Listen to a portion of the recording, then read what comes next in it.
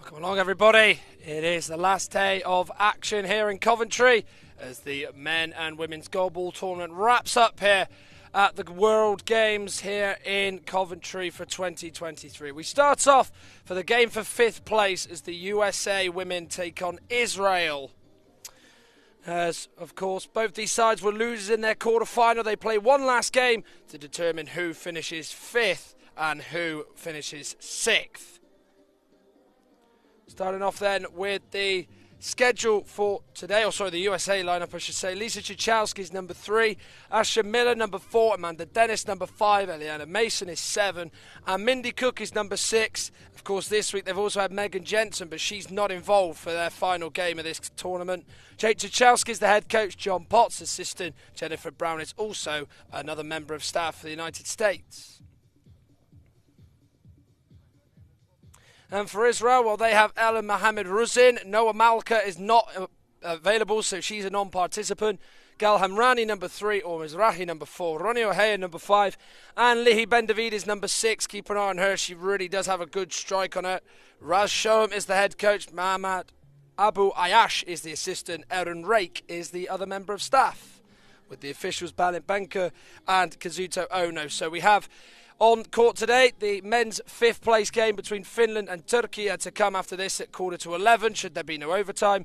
And then we have the order, the bronze medal match, Brazil-Canada and Lithuania-Ukraine, followed by the gold medal matches, Japan against China, Korea versus Japan in the men's. Plus as well, there is action on court as well, as Great Britain women take on Germany women to decide who finishes 7th and who finishes 8th.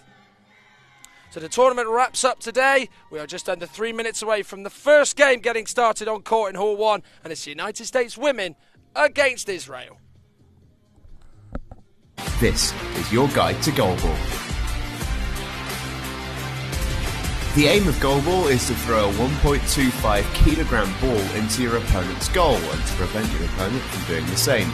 At the end of the match, the team with the most goals wins. It's a simple premise, but there's so much that adds layers of intrigue. At official competitions like the Paralympic Games, goalball can be played by athletes who are blind or partially sighted. All players must wear eye shades to even the competition. Players have some audio and tactile cues to help them locate the ball and their surroundings. The lines on the court are slightly raised, so players can feel where they are on the court. Added to that, the 1.25 kilogram ball has bells within it to help players locate its position. That's right, by the way, 1.25 kilograms. Goalball is played on a court of 18 by 9 metres, and the goals themselves are the full 9 metre width of the court. In teams of 3, players take turns to attack and defend depending on possession of the ball. It requires great toughness and durability as the game is played on a hard court with limited protection, and the only way to stop the ball going in is to block it, sometimes by hurling yourself across the hard court to make spectacular saves. In attack, different throwing techniques are used to generate power and accuracy and to try and dupe the opponent. The most common is the discus throw, where players spin and release akin to a discus thrower. A popular move, coined the Brazilian special, involves powering the ball backwards through your own legs. Players aren't unlimited in their options though. Among the rules is a requirement for the ball to touch the floor in both your own and your opponent's half, much like a ping pong serve, to be a legal throw.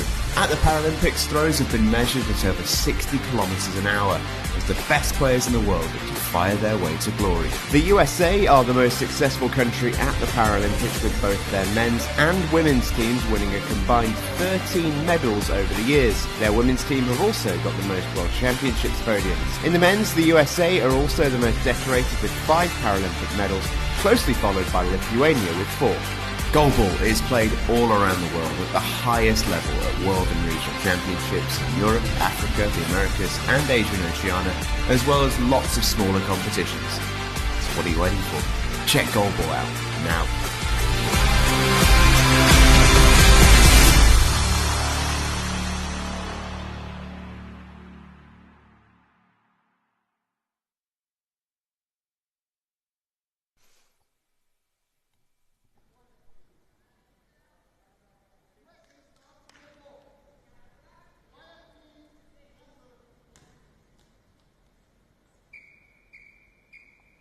So it will be the USA to start, left to right, navy blue, red on the top of the shirt and white down the side. Against Israel in all black as the start of the day's action on court in Hall 1 is officially underway. We'll reveal who the three are starting for each side very shortly.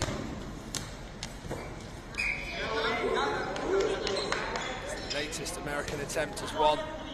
Israel are able to keep out. Ben David, power. Good stop though by Amanda Dennis.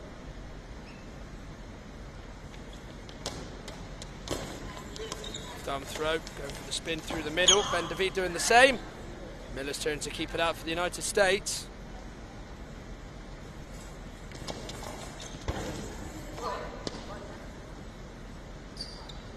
And now to Mizrahi. Along the floor, wide. So the three starters for United States, Mason, Dennis and Miller, left to right. And left to right for Israel, it's Ben David, Hamrani and Mizrahi. This is remember for the match to decide who finishes 5th and who finishes 6th on this court today. Great Britain, Germany right now on the other court in Hall 2 to determine who's 7th and who's 8th. David trying to go through the middle but stop with her legs by Amanda Dennis. Now Mason coming across the court. Saved well by Ben David. Miller then does the same to Ben David. We're 90 seconds in. USA nil, Israel nil.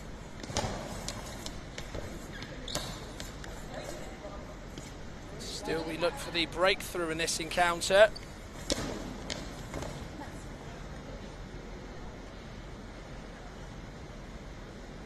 Dennis with the latest attempt for the United States. It was a bit closer to goal, but Mizrahi there to stop it. And it might be 1-0. No, it's not quite.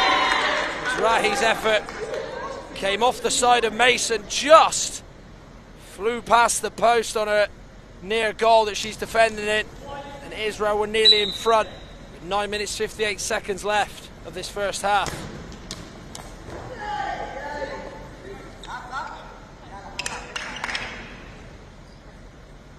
Over now to Ben David for the bounced attempt. Timed well by Dennis.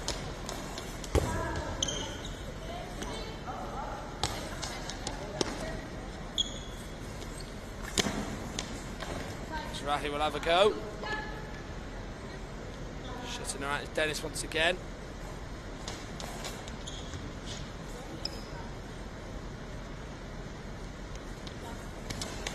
Israel through the centre is Ben David. She went for the power but didn't move away from the centre. Dennis, who dived in time and was able to stop it going past her and into the goal.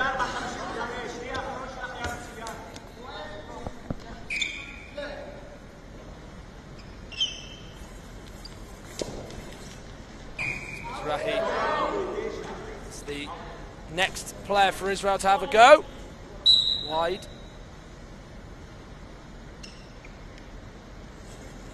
Miller. On the floor, it's straight. Easy for Mizrahi.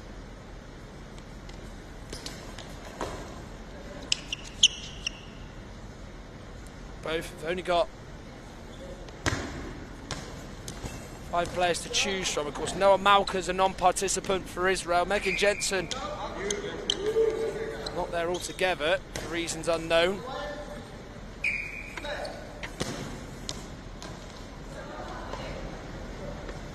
Still we await a breakthrough. USA nil, Israel nil. By Mason is dealt with easy by Hamrani. David also can't get it away from the centre. Amanda Dennis.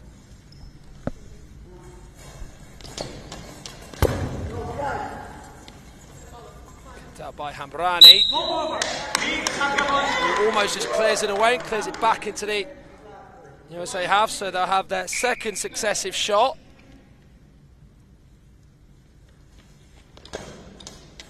Discus style throw, but she tries to aim for the near corner.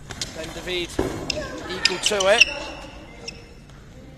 She's got everything right side of the court by that USA block. It will now roll all the way to Ben David. She's going to go all the way to the goal line and then go forward a couple of yards to get the power. However, though, it's a long ball called by the officials. So the United States have a penalty. Just over 4 minutes of this first half played. Responsibility falls on the shoulders of Amanda Dennis. Looks to beat Ben David, and does so. United States. They get the first goal of the day and the first goal of this 5th, 6th placed match. Ben David guessed right what way Dennis was going to put it past her, but it's too far in the corner and no way Ben David was getting there. And the United States lead. Put away to her left-hand side and into the corner of the goal. Israel looking immediately to level things up. Denied by Dennis and Ben David.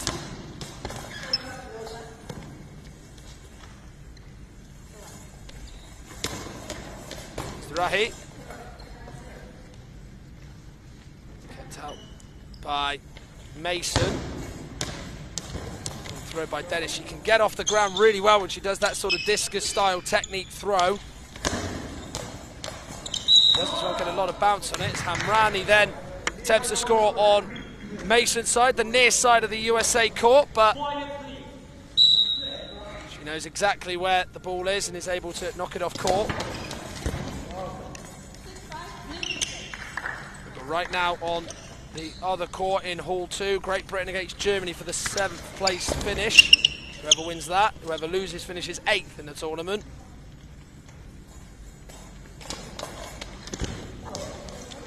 Trying to go beat Hamrani, get it around her, get it through her, get it to the side of her, but no way through. As it is for Mizrahi, who's denied by Dennis.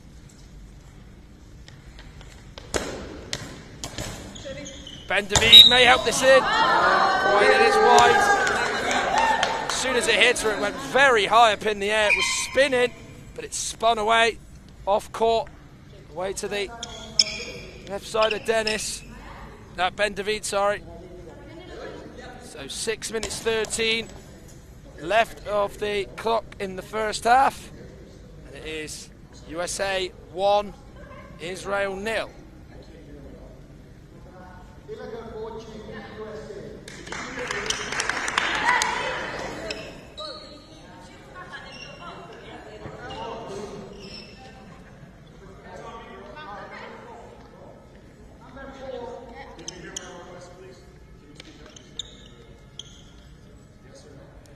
Got a brief delay. I think they have spotted that there is a problem with the latest American attempt, so it will be a penalty for Israel.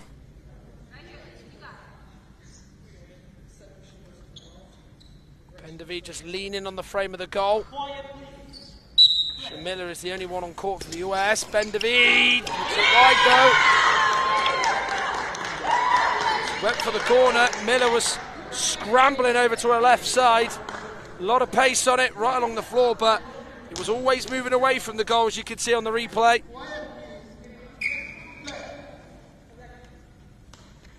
Partially sighted viewers, that is, but it's a missed penalty for Israel and a missed opportunity to get level. Just over 6 minutes to go. First half. They couldn't do what the Americans could do, and that was score a penalty via Amanda Dennis. Ben David going again. Stopped again by Dennis. Her and Eliana Mason were both going for the same ball.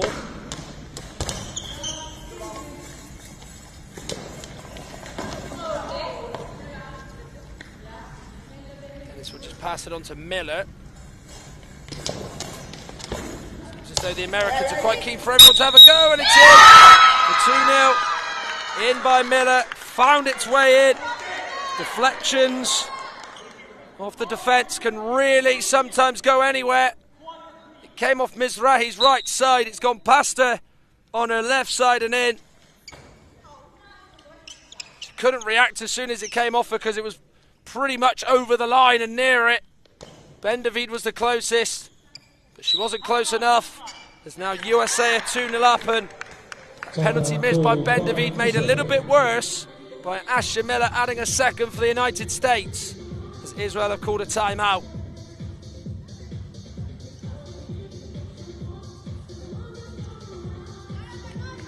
Jake Tuchowski and the American coaching staff are talking with their players, same with Israel and the staff. Now Shoham is trying to give them support and encouragement. The USA denied a place in the semi-finals because of their loss on penalties to Japan. Israel would lose to Canada in their quarter-final, which meant that they didn't participate in yesterday's semi-finals.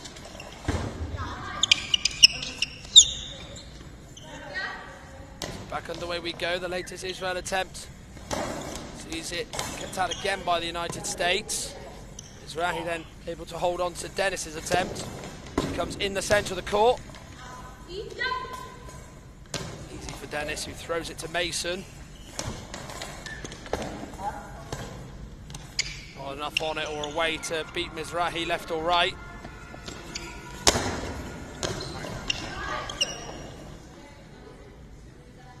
And David also is unable to find a way through past the American defence. Mizrahi keeps out Miller, but there will be a change for Israel. So substitution number 4, Israel coming out number 4, or Mizrahi, replaced by number 1, Elham Mohammadi Ruzin. So Ruzin on and Mizrahi off. 4 minutes 30 left of this first period. United States 2, Israel 0. Dennis penalty, Miller with the second. In between both the goals for the United States, Ben David would miss penalty, the Israel number 6. Would have seen them get level, but that missed opportunity opened the door for the United States to try and get a second, which they did via a big deflection from Mizrahi, who's just been replaced by Ella Mohamed Ruzin.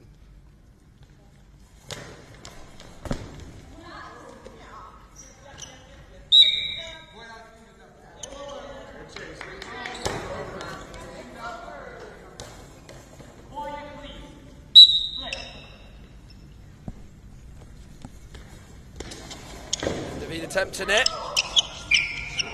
And it wasn't for Miller, who dived at the same time as Dennis. That may have been in for 2-1. Dennis cleared it away with her feet, but it came off the chest of Miller and went forward rather than back. Could have gone in, it may have gone wide, but would have been closer to goal if Miller hadn't been there. Dennis and Mason this time dived for a Israel shot from Ruzin. Substitution for USA change. America out number 4, Asa Miller, replaced by number 3, Lisa Tchaikovsky. Lisa Tchaikovsky being brought on with just under 4 minutes to go. Having a right shades checked by Balint Banker, the official. It's the Americans' first change of the match. So Miller off, Tchaikovsky on. Of course, they only have one extra sub after Tchaikovsky come on, Mindy Cook. They don't have 3 subs on the bench due to Megan Jensen not being involved today. Israel only have 5 players. Noah Malka being a non-participant. She is on the bench though in an orange bib.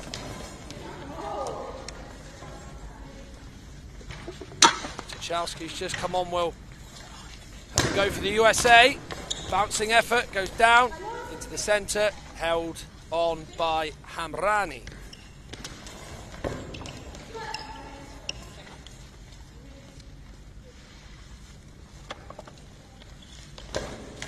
Dennis will have a go.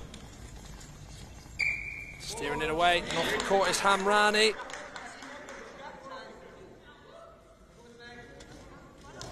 So USA, as it stands, on their way to a 5th place finish, as Israel can change the score.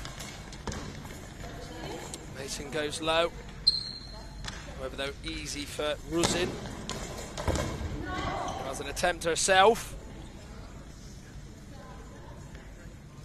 Sees that saved by Dennis.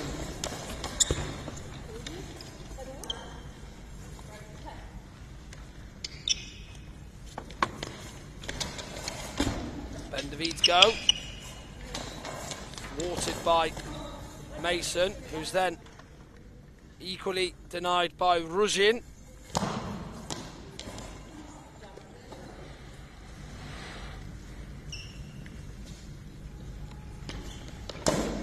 Dennis with the discus style throw, bouncing. She attempted it through the middle of her own court, went to the near side. Ben David able to hold on.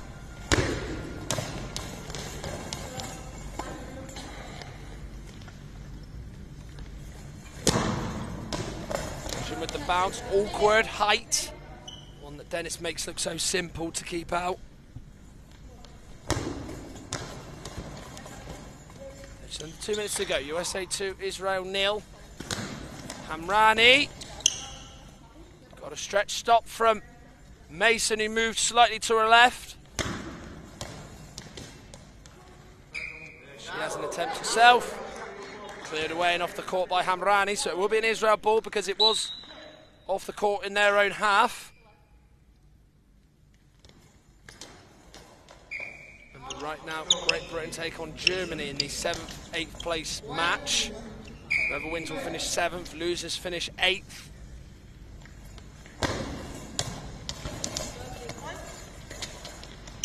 And David has her attempt stopped by Tchaikovsky. Now Dennis. Left arm action throw along the floor. Straightforward for Israel's defence.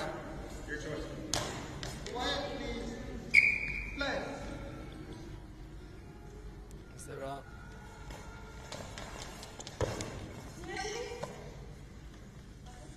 plenty of Israeli fans in the crowd. There's even an Israeli flag just below us in our one of our camera positions here at the CBS Arena. Even the Finland women's team in support, front row, watching the action.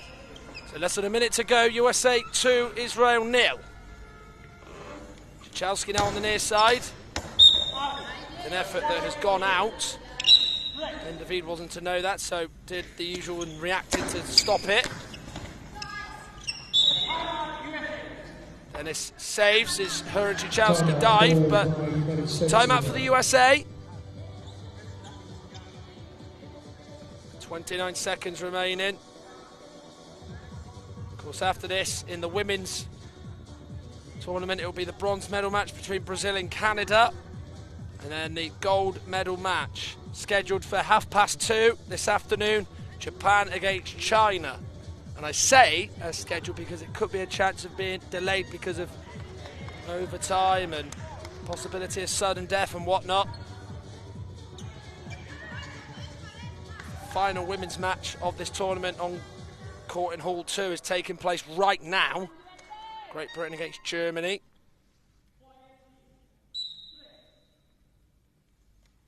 There we go, Tchaikovsky. Anywhere will do with the save from Hamrani. Sprints back to give it to Ruzin, whose effort is stopped by Tchaikovsky, who pretty much has held on to it. was an effort that did lack pace and power, to be fair. This one from Ben DeViet didn't. She aimed down the middle of where she was. As the buzzer sounds, so the first half belonged to the United States. 2-0 up, a Dennis penalty put them in front. Left arm throw, Ben DeViet dived to her left. Couldn't quite stop it going into the corner away to her left, and on her near side, she came in from the middle. So that put the US 1-0 up. Just over 4 minutes of the first half played. She really found a range there with that attempt. And then, of course, she would have another one, Dennis, which would be knocked over her own goal by Ben DeViet, who would then get a penalty for Israel. She had to beat Miller, which she couldn't do. Miller slid across and couldn't get there, but it went wide, and then Miller would then have an attempt that would go off Mizrahi. She was trying to stop it going on her left side. She cleared it, aiming for it to go on the right past her and over the court, but it didn't. It went over the goal line away to her left, and no other Israeli defender was able to react, as it is 2-0 to the United States. That's the first half highlights. We're back for the second half shortly, as it is USA 2, Israel 0 in this 6th place match in the women's division here at the World Games in Coventry. IBSA, International Blind Sports Federation, presents, with the support of the International Paralympic Committee, IBSA Anti-Doping App, the first application of its kind in the Paralympic movement, specifically designed for blind and visually impaired people. Athletes, coaches, medical staff, managers, and the public in general now have a powerful tool to stay focused on the principles of clean sport. Scrolling down the main menu, you can find all the important themes you need to know to play fair and be alert to testing procedures and necessary adaptations for athletes with visual impairments. IBSA gives top priority to anti-doping control, being the only international federation with 3 sports in the Paralympic family: goalball, football, and judo. IBSA Anti-Doping App has external links, namely to WADA, where our sport agents can always find the most updated information, especially the list of prohibited substances and methods. Glory in sport can only be achieved by the athlete's awareness of their rights and responsibilities. You can find them on the IBSA Anti-Doping App.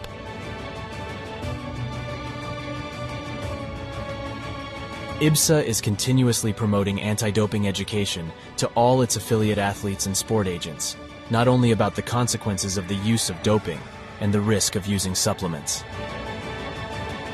IBSA believes that education is the major tool to fight doping in sport. Informed athletes can make better decisions. Download the app now at the usual operating system stores. And ladies and gentlemen, we have seen history being made today. Such a great team at these championships. IBSA. Beyond sight. Feel the sport.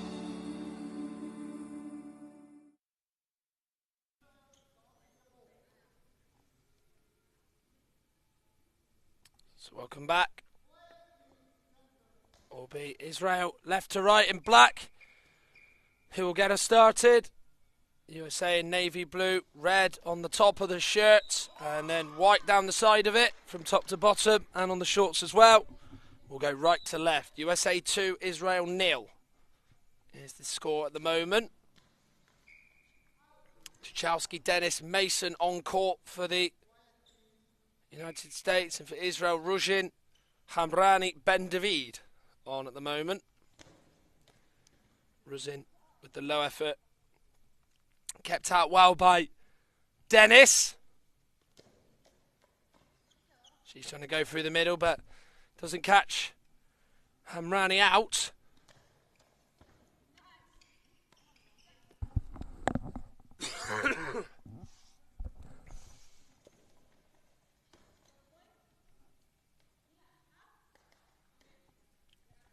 Hamrani then to Ruzin. Turning, spinning, going to the middle line in the court in her own half, but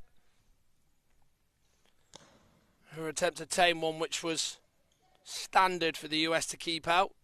So we're a minute in, still 2-0. Ben David. And they're able to get it away from Amanda Dennis, however. Whose latest effort is one that Ben David dives to try and keep out, but goes away from her and off the court.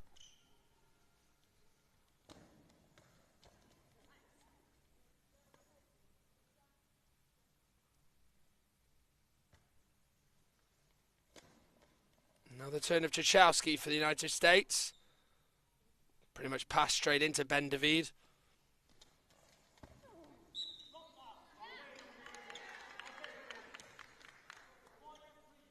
Who then keeps out Tchaikovsky.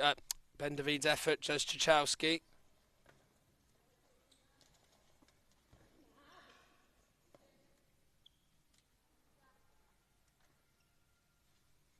Over now to Dennis. Kept out. No, it is 3-0. Helped on in by another Israeli touch from the American throw. Dennis with it. I think it was Hamrani that it came off. Right foot. Tried to clear it. Went behind her. Ruzhin dived to her left. She was expecting to keep it out. And USA have a third. And it's courtesy of Amanda Dennis, who gets her second of the game.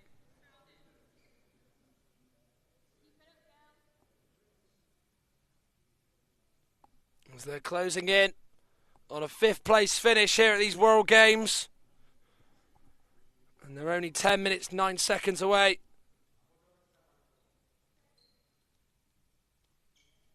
From doing that.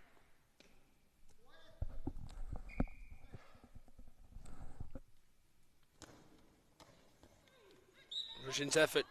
It's one that Tchaikovsky just lets hit her. Ronnie O'Hayan's has gone on by the way. Plays of Hamrani, whose last action, as it stands on court, was to help in the United States get a third. But right now, GB women taking on Germany in the game for 7th place on court in Hall 2 next door. Ben David. In her effort not go past Dennis.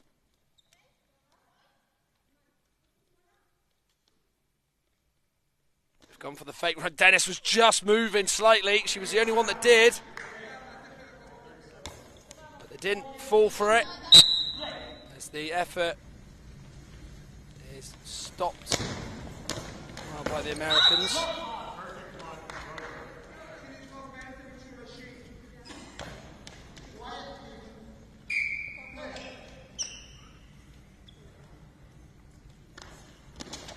An effort off the court. When you kind of come in and go over to the near side, it's very hard to actually stay on court first and then face the goal and have your effort go towards it. Not many players can master that technique and approach. Ben David nearly got that right. Saw it come off.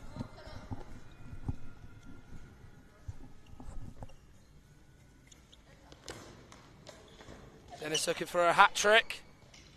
Ben David spilt it. Held on, though, by the hands of O'Hay in the centre for Israel. And Dennis with a strong stop, and there's a massive cheer.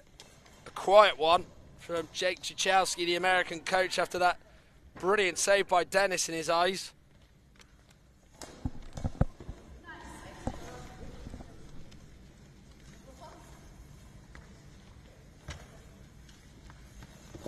Steps to Tchaikovsky. What's she got? So they get a diving stop out of O'Hayan, who tries to pass it to Ben David to have a shot, but there's a timeout called for Israel.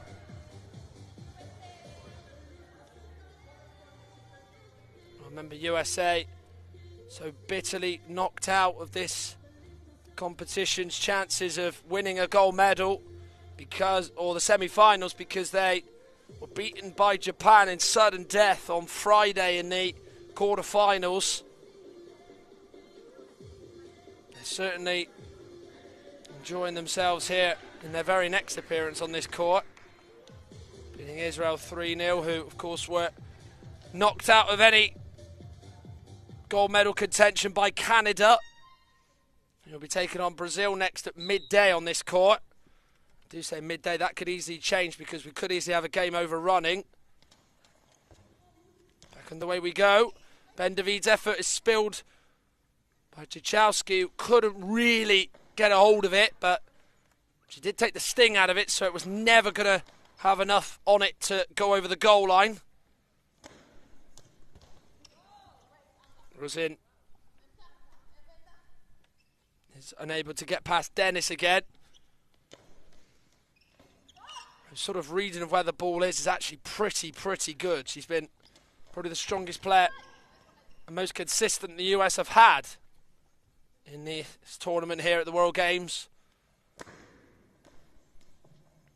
Final day of action for the Goalball. We know who the gold medals list will be. We'll know the silver medalists and the bronze medalists in the men's and the females today.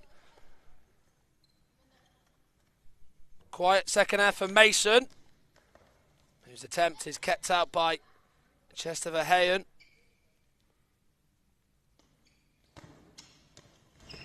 Ben David saving with the feet was Mason. That bounced right up in front of her, so she's stuck her legs right up in the air and kept it out. That's a brilliant stop, actually, by Amanda Dennis. Hats off to her for that. There's Ronnie O'Hayen's eye shades. Just get checked by Kazuto Ono.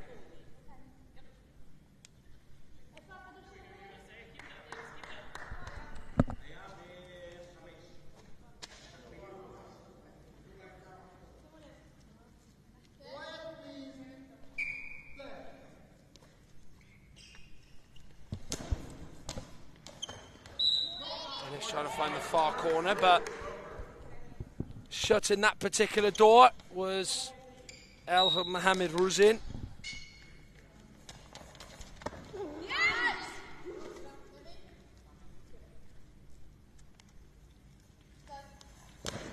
Cichowski through the centre, right arm throw, bounces, it stays low. Hayen just in the way of it. Able to sprint and give it to Lee Ben David. Who's also denied by Dennis, who is having a stellar game on court.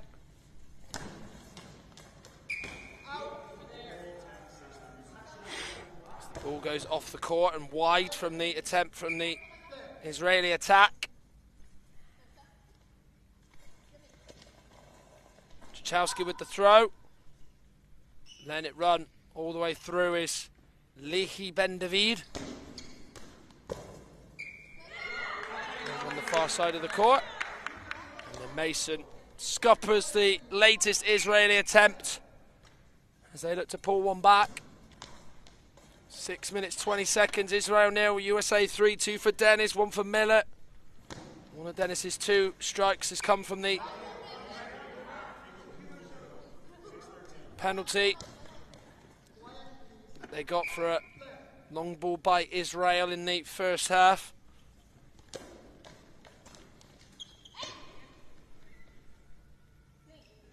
And we'll just pass it to Ben David, who is not able to get past Cichowski. 5 minutes 58 seconds remain. Timeout called.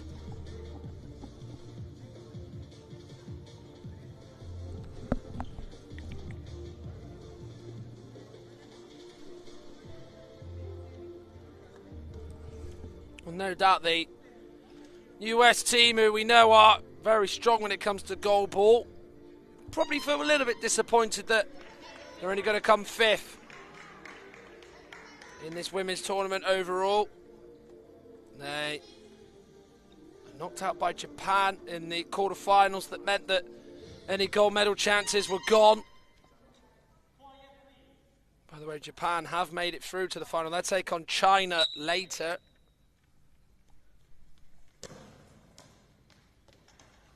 And it will be now 4-0. As Cichowski adds the 4th for the United States. A cross-court finish. And a finish as well that you won't get tired of seeing. It bounced, it stayed straight. Exactly where she wanted to put it. Exact position. And it went all the way in and all the way through from Lisa Cichowski.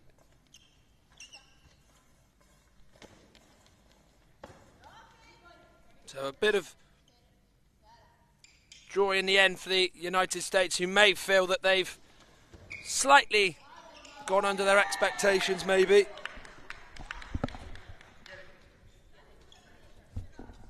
So USA penalty for a high ball. Chance for 5-0. Dennis has already bagged a penalty past Ben David. Looking for the same result. Or it will be Mason instead. Bit of team spirit going on there to let her have the attempt. Ben David able to just move over to her left and hold on to it. Don't think they'll mind that she's missed that, knowing that they're 4 up with just over 5 minutes to play. But that was a nice touch, classy gesture to allow Eliana Mason to try and score her first of the game. Ben David, who again dived to her left from Dennis's attempt in the first half. Couldn't get that for Dennis's attempt, but she did for the one for Mason, and 4-0 it remains.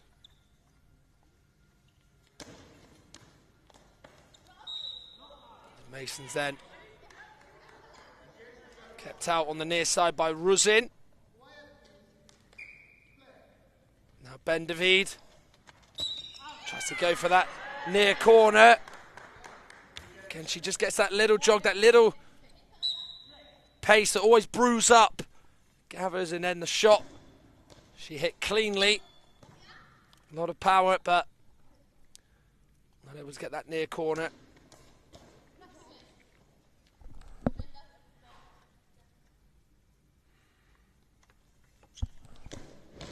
Over to Dennis. And David dived away from her and off the court.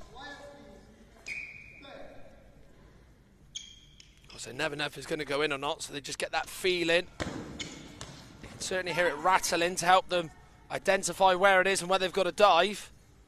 They don't know if it's going to go in or not. So, timeout called by Israel. Timeout called by Israel. Israel 0, USA 4 right now. Final women's game on court in Hall 2 of this tournament is Great Britain against Germany. That match is for 7th place. This match is for 5th place. And it's USA who are taking that here. Winning 4-0. 2 for Dennis, 1 for Miller and 1 for Cichowski. Seeing the US bring a good performance with them in the final game of this tournament for them. They've had to wait 2 days to get back on this court after that quarter-final heartbreak against Japan. Ben David's throw down the centre. Well read and well gathered by Dennis as it's gone off O'Hay in the Israel centre in one that just trickles wide. She tipped it over to her right and it did just brush past the post. Substitution for United States of America, out number 3, Lisa Tchaikovsky, replaced by number 4, Asia Miller. So Miller on for Cichowski, goal scorer for goal scorer. As we see now for at least 4 minutes. Miller come on. 4 minutes. 4, the number 4.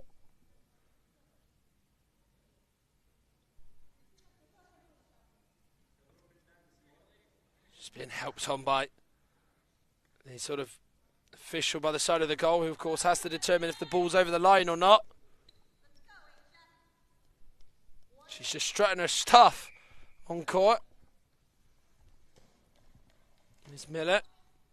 Whether that's just a routine or she just wanted to bring it out for the crowd. Only she knows. We shall have an attempt here for the United States. Right on throw. Hayen was diving, but straight into Ruzin. And Ben David is thwarted by Dennis. Now Mason on the far side, going into the centre with her attempt. Hayen saves. And Dennis keeping up with the feet of Ruzin's effort, but you have to probably say Amanda Dennis is probably the player of the match in this game. USA number 5's got 2. She's saved everything that's gone towards her for her country in this 5th place match, which they lead 4-0 in. They've been able to sort of enjoy themselves these last few minutes. But there was a lot of determination and motivation to not see Israel even score.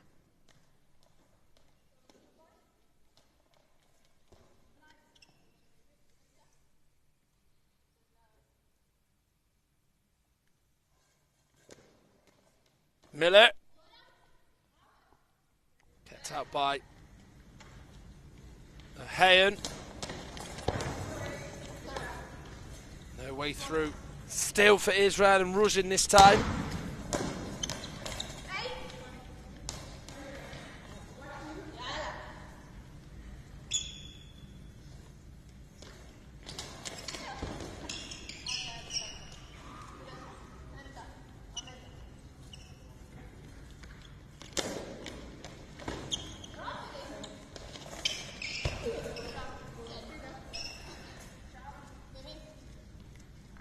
Over now to Miller for the United States. And who was to stop it going in. Just got a little bit unsure of herself as she was trying to collect the ball. I think she was trying to throw it back to either Ruzin or Ben David, but just got herself a little bit tangled up, so just threw it off the court to avoid giving away a penalty. She was at risk of doing. Timeout called by Israel. Timeout called by Israel.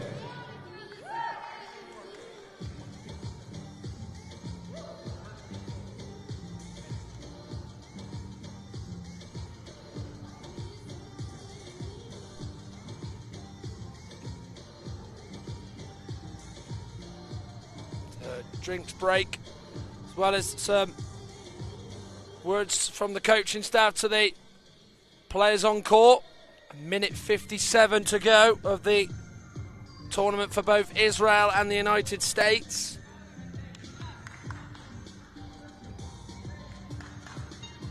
Not sure what the words would be for Israel when you're in this situation. 4-0 down with under 2 minutes to go.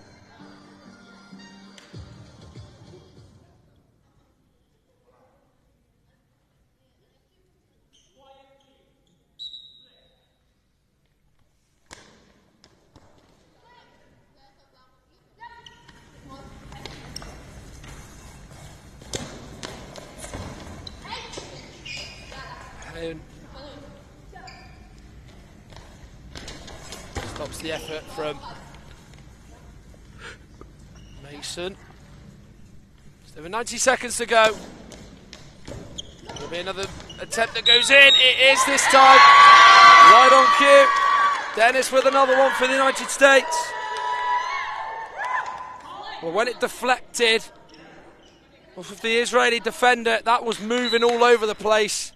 And I tell you what, trying to understand and probably locate exactly where that ball was so difficult, as Israel will pull one back with Ben David. So they have managed to get themselves a goal. Well, it was Dennis again. Spinning effort, it was low. It came off Ruzin.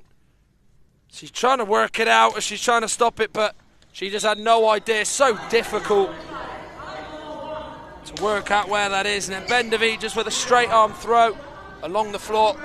Probably the first time the Americans have switched off in the centre defensively. And Israel have now pulled one back. It's not going to do anything, it's not going to change anything. Ruzin is off. And Hamrani going to be coming back on. Because she went off when it was after 3-0 after she helped in Dennis's second. She's on now to hopefully see Israel lose by a little bit less.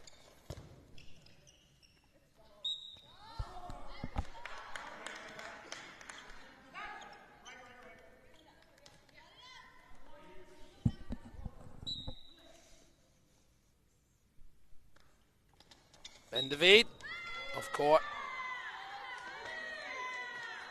Not been her game. Not been her country's game today.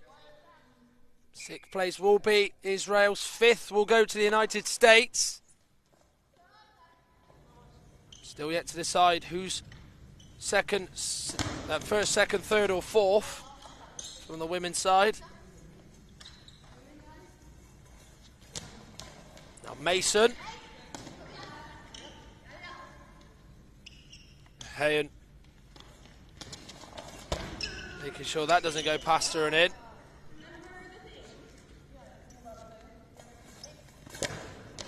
Miller with the right arm. Far corner. Away from Hamrani and wide. Who has an attempt herself. One that Dennis is equal to.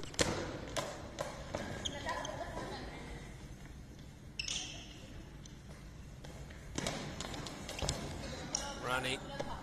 Effort straight at Eliana Mason, whose effort is saved by a Hayen as the buzzer sounds. So United States finish on a high. 5th place is theirs after their victory over Israel. Amanda Dennis with a hat-trick. Lisa Czachowski and Asha Miller had put United States 5-0 up. Lihi Bendavid would score the consolation for Israel as USA have claimed 5th place in the women's tournament here at the World Games in Birmingham. And we see next the 5th place match between Finland and Turkey men.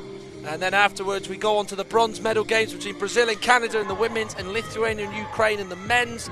And then it's the big two, the last 2 games, Japan against China and then Korea and Japan in the women's and men's gold medal matches respectively. But the final games on court for USA and Israel have finished. It's USA 5, Israel 1. USA claim 5th in the women's tournament here at the World Games in Birmingham.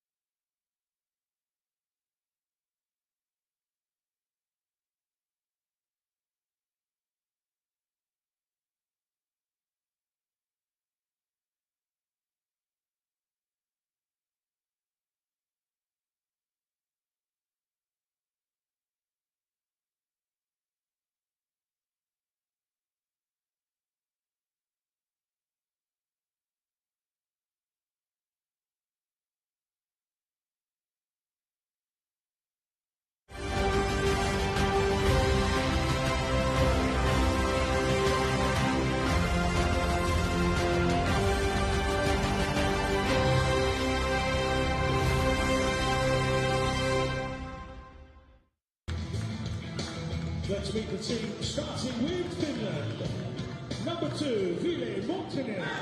Number 3, Itu Ironen. Number 4, Erkki Minola. Number 7, Petri Posio. Number 8, Mika Honkanen. Number 9, Joni Gronen. The coach for Finland, Pasi Kovikari. The assistant coach, Katja Häkkinen. And staff member, Timo Honkanen. Let's meet the third team for Turkey. Number 1, Hussein Alkan. Number 2, Ogishan Yilmaz. Number 4, Bilal Tekin. Number 6, Yunus Emre Ekius. Number 7, Tuncay Karakea. And number 8, Asim Kurt. The coach for Turkey, Gökhan Ince. The assistant coach, Hussein Polga. And staff member, Chaina Balikti. The officials for this game, referee Bas Spans and Andrea Kume Yonikati. Officials and team members, have a good game.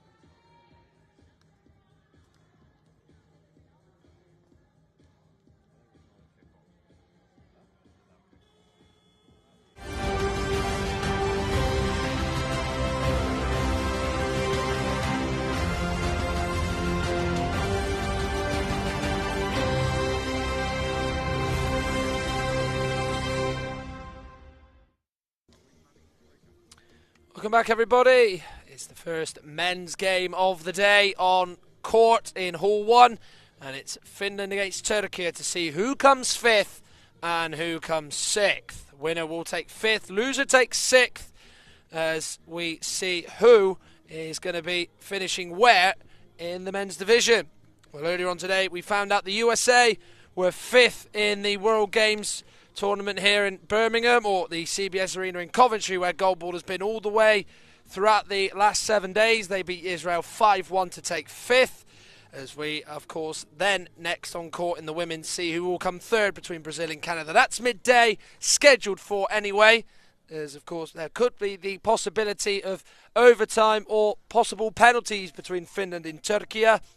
Lithuania-Ukraine men is a bronze medal game. That's, again, potentially scheduled past 1:15, and then we have the gold medal matches to round us off. Japan against China and Korea against Japan in the men's as well. By the way, on court in Hall 2, Iran take on USA to see who's 7th and who's 8th in the men's division. Let's run through the two lineups then, starting with Finland. They are like this. They have Ville Montonen number 2, Eetu Ironen number 3, Erkki Minala number 4, Petri Posio is 7, Mika Honkanen 8, Joni Jurlinen is number 9, Pasi Koivikari is the head coach, Katja Heikkinen is the assistant, Teemu Honkanen is the staff member to match as well. And for Turkey, in blue for this encounter, they have Hussein Alkan number 1, Ojan Yilmaz number 2, Bilal Tekin number 4, Yunus Emre Akyüz is number 6, Tuncay Karakaya is number 7, and Asim Kurt is number 8. Gökhan Ince is the head coach, Hussein Polga is the assistant, and Chana Balikci is the other staff member. Our officials are Bash Spans and Andrea Kumar, so we're just over 2 minutes away from starting the first men's game of the day, as it's the battle for 5th between Finland and Turkey, and it's up next on court here in Hall 1 at the CBS Arena in Coventry. This is your guide to Goalball. The aim of Goalball is to throw a 1.25 kilogram ball into your opponent's goal and to prevent your opponent from doing the same. At the end of the match, the team with the most goals wins. It's a simple premise, but there's so much that adds layers of intrigue. At official competitions like the Paralympic Games, Goalball can be played by athletes who are blind or partially sighted. All players must wear eye shades to even the competition. Players have some audio and tactile cues to help them locate the ball and their surroundings. The lines on the court are slightly raised so players can feel where they are on the court. Added to that, the 1.25 kilogram ball has bells within it to help players locate its position. That's right, by the way, 1.25 kilograms. Goalball is played on a court of 18 by 9 metres, and the goals themselves are the full 9 metre width of the court. In teams of 3, players take turns to attack and defend depending on possession of the ball. It requires great toughness and durability, as the game is played on a hard court with limited protection, and the only way to stop the ball going in is to block it, sometimes by hurling yourself across the hard court to make spectacular saves. In attack, different throwing techniques are used to generate power and accuracy and to try and dupe the opponent. The most common is the discus throw, where players spin and release akin to a discus thrower. A popular move, coined the Brazilian special, involves powering the ball backwards through your own legs. Players aren't unlimited in their options though. Among the rules is a requirement for the ball to touch the floor in both your own and your opponent's half, much like a ping pong serve, to be a legal throw. At the Paralympics, throws have been measured at over 60 kilometres an hour, as the best players in the world look to fire their way to glory. The USA are the most successful country at the Paralympics, with both their men's and women's teams winning a combined 13 medals over the years. Their women's team have also got the most World Championships podiums. In the men's, the USA are also the most decorated with 5 Paralympic medals, closely followed by Lithuania with 4. Goalball is played all around the world at the highest level at world and regional championships in Europe, Africa, the Americas and Asia and Oceania, as well as lots of smaller competitions. So what are you waiting for? Check Goalball out now.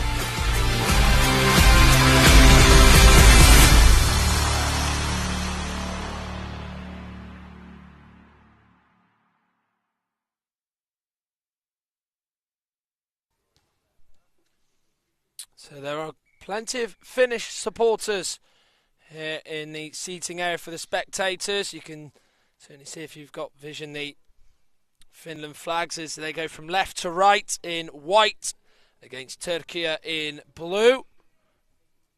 Eetu Örnen with the red socks above his trousers or below his trousers I should say, is taking an attempt now which is one that doesn't harm the Turkey defence.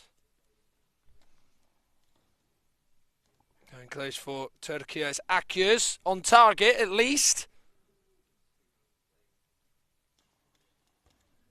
Low by Minala.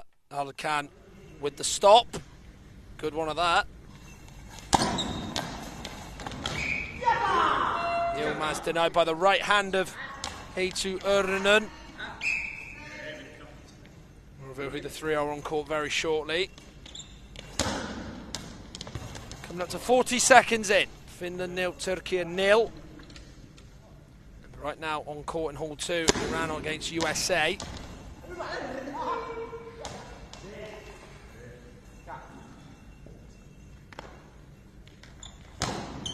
Middle of the court with the throw. It's gone behind. Alkan and just wide of the near side. Nearly ended up going in past Akyüz there, but a little escape and a sweet one at that for Turkey.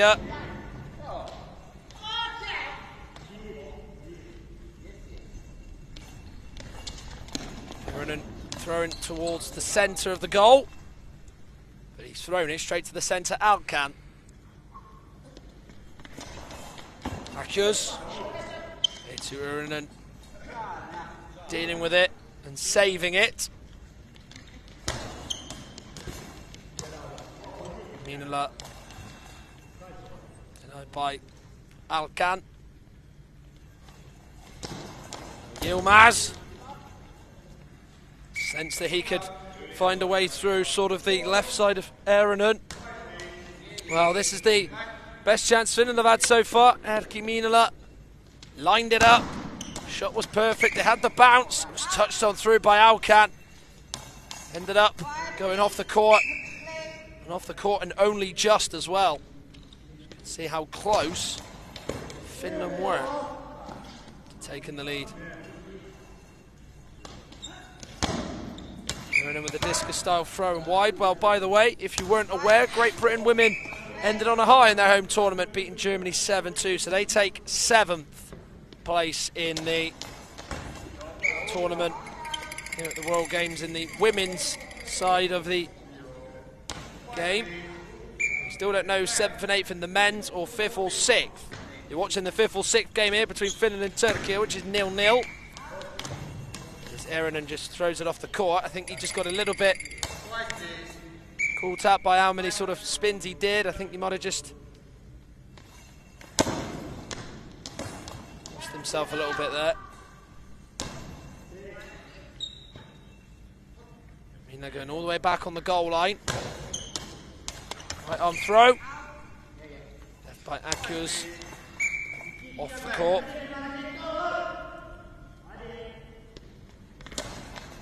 He's going low. Well dealt with by Örnen. So at the moment, both defences are on the ball.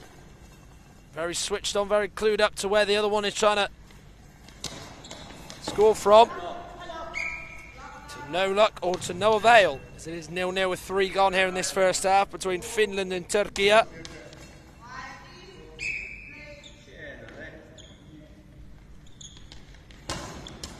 Minala. Stretched on by Alkan. That's a brilliant stop as well. So we just hear the rattle in the crowd.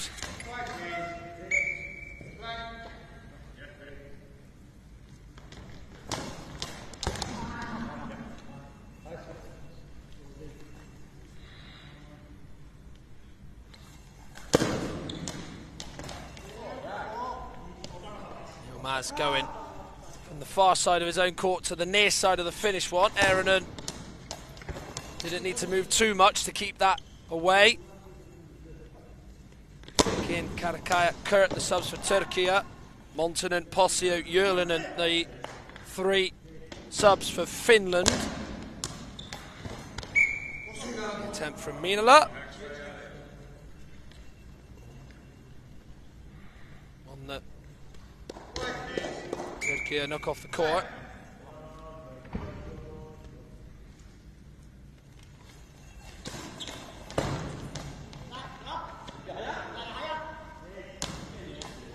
On with the right arm throw all the way along the floor to Minala. He goes low, kept out to the right by Yilmaz. Aaron tips it off the court. What I notice about Minala, when he gets it, he really presses his fingers into the ball. It's a way of his technique and approach to trying to throw it into the Turkey goal, or any opponent's goal for that fact. It was quite interesting to see him do that.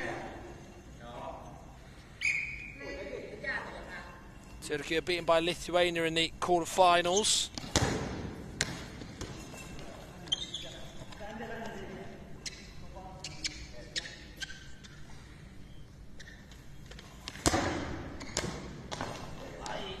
Effort by Alcan, put a lot of power on that.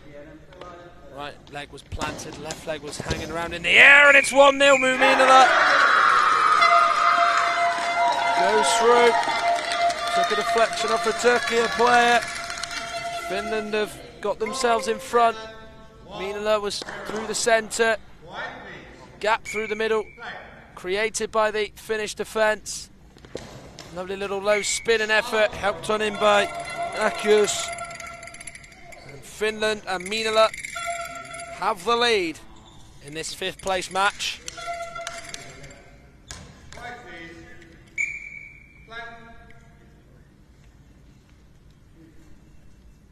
To Urinen. Go for it. Won't be celebrating because it's kept out.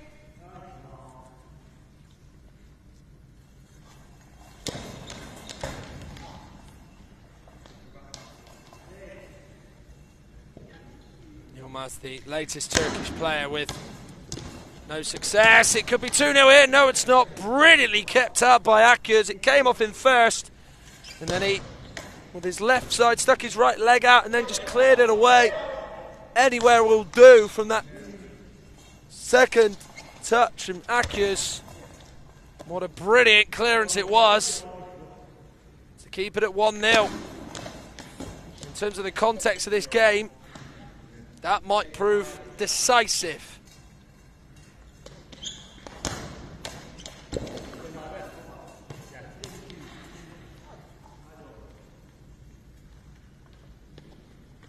Coming through the centre of the court. No, and stepping forward to block it was Honkanen, who sprints all the way back up to stop it going over to the right side of the court again. To Minala, he goes low, kept up by Alcan, the centre. 6 minutes to go. Finland 1, Turkey 0 in the first half here. The 5th place match here at these World Games.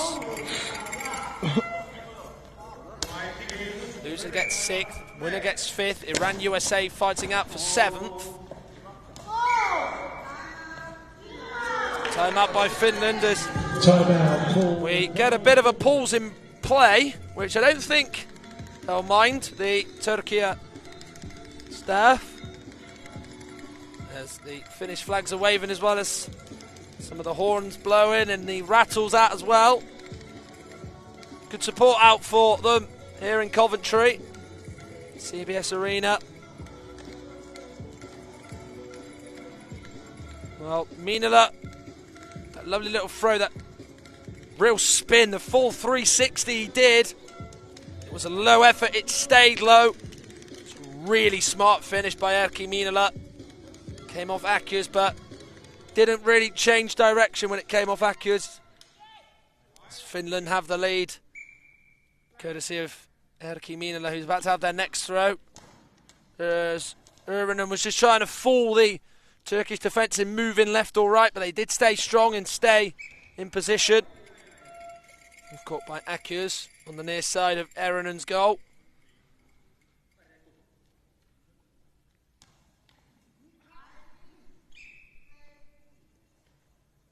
They've surpassed what the women did of the Finnish men's side. In terms of their achievements. The side didn't get past the first phase, but one of 4 sides who would leave the competition early.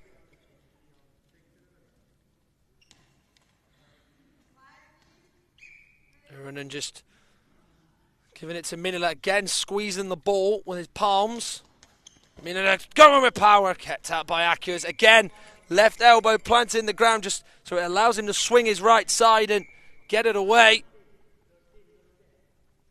Once again, kept out at arm's length. It's Erkki Minila. It's Finland really on the cusp of getting a bigger lead here on court.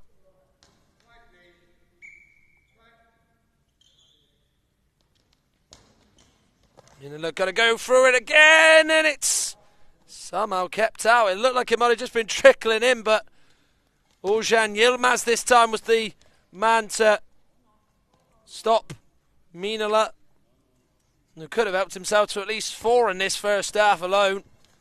Only got 1 though. But again, when it takes a deflection, it goes behind you. Sometimes you can hear the rattling. Sometimes it can be hard to locate if it's moving all over the place. Yilmaz though did just about stop that going in.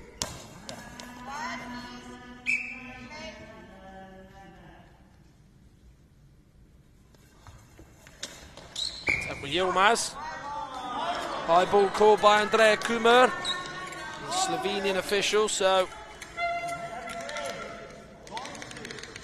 will be a Finland penalty and a chance for a 2-0 lead. It will be Erkki Minila who will take this. Yilmaz, who gave the penalty away, has to stay on court. So 1v1, Minila v Yilmaz. Minila will do it and score. Middle of the goal, under the left arm of Yilmaz that tried to stop it, but he's just a little bit out. As it's now Finland 2, Turkey 0.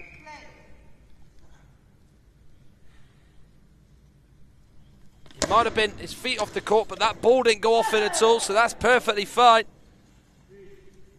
You just saw the real qualities on show there from Erkki Minila. Great demonstration of how to fire that past your opponent.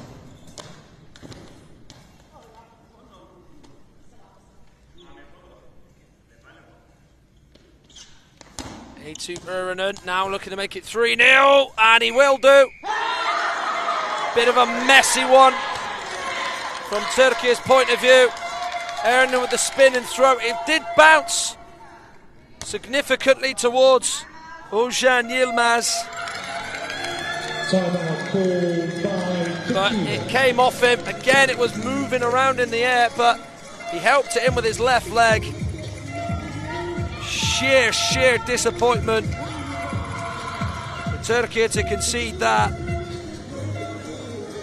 It's costly because it's seen them go 3-0 down with over 4 minutes to go of this first half. But right now, the 7th, 8th place match is between Iran and USA. That's the final match, by the way, in this tournament on court in Hall 2. We already know who's 5th to 8th in the women's. USA 5th, beating Israel 5-1 on this court. And Great Britain got a smile to end on home soil. They beat Germany 7-2 to claim 7th.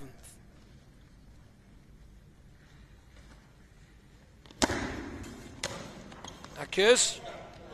Bounces, stays low. Ironen just bounces, it came towards him. Minila again, going to the near side of the Turkey goal. Easy though for Akers to stave off.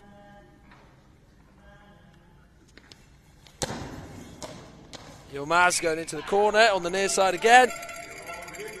Ironen now using his right shoulder to keep it away from the goal as he dived down.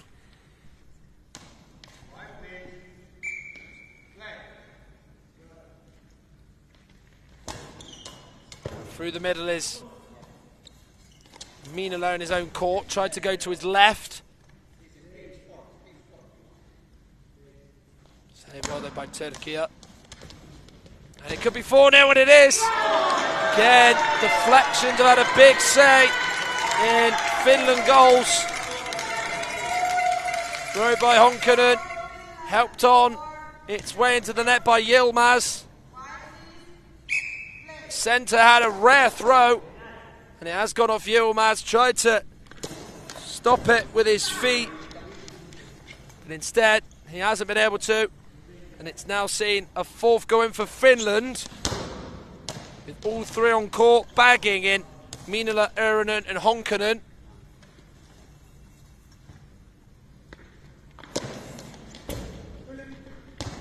Erinen makes a stop, which he couldn't hold on to at first, but did the second time round.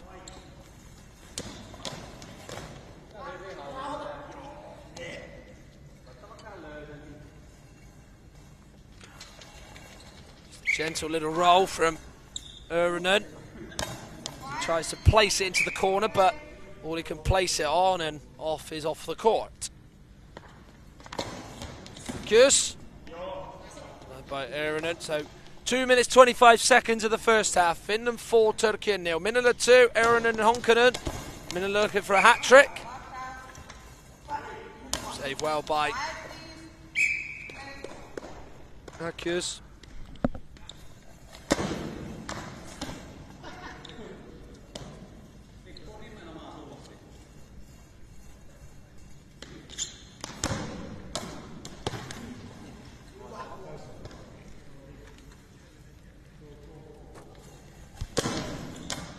Attempt from Yilmaz. Saved well by the feet of Mika Honkanen, who tries to throw it back to Minala, but it was just off the court when Minala was about to pick it up.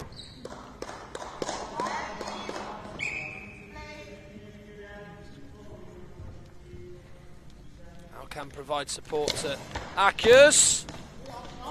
Thought he'd found the way through, but only for Honkanen to get in the way of it. Attempt by Minala is saved by the feet of Yilmaz. This time saving it and clearing it away from the goal rather than toward the goal. Although he was significantly forward. Keeping that out. So it goes up Akius. Alcan dived, trying to just push it back to one of his teammates in blue, but missed it completely, and it goes over the yellow line down the middle of the court and back on the left side with Finland. Erinen's effort slowed down as he got close to Alcan. No effort by Yilmaz. So last minute of this first half. Minala able to get a fifth. Powerful driven shot by Yilmaz. Taking it head on in the chest is Mika Honkanen.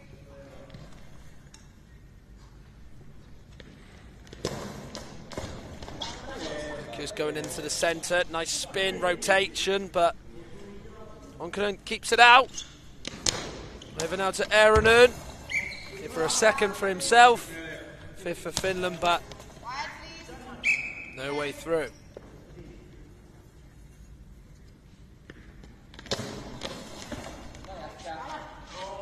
Because then unable to get it past Erinen. Minala off target. So it went away to the left of Akius. So this will be the last attempt for Turkey. Erinen keeping it out. And there's the buzzer that sounds. Well, Finland's flags are waving. They're smiling and they're happy, the spectators and staff. 4-0 up. 2 for Minala, 1 for Eetu Erinen. And Mika Honkanen with it. As all three players on court for Finland in that first half have found a way through past Turkey. Finland are flying, as Turkey at the moment have got a lot of work to do and a lot of improvement to make. It is half-time in the men's 5th place match. Finland 4, Turkey 0. IBSA, International Blind Sports Federation, presents, with the support of the International Paralympic Committee, IBSA Anti-Doping App, the first application of its kind in the Paralympic movement, specifically designed for blind and visually impaired people. Athletes, coaches, medical staff, managers, and the public in general now have a powerful tool to stay focused on the principles of clean sport. Scrolling down the main menu, you can find all the important themes you need to know to play fair and be alert to testing procedures and necessary adaptations for athletes with visual impairments. IBSA gives top priority to anti-doping control, being the only international federation with 3 sports in the Paralympic family: goalball, football, and judo.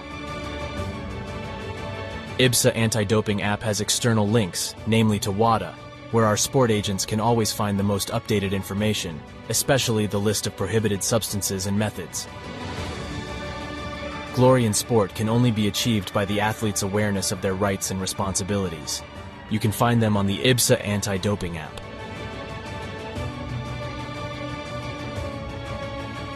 IBSA is continuously promoting anti-doping education to all its affiliate athletes and sport agents, not only about the consequences of the use of doping and the risk of using supplements.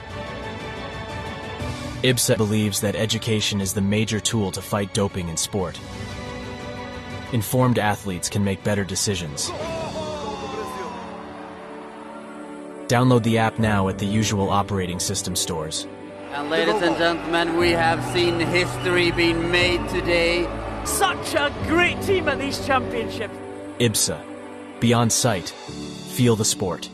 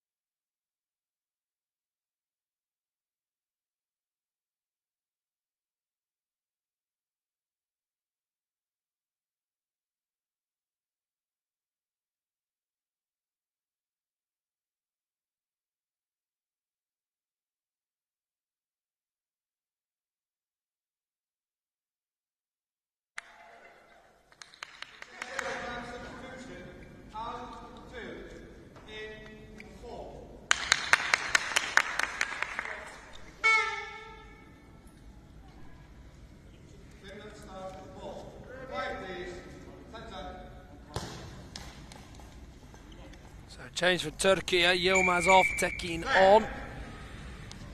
Finland right to left in white, Turkey left to right in blue. It's now Minala. Just letting it hit him is Bilal Tekin. He's on court alongside Alkan and Akius for Turkey. Urinen, Minala, Honkanen on for Finland.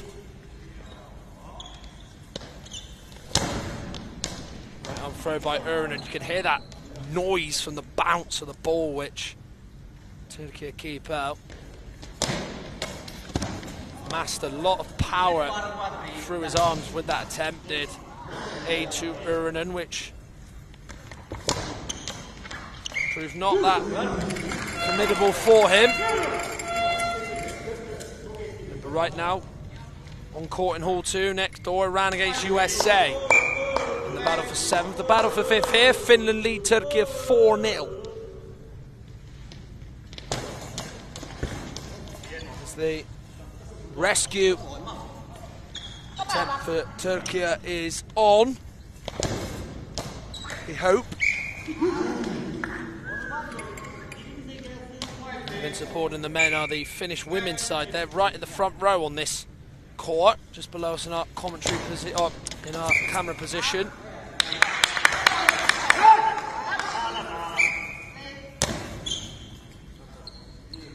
Urunen. Right arm throw. Easy for Akkius. He goes again. Honkanen got a risky hand to it. It was going to go right the way through to Minala.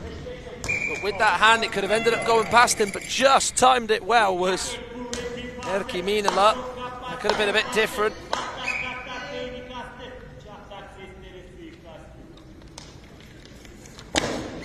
Again off court.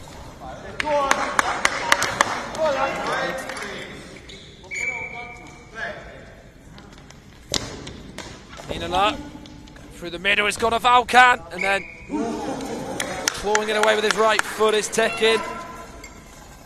Anywhere will do with that.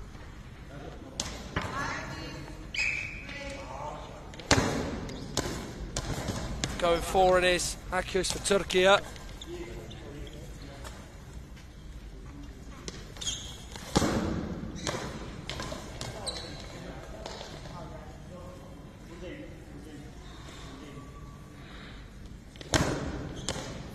Akkius. Couldn't there and in the way. Minala on for a hat trick. Not getting it just yet.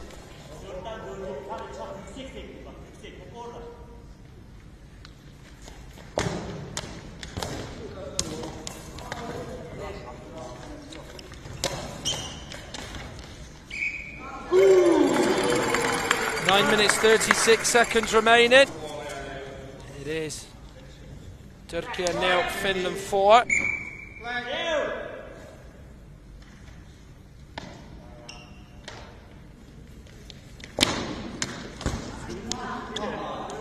Couldn't able to read exactly where Turkey were plotting to score. Eronen really can't get power through that right arm of his. So can Akkius, but dealing with it was not one Finnish player but two in Honkanen and Eetu Urunen. Minala. Tip to his left by Akkius off court. So we know already in the women's draw who's 5th to 8th. We still don't know yet between the men's as it's 4-1 now. Tekin back for Turkey.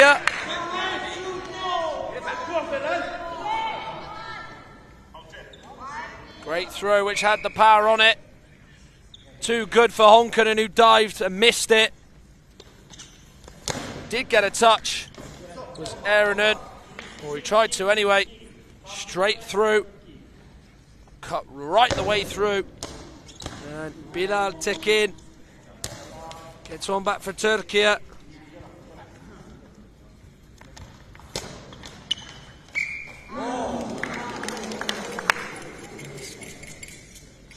Finland far from finish, I don't think, from scoring.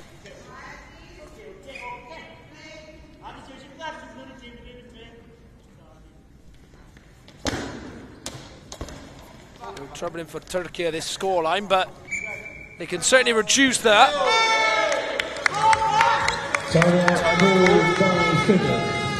By Finland, Turkey 1, Finland 4.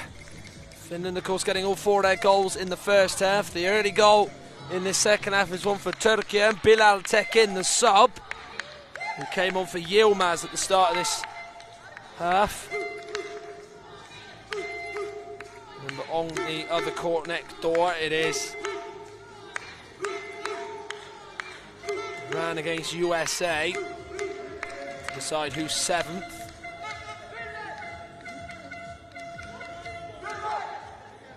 Next up on this court will be the bronze medal match between Brazil and Canada women.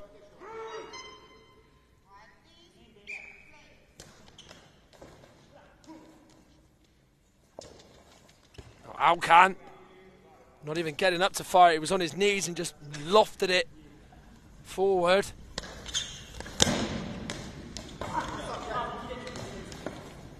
Sometimes the shots in Paralympics have been measured at 60 kilometres per hour at those attempts, and it's a lot of power that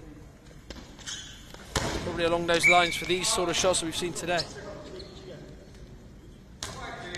Even 37 miles per hour it's been measured at as well. Recorded at. Turkey nearly get a second. Nearly bobbled through. Turkey denied though by the Finnish backline. Certainly getting more on their shots. Certainly making the Finnish defence work and not feel like it's going to be a stroll in the second half. Ironen just goes for the placement. Seeing if Akius was going to react, and he did. He gets. Diverting it away with his feet. Honkanen. Because when you get a clearance in as the centre, anywhere will do, barring the goal. Which is exactly what he did.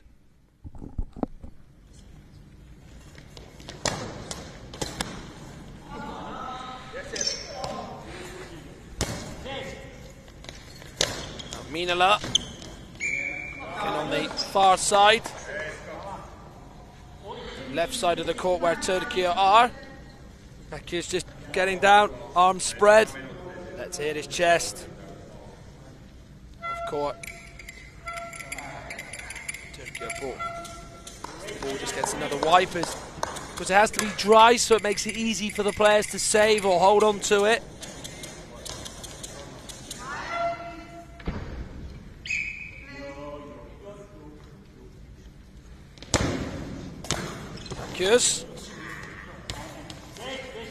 Saved well by Honkanen in the centre. Minler again just squeezing the ball, turning, spinning. And on the last rotation, wide of the near side, bounced away really, I think very early on as it did go in the landing area in the Turkey half. It was always going to go, not in but away from the goal. Minler does well himself to clear a Turkey shot away from his goal.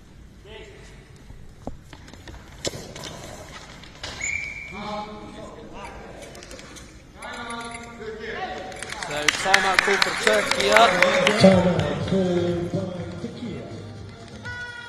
So it is Turkey 1, Finland 4. Next game scheduled for midday.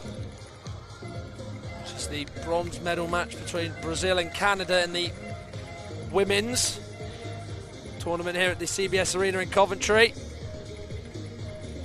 Lithuania-Ukraine is the men's bronze medal match, and the women's gold medal match, Japan against China, and then Korea-Japan men is the 102nd and final game of this tournament from a week worth of great action here at the CBS Arena at these World Games in Birmingham, albeit though this of course in Coventry, as you already well know, certainly if you're a UK resident, city in its own right in the Midlands, albeit east of the Midlands.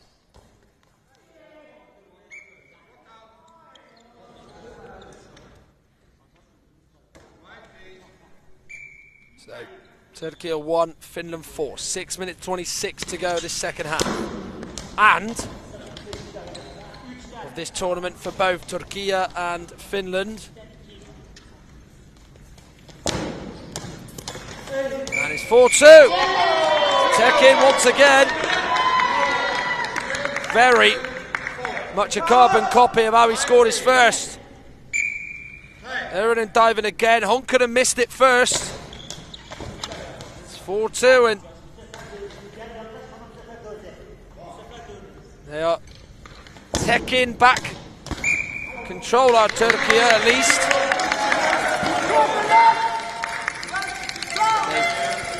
Done all their good work to pull it back to 2 by giving away a penalty for Finland.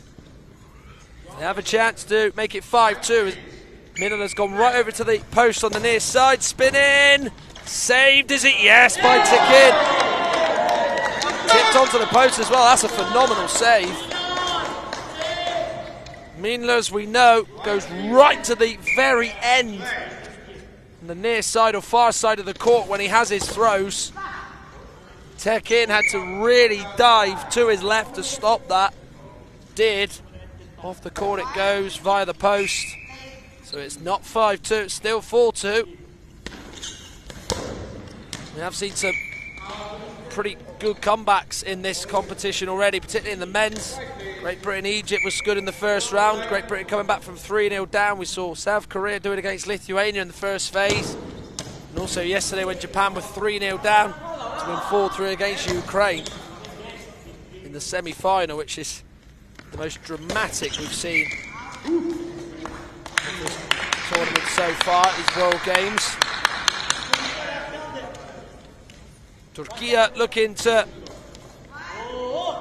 do it here against Finland. Akers through the middle. Just a great start by Minala. Someone showed good handling skills there. Honkanen dived, didn't get there, didn't get any sort of touch. You can tell because it stayed straight as it went to Minala, who held on. That was a sheer power behind it, to be fair. Again, Minala showing and showcasing everybody how good his handling is. Honkanen again, a little bit away from it, but Minala anything but that as he kept a hold of it. It's very much like a Jekyll and Hyde performance this second half by Turkey. First half not really troubling at all. Second half,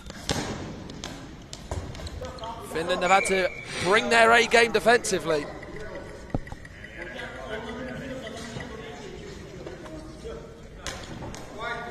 So Turkey 2, Finland 4 in the battle for 5th place on court in Hall 2 next door in round against USA. Tekin, he's got the only 2 for Turkey so far, trying to get the 3rd for himself and his country. Denied.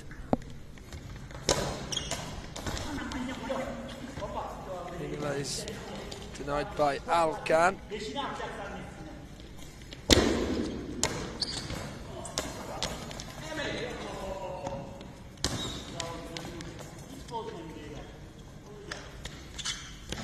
to Urunen now for Finland. By Alkan.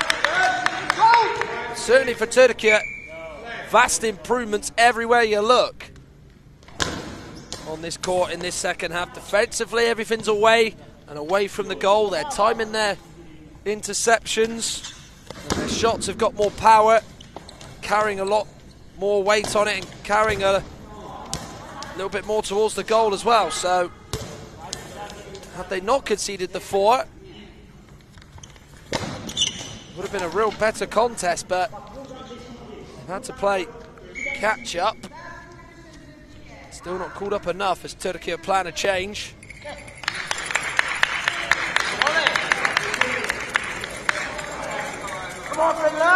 Akers is off. Substitution for Turkey, leaving the court to number 80, Yunus Emre Akers, to replace the 5 and breaks Ashin Kurt. Ashin Kurt on.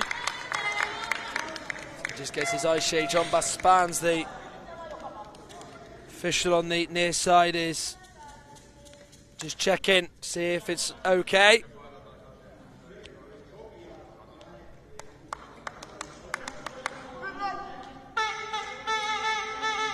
So 4-4 between Iran and USA. That's a very entertaining encounter on court in Hall 2. So that's going to go to overtime as it stands. But anything but that here, unless Turkey can get 2 and Finland don't reply.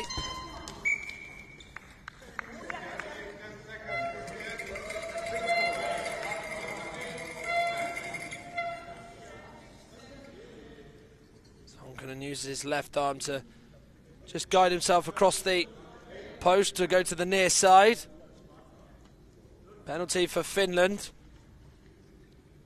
Given away by Turkey, and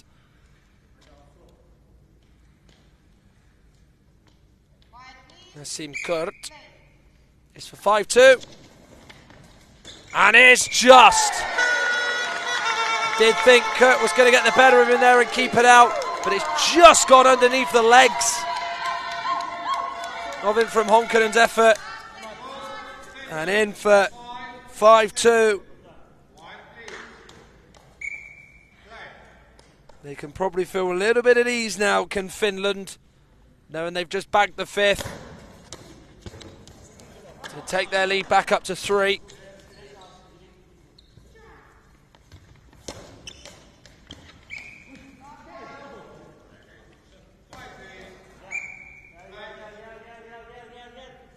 Three minutes to go. Turkey up 2, Finland 5.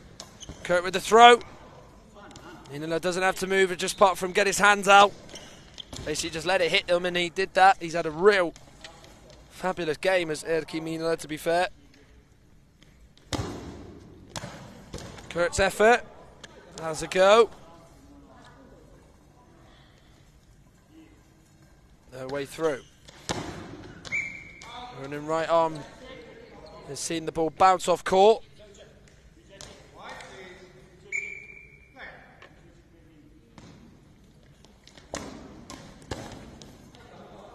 Kin, who's got the only 2 Turkey goals. Probably making it a personal mission to get another 3 to make it 5 all. Kurt, who actually threw it, then goes back down through the centre. Stopped by Honkanen. Now Minula stretching as wide as he can to keep it out, and as much as possible is Alkan, and he's done a fine job at that. Time out by Finland. Ball with 2 minutes 16 to go. Over midday, Brazil, Canada take on each other in the bronze medal match. And then after that, in the women's, it's the gold medal match as Japan take on China, who have had very different routes en route to the final. The next men's match will be Lithuania against Ukraine to determine who wins the bronze medal. Iran USA next door on the court. This is the final game of this World Games on Hall 2's court. Finland, it stands 5th, Turkey 6th, Iran USA passing out to see who finishes 7th, as the little area for the tactile tape has just seen an area come unstuck and come up.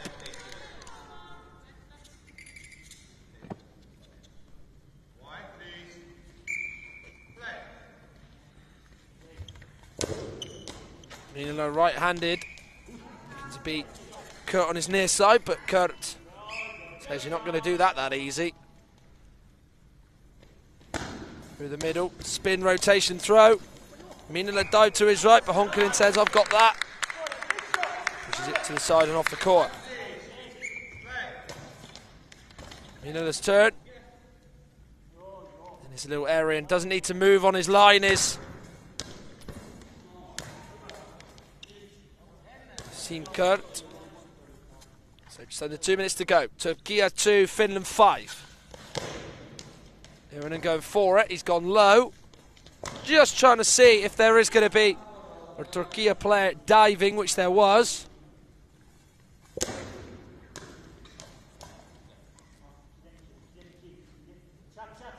There's been times in this second half where Finland have been bailed out by some brilliant defensive play by Erkki Minula and others to match as well. Maybe he would have had a real better contest for this 5th place if Turkey were a lot better in that first half.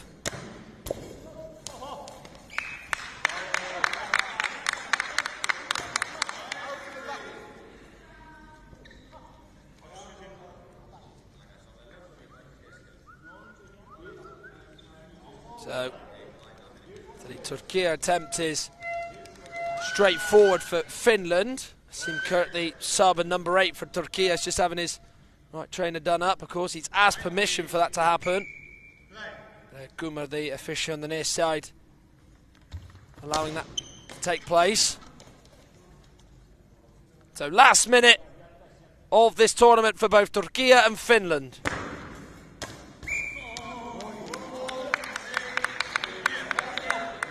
So Turkey with an offence. It was a high ball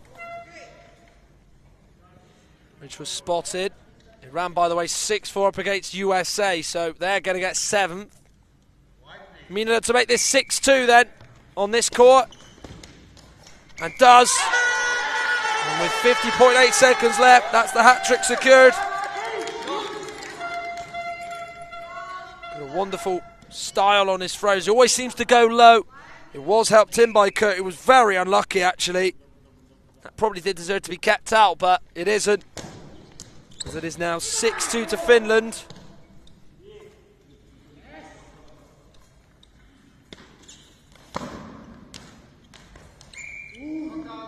As they are not finished yet for scoring.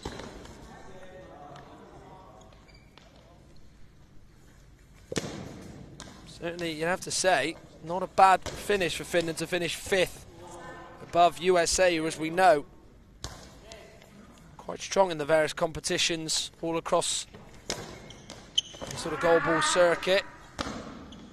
Alkan with it on his goal line to save it is Minala.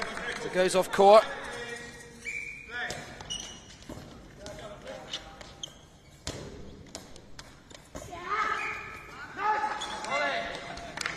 So 1.4 seconds to go. I don't think they might even attempt to have a go here. Minala will just wind the clock down. So 5th place is Finland's. The large contingent of Finnish support is very delighted that they've been able to get a 6-2 win over Turkey. So 5th place is theirs, 6th is Turkey's.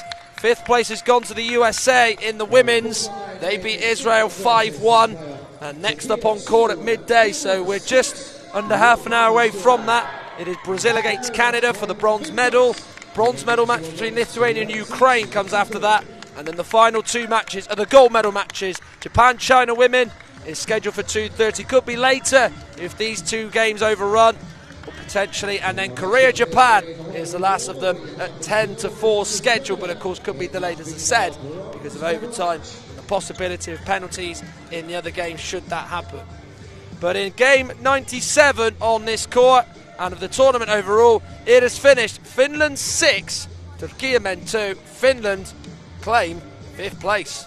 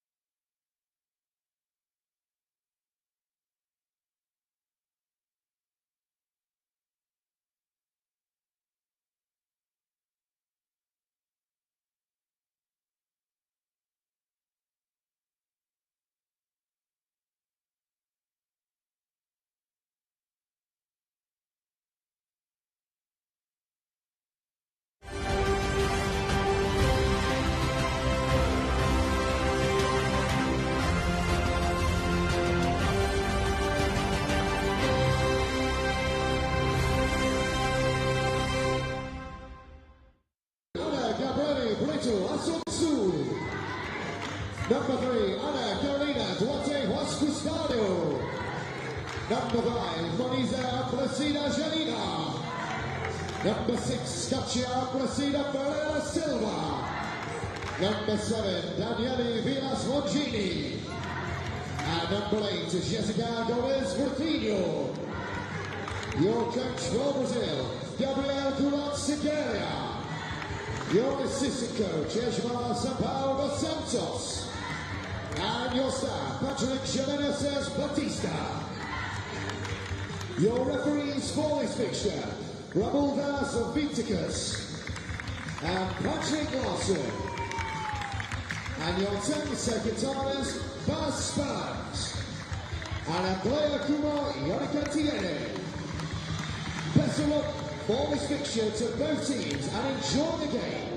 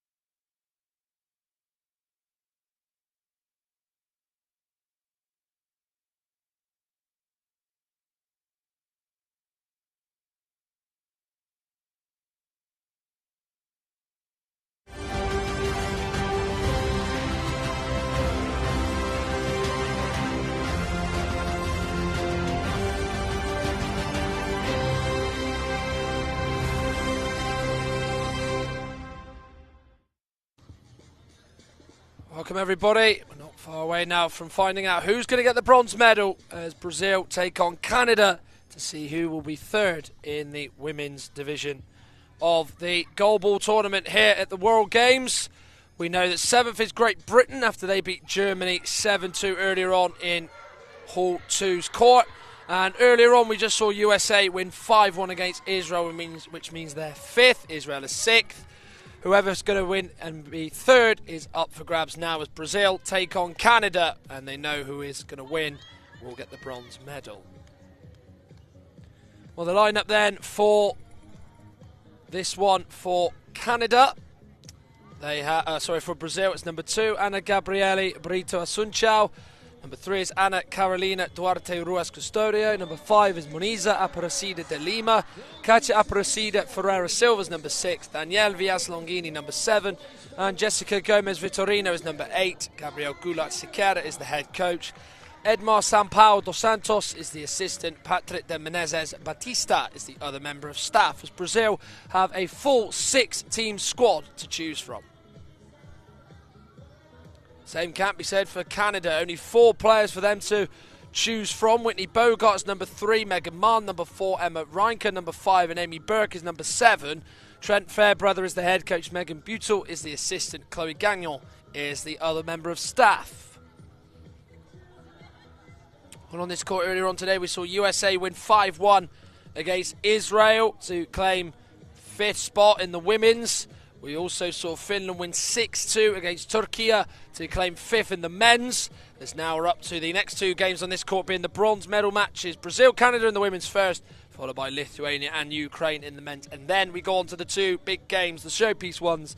The women's final gold medal match between Japan and China. And then the men's gold medal match between Korea and Japan. So we're going to find out 3 and 4 in the women's division. And the winner gets the bronze. Whoever loses takes 4th. And what has already been a busy day of action here in the CBS Arena in Coventry, where the only action you're going to see now is on this court. Court 2 done and dusted for goalball at the CBS Arena. As Romaldas Vaitekius and Patrick Larson are our 2 officials. They are set, ready and waiting. As the next words you're going to hear are going to come from Romaldas Vaitekius, as he will explain who's on court and who's going to start us off. As the crowd are in full voice here, not so much a seat left, as various different countries and various different players and staff of other sides are in attendance to watch this one. Brazil starts the ball. Quiet, please.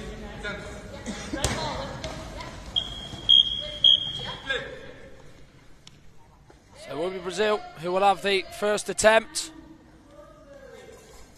We're going to see the Brazil special, where they go from behind and throw it like a catapult pretty much, and then just launch it in the hope that it does happen like that. But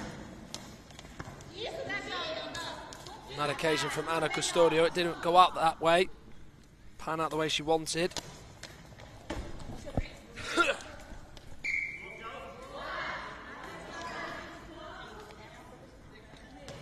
We'll reveal who the 3 are starting for each very shortly. As Emma Reinke is now going over to the far side. If it is one that Brazil are able to keep out. 0-0. 40 seconds nearly played in the bronze medal match. Mann, left arm throw. A lot of power as it bounces into the ground and bounces into the landing zone. Villas Longini going through the gap. However, though, despite Bogart and Mann leaving a big gap, they were able to stop it, and in particular Megan Mann, as Bogart just throws up the court. They did get their wires crossed a little bit there. They weren't sure who was going to take the responsibility of the shot, and as the time ticked, Bogart threw it off the court. Now Ana Custodio takes a run up from the goal line. Throw from behind, throws it, however, though, off the court, and away to the right of the near side of the goal.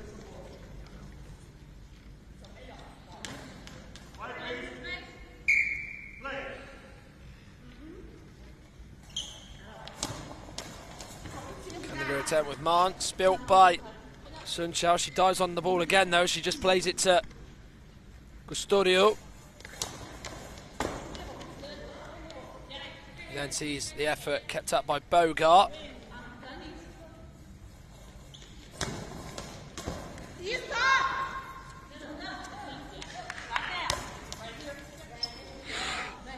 So,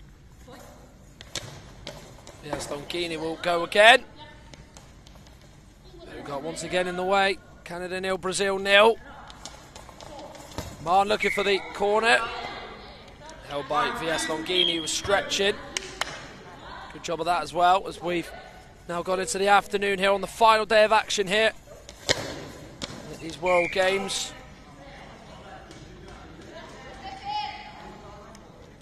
An ultimate women's match. The last one, of course, is the biggest one of the lot as we find out who is going to be getting the gold medal. Between China and Japan. This is the bronze medal match between Brazil and Canada. Studio with the effort. It's kept out by Mahn, who turns into it.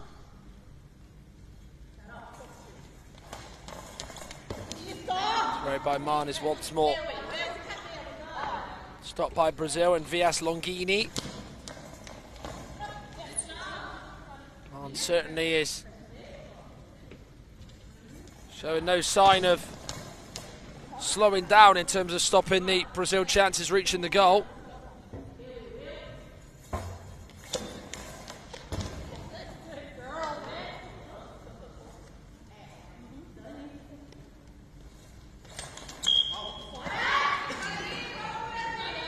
Nine minutes, 6 seconds remain. Still we await the first goal and first bit of cheering. As it is Canada 0, Brazil 0. There's Australian players watching from the women's team. There's Finnish women's watching as well.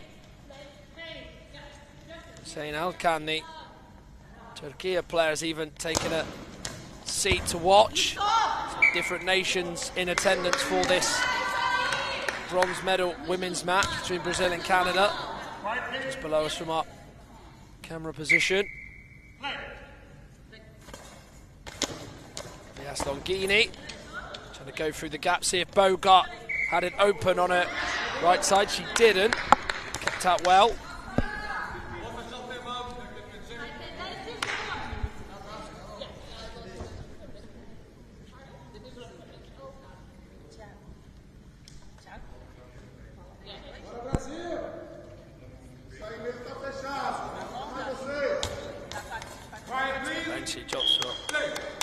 Yes, Longini. And we'll just walk to the middle of the court and say to Anna Custodio, over to you. Just trying to see if there would be a mistimed sort of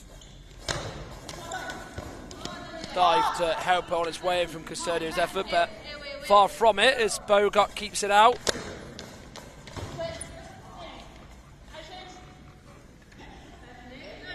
Reinke. An attempt, right arm. She's gone right off sort of the very edge of that court on her side. So there's a timeout called.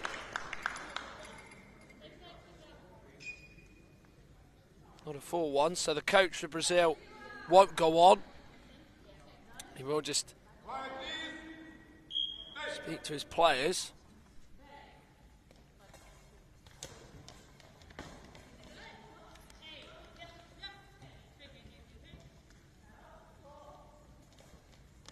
Mahn, left arm, straight through to Mias Longini.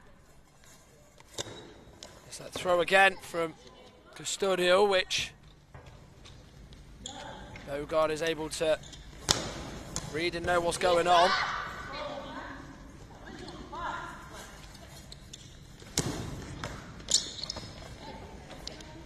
By Sun Chao is stopped by Canada.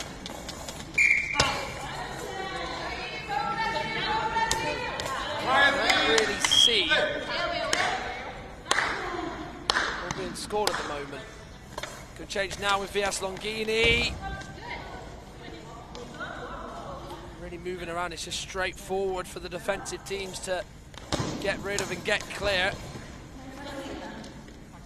You know, with the Brazil special and the type of throw they have, you can really launch it behind you, but it's just missing at the moment, it feels like. It's lacking the bounce, it's lacking the height. Hunt for the opening goal.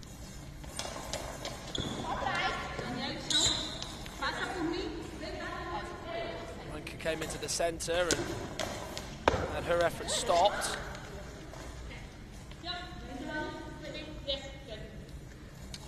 Saved by Bogart to pass it on to Ranka.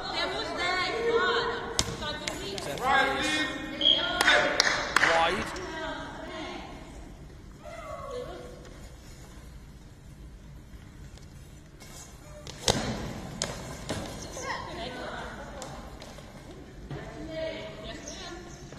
Minutes of this first half remain. Stalemate at the moment.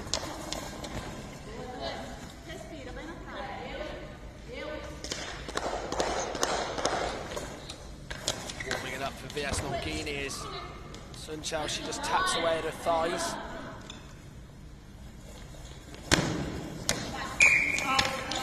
Off the court with that sort of shank throw is because it's curling away from the near post, the near goal. Through the gap, left and open in the space is Custodio, but Marn saves. She'll have a go. Kicked out as well. Yes, Longini. Dive save out of Marn. Had to stretch too much, she just had to turn into it and see it come off any better than body, which it did. Studio again. Caught him wide. What I've noticed with Canada actually, they are in red left to right, Brazil in yellow predominantly. There is green on the top and various different sides and bits of the shirt. Canada of course have black at the top and black at the bottom of their shirt. The black is actually signifies sort of the maple leaf design on its flag, of course. It is red, white, red, and then it has that maple leaf in the middle, which is red. It's very much got that on the right side of the Canada jersey. Time that is called. It is 0-0 with 4 minutes 43 of this first half to go. The score 0-0 with just under 5 minutes remaining of this opening half. We're in this third place bronze medal match. As you heard there from the announcer, it's the bronze medal match. It's 0-0.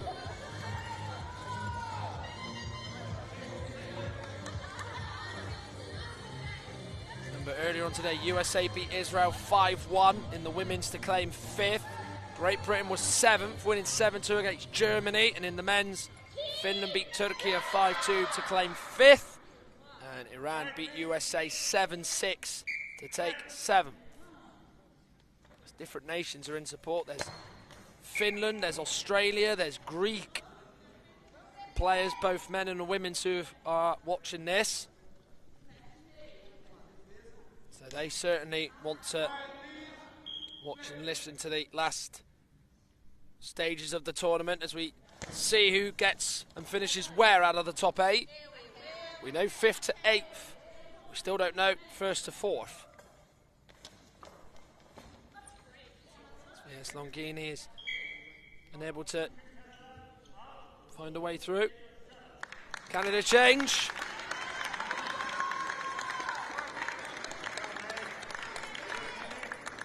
Marn is off and Burke is on.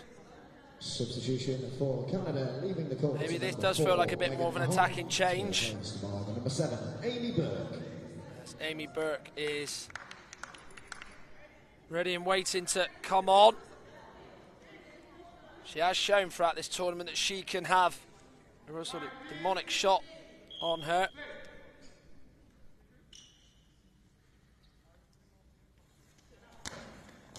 Right on, power through the middle, low though, kept up with the legs by Sun Xiao.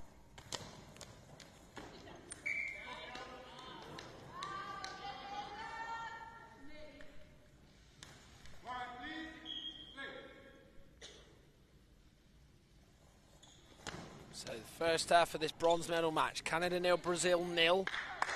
Final day of action here in the CBS arena.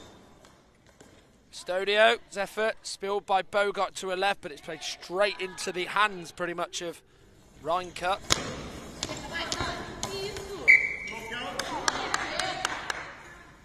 Nice Longini on the near side, just making sure to stop. Confident stop as well. Shot caught. Low though, straight through to Burke. Had no height, no bounce. Better effort from Burke though, but Custodio keeps it out. It's just lacking the aim at the moment from these attempts for both Canada and Brazil. Hopefully that can change. Reinke, she looks for way through in the centre, but there was no gap there between the Sun Xiao and Vias Longini.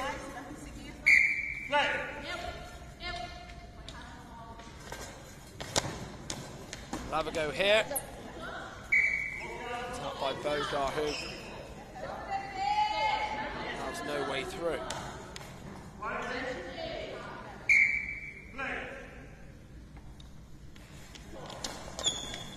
Burke for it and is denied. Custodio with that backwards throw, the Brazilian special, which makes him so unique and so revered in the goalball world. Custodio is just telling Vias Longini to get out of her way, clear the area for her to have a shot in. Caught though. No closer to seeing who's going to take the lead.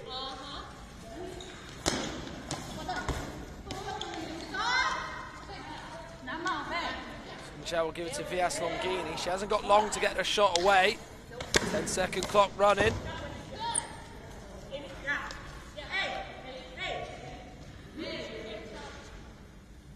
Bogart lays it on to Burke. But on her toes to keep it out. Not quite literally on her toes, but certainly where the ball was, and her to stop it is Anna Custodio.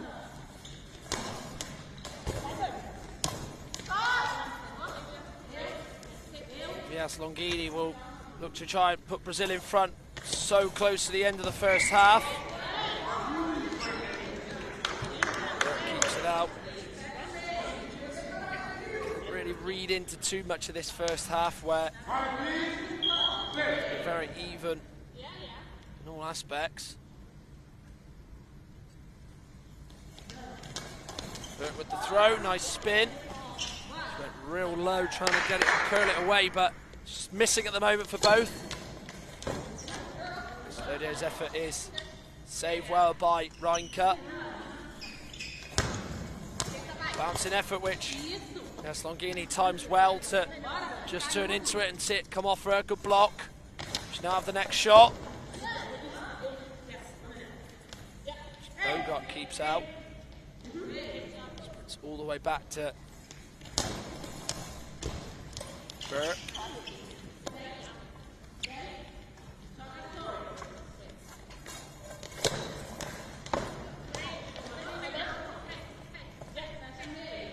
So last minute, this first period. And it's caught. Looked like there might have been a mix-up between Vias Longini and a Sun Xiao, but just the ball away and away from the goal, a long way away, but we have seen before when two players seem to go for the same ball to try and intercept it.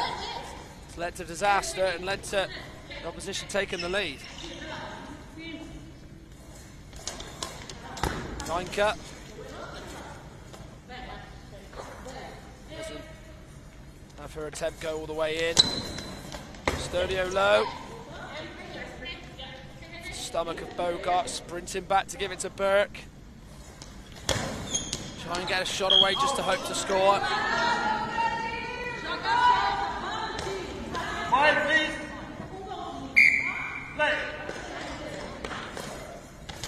Yes, Longini.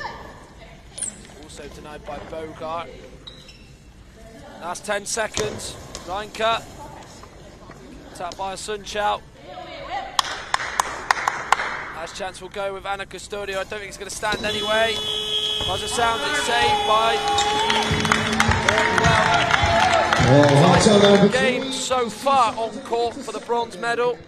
Brazil and Canada not really showing us their real quality in terms of shooting. Not quite in the corners enough yet. Both will no doubt feel that they can do a little bit better. Hopefully we get a bit more of a different second half. It is at the break. Canada 0, Brazil 0 in the bronze medal match here in the CBS Arena in Coventry. IBSA, International Blind Sports Federation, presents, with the support of the International Paralympic Committee, IBSA Anti-Doping App, the first application of its kind in the Paralympic movement, specifically designed for blind and visually impaired people. Athletes, coaches, medical staff, managers, and the public in general now have a powerful tool to stay focused on the principles of clean sport. Scrolling down the main menu, you can find all the important themes you need to know to play fair and be alert to testing procedures and necessary adaptations for athletes with visual impairments. IBSA gives top priority to anti-doping control, being the only international federation with 3 sports in the Paralympic family: goalball, football, and judo. IBSA anti-doping app has external links, namely to WADA, where our sport agents can always find the most updated information, especially the list of prohibited substances and methods. Glory in sport can only be achieved by the athlete's awareness of their rights and responsibilities. You can find them on the IBSA anti-doping app.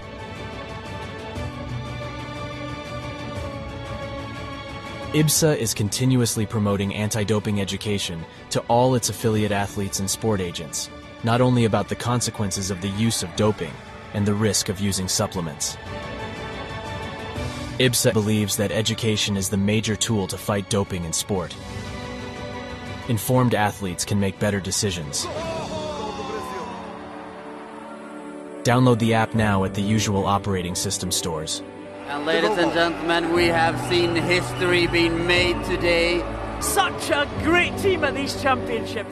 IBSA. Beyond sight. Feel the sport.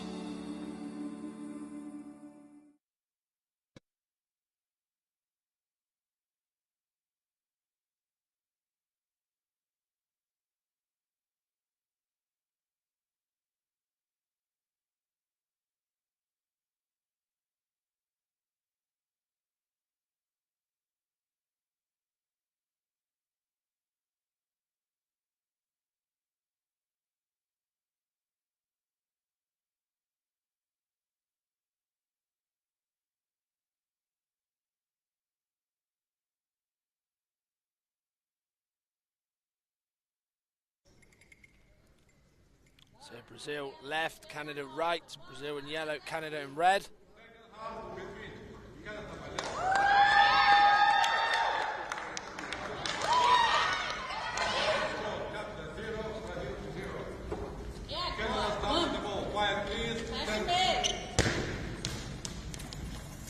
Will be Canada who will start this second half. No goals yet in this bronze medal match. Women's tournament here, Goalball at the World Games. His effort is held on to nicely by Bogart. Letting that go.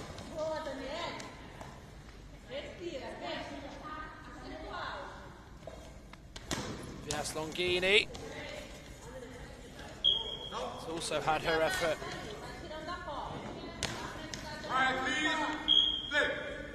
Cleared by Canadian defence.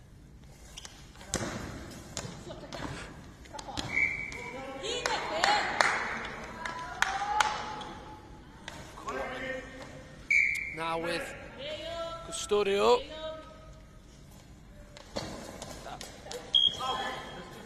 Very unique throwing style. We'll reveal who the three are on court very shortly. Reinke. Custodio with just her arms up, just letting it hit her chest. Low with power. We got there to deny her though. We're going for the far corner is Reinke. That's a better attempt. Not straight. Went across court diagonally, but Vias Longini showed good handling.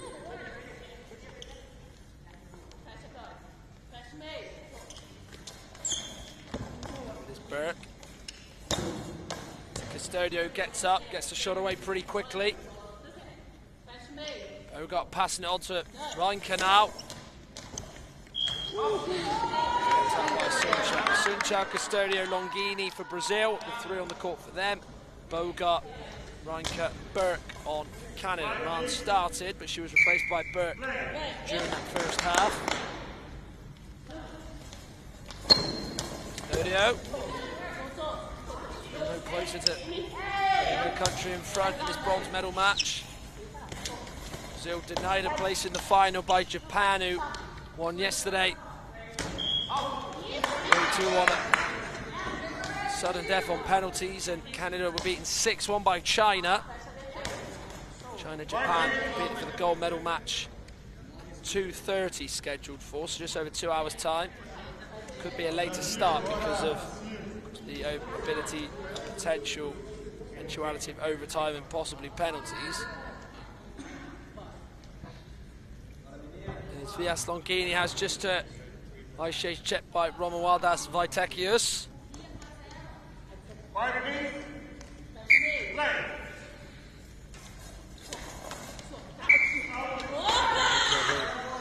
Quickly goes back on the goal line with the latest attempt. She just sort of roamed, curled her run, went central and tried to find the goal on the near post.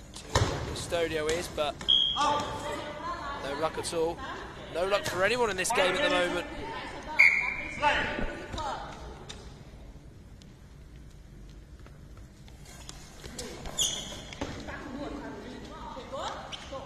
Burke's latest effort is thwarted by Custodio.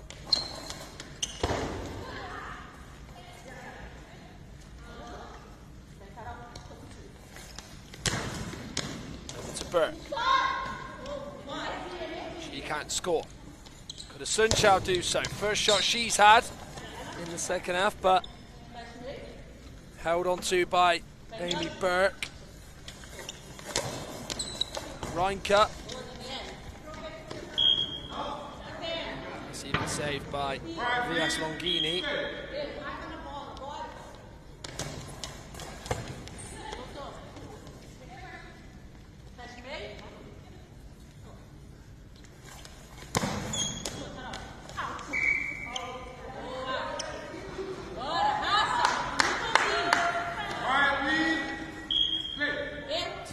On court as the action now gets back underway. And it could go in here, and it does! Finally a breakthrough! Lift off for Brazil and for Ana Custodio. That's what she wanted, that's the height she got. Bounced up high, stayed up that same height as well. Cannoned off Bogart and in. And Brazil have a 1-0 lead with 8+ minutes of the second half to go.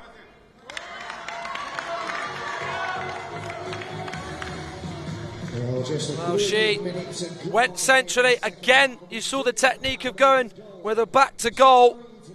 Threw it behind her. It came off of Bogart as she was going for it with Burke.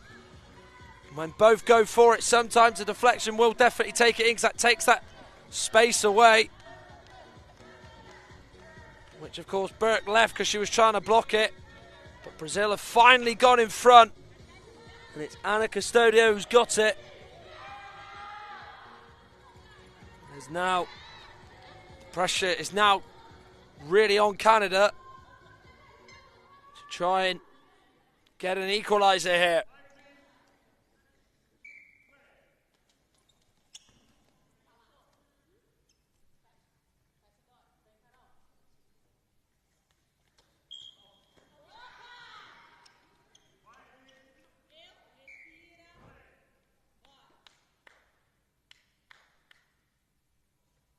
Custodio, the goal scorer, going low. Straight though at Bogart.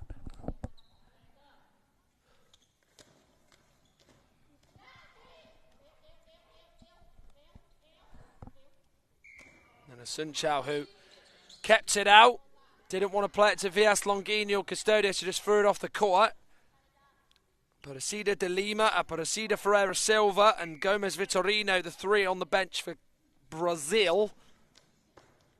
Canada may bring back Megan Marnon, but they are not quite intent on doing that just yet. Over to Burke, lovely rotation spin, discus style throw. It had the bounce, but it just went low, and then getting two hands on it is Sun Chao.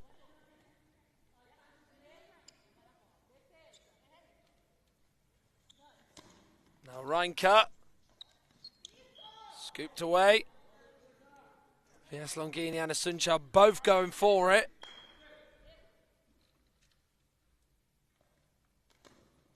Now Villas Longini.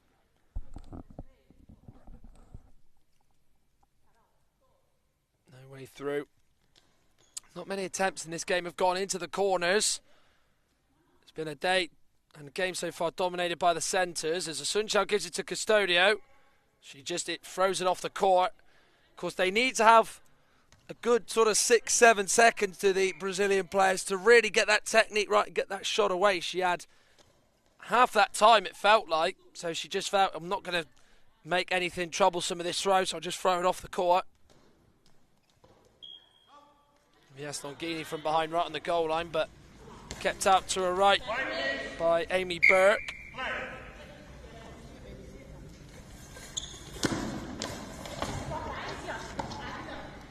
So under 7 minutes to go. Brazil 1, Canada 0 in the women's bronze medal match. USA were 5th after beating Israel earlier 5-1. Great Britain were able to get a victory against Germany as the effort from Villas Longini has hit the post. The Canada player. Canada had the shot and it just goes off the right side of Villas Longini. It's almost like it's stopped in slow motion.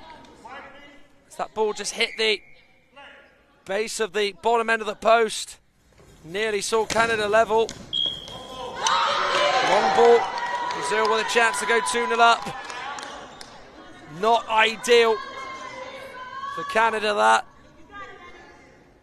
So, Reinke, who gave it away, now has to defend this penalty and hope to keep it out, or hope that it goes wide or it hits the post. If she can't get a touch to it, Custodio will make it 2-0. Brazil look like they're going to get the bronze medal from the centre. She went away to Reinke's right. She dived left. Sends her the wrong way. But it sends Brazil the right way to the bronze medal. As they're now 2-0 up. Now it's over to Villas Longini, who will go through her legs. Of course, with her back to goal, as they have done for the bulk of their attempts in this entire game. The only one who's to score for Brazil is Ana Custodio, who's about to have the next attempt. Missed by Bogart. Out by Reinke.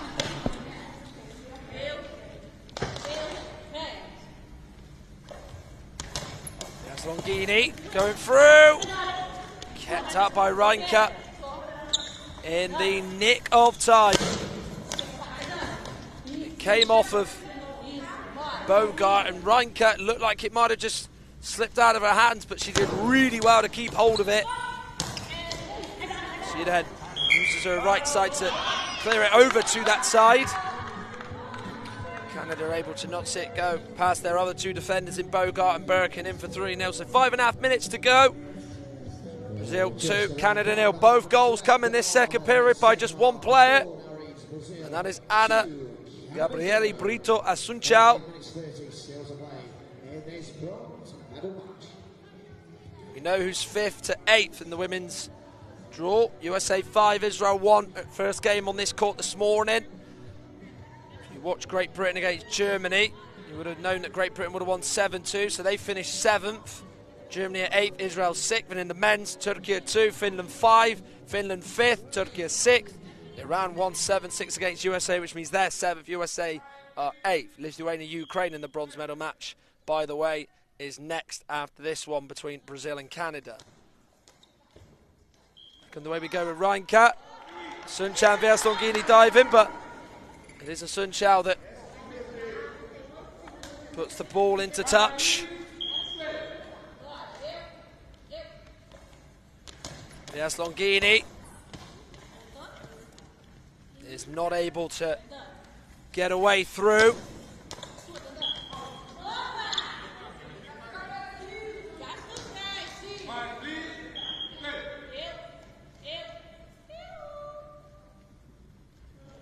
Now Custodian for Brazil. Through the centre, going to that far right side where she was aiming for when she scored that penalty.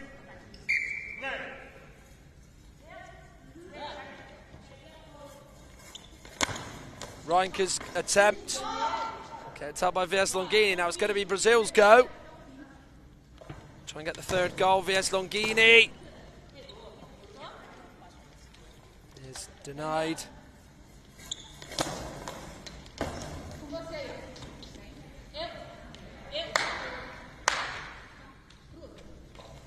Vias Longini again, going straight down the line with her shot. Tekius, the official, is allowing Custodia to tie up her left trainer, which the laces of course came undone. Of course they have to give permission to do that. If they do it themselves, they will risk the conceding of a penalty for the opposition. Plenty of supporters here. There's representation from the Greek team, Finnish team, Australian team. Finnish team right at the front in our camera position. There's the Australia women's team. Of course, they were out in the group stages, as well as the Finnish women. Greece also there as well.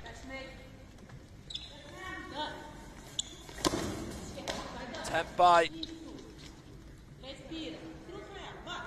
Rank is kept up by Vias Longini, who was stationed towards the far side in her own court, away to my left.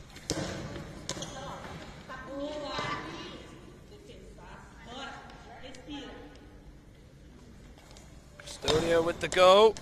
It's going to be a goal now.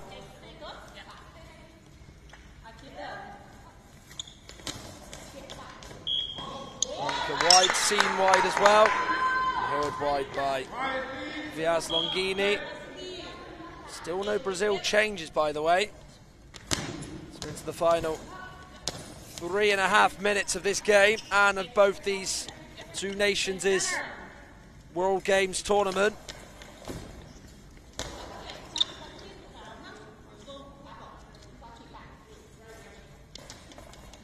Sun Chao. Kept out well by Bogart. Now Burke. Hearing where the ball was and immaculately timing it was Burke.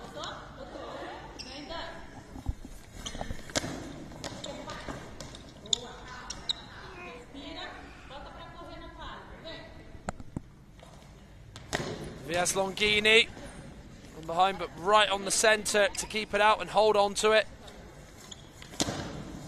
It's Bogart. No sign of spilling it or letting it slip. Custodio. Let's go over to the near side. Easy for the Canada defence. Sun Chao now keeping out. Reinkat.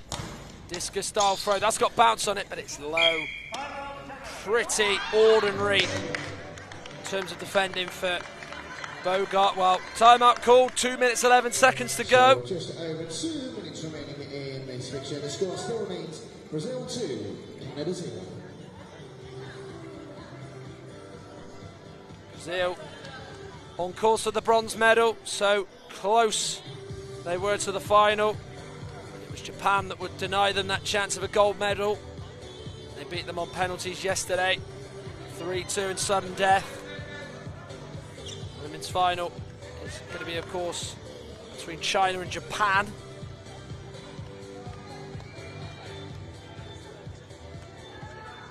The men's, the bronze medal matches after this, Lithuania against Ukraine, and then we have Korea against Japan in the final. Back on the way we go. Reinke's effort is easy for a Sun Chao. She then play it to her left with Studio. Chest, and out it goes off of Burke.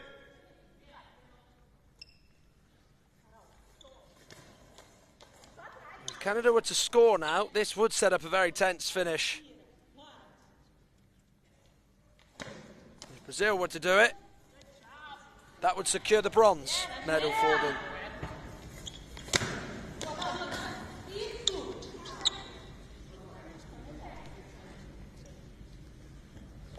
It's Longini going through her legs again. Just can't get it into that corner, can't get it away from Amy Burke. Takes years and years of practice to really get that shot right, doesn't it?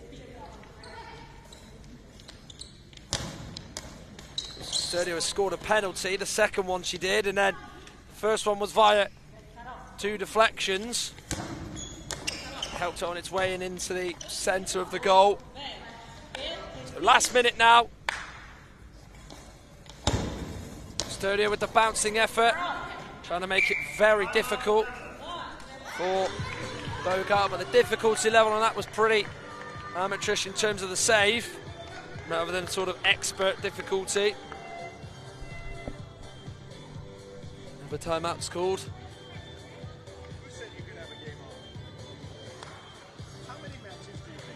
So Trent Fairbrother just looking as though he's consoling his players. It's Reinke, Bogart and Burke deep in discussion here about maybe planning a move that they've tried in practice or in training. Perhaps we wait to see. For this to be a very different move, something planned or unplanned or off the cuff, whatever it may be, it's certainly interesting to see if Brazil are ready for it. Here's Reinke who does. Sun Chao though there to get something on it.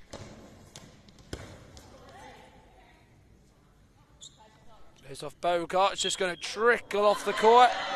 Goes over that yellow line in the middle area over on the far side. It will be Brazil's ball. If it hits any of them, it will be with the opposition who were defending last. It's through the middle or over on the right or the left side. Brazil 2, Canada 0. 24 seconds to go.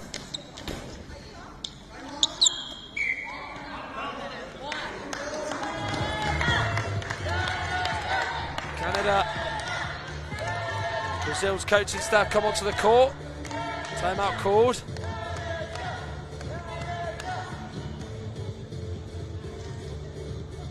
There's a chance to get some more water on, which they did just a short time ago.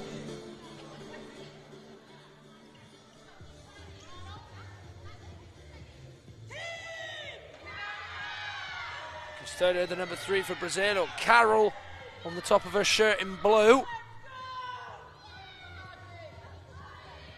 He's talking to Vias Longini. There's plenty of support here.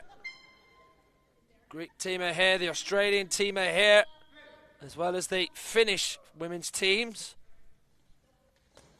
Custodio through the middle, trying to see if Burke is alive to the situation and deal with it, and she is. Pretty well, in fact. Yes, Longini. Attempt will go through to Birkin on the buzzer, while the bronze medal is with Brazil. 2-0 winners. Both goals came in the second half via Ana Custodio. So they will be celebrating the fact that they've got a bronze medal. They probably would have wanted the gold one, Brazil, but of course after Japan beat them yesterday on penalties, it's bronze they have to settle for. Canada beaten, and it's Ana Custodio who's got them both, as we find out later who out of China and Japan gets the gold medal. But it's Brazil who claim bronze as Canada finished fourth. It is finished here in the bronze medal match between Brazil women and Canada. Brazil 2, Canada 0.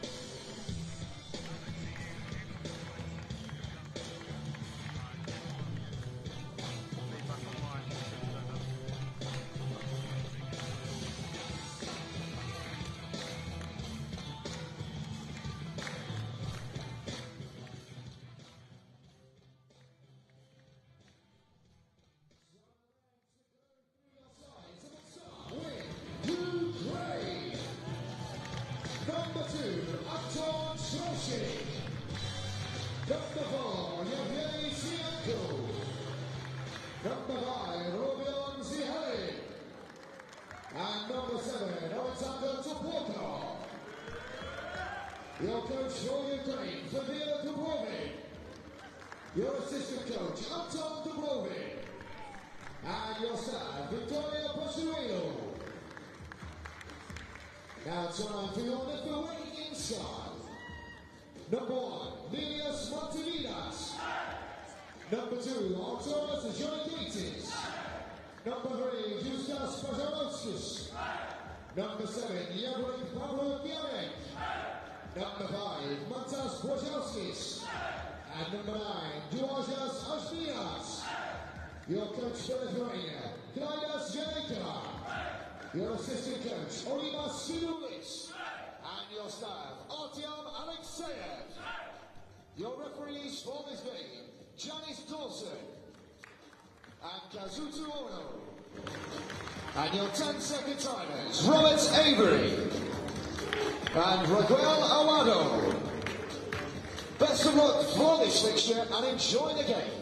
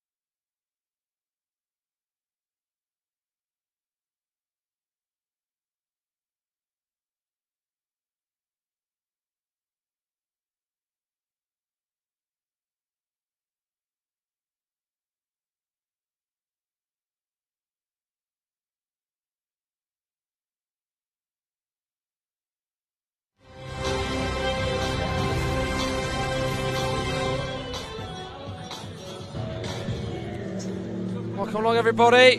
Just 6 minutes to go until we know and start off the men's bronze medal match. Lithuania against Ukraine. Lithuania yesterday beaten by Korea, which really, in fairness, was a fair result. Ukraine, though, how gutting their result was against Japan. They were 3-0 up, then they were pegged back to 3-1. Rodion Zilanin had a penalty missed, but the 4-1 up, that would have probably seen them home and dry. But somehow, Japan scored twice in the second period of normal time to draw 3-3, taken into overtime. Within the last minute of the second period of overtime, 10 Japan through today's gold medal match against Korea, meaning that they have to take on Lithuania in the bronze medal match. Disappointing, no doubt. Are they over that heartache? And are Lithuania over their heartbreak as well, after they were denied a place in the final and the gold medal match, as of course they were beaten by Korea yesterday twice as well. They've been losing out to Korea in this tournament after that first round phase defeat. But these two sides have deserved at least to be in the bronze medal match. They've been really good all week, and we get to see who's third and fourth out of Lithuania and Ukraine. Finland fifth, they beat Turkey earlier 5-2, and Iran beat USA 7-6 on court in Hall 2, which means they take 7th. USA finish 8th out of the quarter-finalists. Well, we're into the bronze medal match. Before we move on to the finals, here's what else has happened today as well. Lithuania and Ukraine up next. We had Brazil 2, Canada women 0, which means Brazil take the bronze medal. For 5th and 6th place, USA women beat Israel 5-1. And Turkey 2, Finland 5 in the men's mean that Finland take 5th. And Great Britain earlier on today as well beat Germany 7-2 to take 7th place ahead of Germany. That, by the way, was on court 2, as well as Iran beating USA. Well, let's take a look then at the lineups then for this one and the squad list in full. For Lithuania, they have Nerijus Montvydas number 1, Arturas Jonakaitis number 2, Justas Prasarauskas number 3, Genrik Pavliukianets, what a throw he's got, very good technique behind that as well. He's number 7, Mantas Brazalskis number 5, Luojas Eigmanas is number 9, Klaidas Yenaika is the head coach, Aurimas Skinoulis is the assistant, Artyom Alexeyev is the other member of staff. There's 6 for Lithuania, the maximum squad you can have. Only 4 for Ukraine. Anton Strauchik, number 2. Yevgeny Shenenko, number 4. Rodion Zilanin, number 5. And Alexander Toporkov, number 7. They do have 2 players who are non-participants, by the way. The coaching staff, Fede and Anton Dubrovin. Fede, the head coach. Anton, the assistant. And the other member of staff is Victoria Poshivailo. So we are about to start the men's bronze medal match, as it is Lithuania against Ukraine. Who will come third here at these World Games between Lithuania and Ukraine? You'll find out next on court at the CBS Arena in Coventry. This is your guide to goalball. The aim of goalball is to throw a 1.25 kilogram ball into your opponent's goal and to prevent your opponent from doing the same.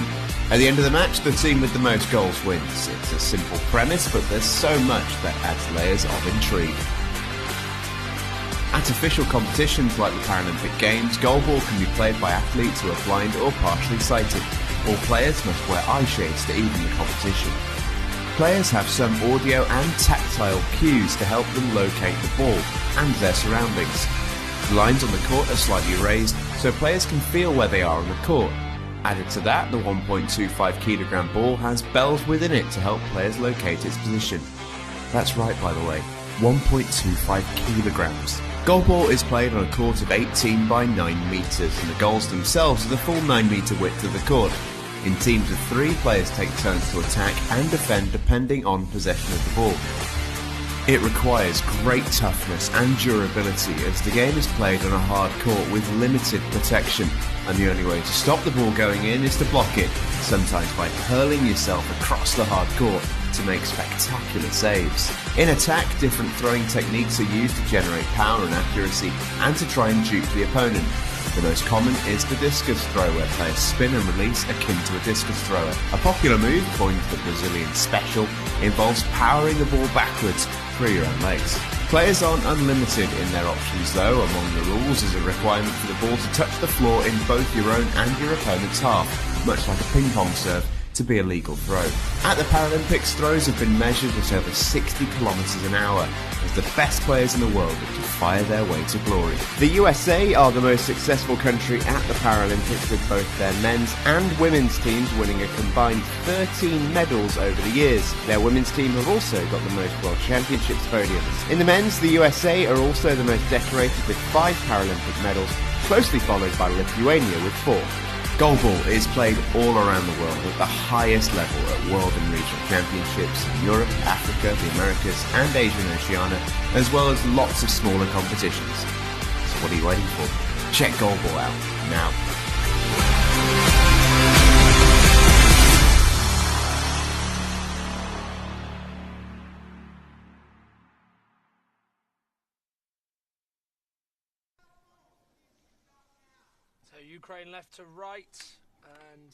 Ukraine left to right and Lithuania right to left. It will be Ukraine who will get a starter. Zhilin, Porkov, Strelchik, the 3 starters for Ukraine, as per usual.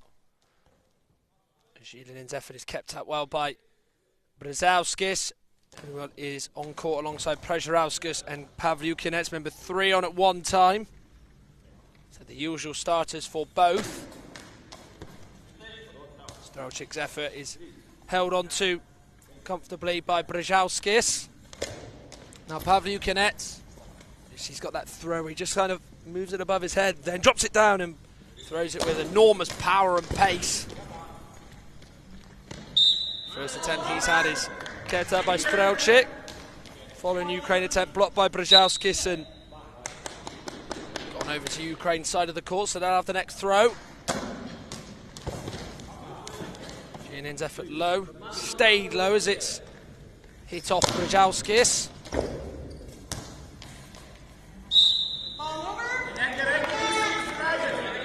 Ball over, which will be back with Lithuania because it went over the court. In the middle neutral area. Janis Dawson, Kazuto Ono, by the way, are our 2 on-court officials.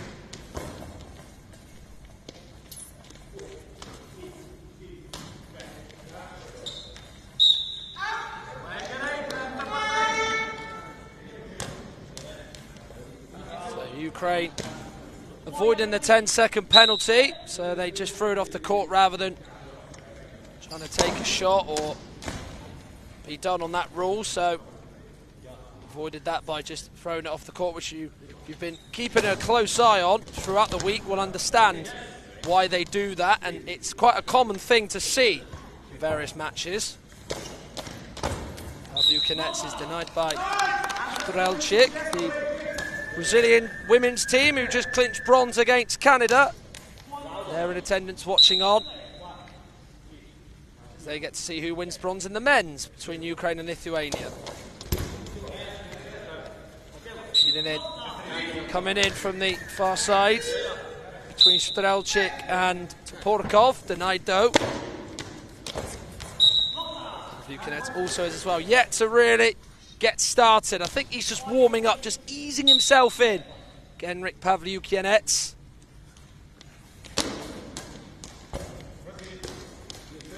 Przerauskas is the latest player to stop a Ukraine attempt. Left arm throw, always doing that real turn, isn't he? Then just tries to get the height, hits it right down into the ground, then it bounces up. And it's up to Ukraine or the opposition defence to defend it, which they did pretty well. And it's been hyped in, and it's 1-0 Ukraine. Rodion Zhilin's got it. And it was on the goal line. Came forward, lovely discus style throw, spun off Brzezowskis.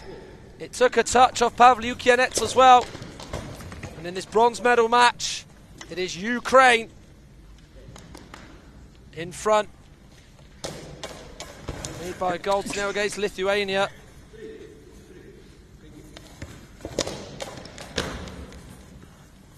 Strelchik just gets his feet together to stop Pavlyukinets as Porkov bangs into the court to Gets Strelczyk sort of hyped up for the shot, which doesn't quite match the hype that attempt. So 9 minutes 19 seconds of the first half remain. Ukraine 1, Lithuania 0. Zilin in the goal scorer is going to have his next attempt. Brzezialskis has saved.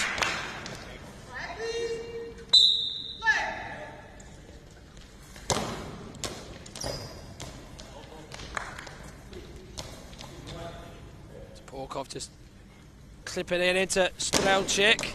Right arm throw. Bounce just in front of Pavlyukinets, but he's in the way of it. That's all he can do. All Strelczyk can do is touch it out behind him and away from his near post. We know the power that Pavlyukinets has got in his locker. Right on show there with that attempt. Strelczyk goes into the middle. Brzezialskis stays where he is.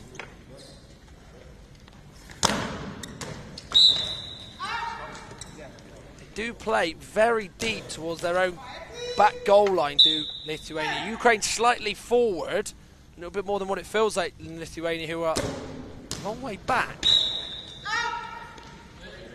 Zilin's effort is out, as you heard from Janice Dawson, the official on the far side.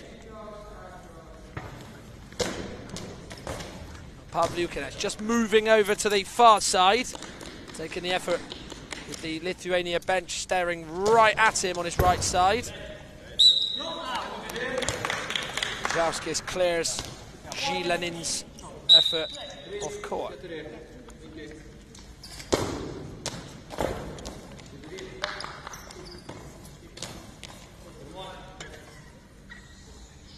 Ukraine 1, Lithuania 0. Strelczyk trying to get number 2. No way through yet. And it will be 1-1. Pavlyukinets has got it. There's the equaliser. Now he has arrived. Lithuania have been waiting and waiting for him to come onto the court, really. Now he's here.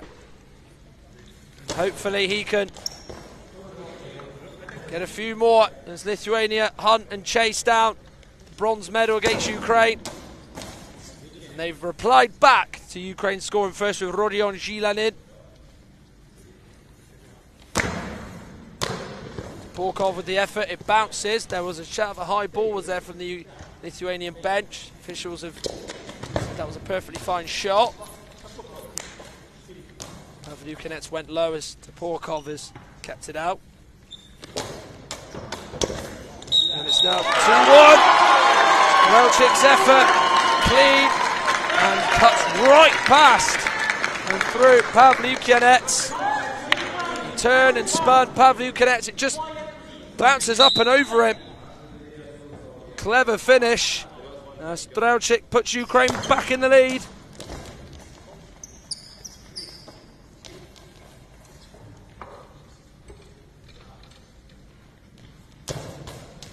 Zilin in, 3-1. Spills under Brzezialskis, the Lithuanian centre. Zilin, who we know so often scores for Ukraine, has already got 2 in this bronze medal match. Well, 7 minutes remaining on the first half. The score is Lithuania 1, Ukraine 3. 7 minutes of this first half still to play. We've already seen 4 goals in 5 minutes. 2 for Zilin and 1 for Strelczyk for Ukraine. Lithuania's goals come from Genrik Pavlyukinets. As they need to regroup.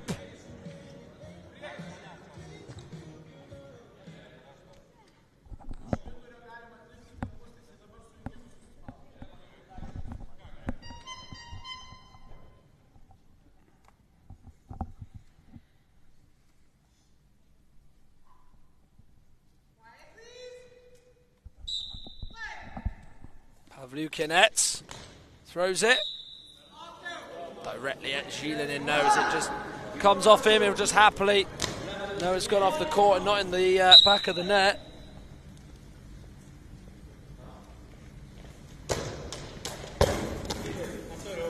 Zilinin then not able to find a way past Przeżerauskas.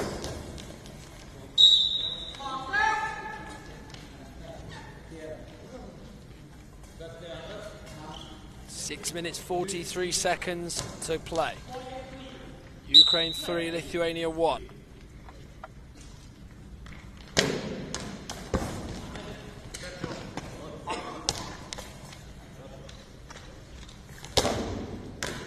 Przeżerauskas with the bounced effort. Spills off to Porkov and left to Zilinin. It looked like when it came off to Porkov it might have gone behind him, but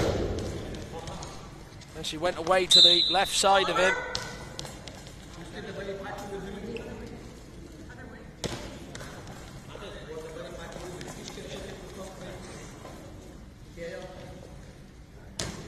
Ukraine ball.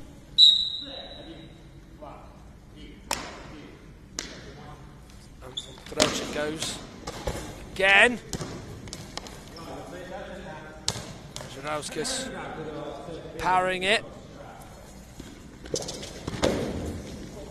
Shouts of a high ball there from the Ukrainian bench, or coaching staff with their arms up, sitting down. Missed by the officials perhaps, or just one that they didn't think was a offence for a penalty.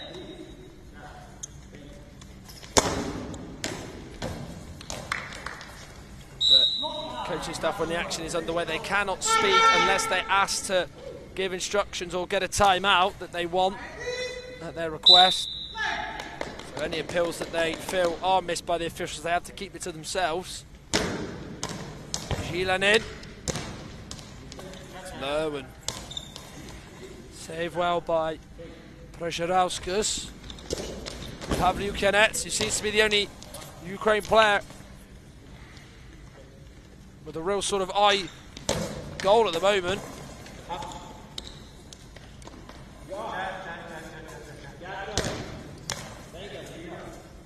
Przeżerauskas, that's a better attempt from him though. Carried a long old way, fair weight behind it. Kept out though. Zilinin went across the floor, trying to beat Przeżerauskas on his right side, on the far side where he's defending from for Lithuania. It's now in for 4-1. On a very small gap, Zilinin is found with that throw, and he's helped himself to a first half hat-trick. Pavliukenets and Przeżerauskas almost just a little bit bewildered as to how that's found a way in.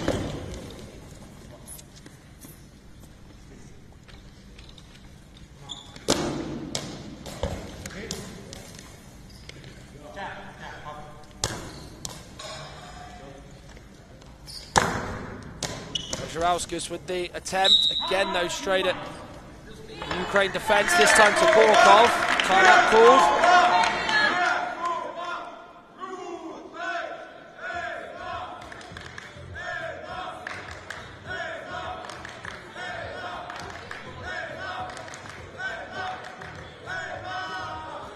Oh, it's not going the way Lithuania intended to. Ukraine very much at the moment happy to be on the court, because it was such a horrible way they lost to Japan yesterday in the semi-final. 3-0 up, pegged back to 3-3, sending it to overtime. It could have been 4-1 at one point in the second half if Zilinin, the man who's got a hat-trick today, would have sent a penalty in past Japan to put them 4-1 up, but they would end up losing 4-3. There's not many chairs and seats left on this near side. So the crowd is starting to filter in.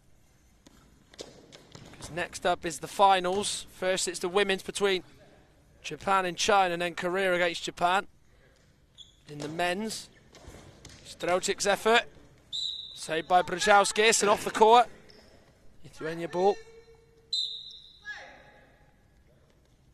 Through the middle is Przeżerauskas with the bouncing effort.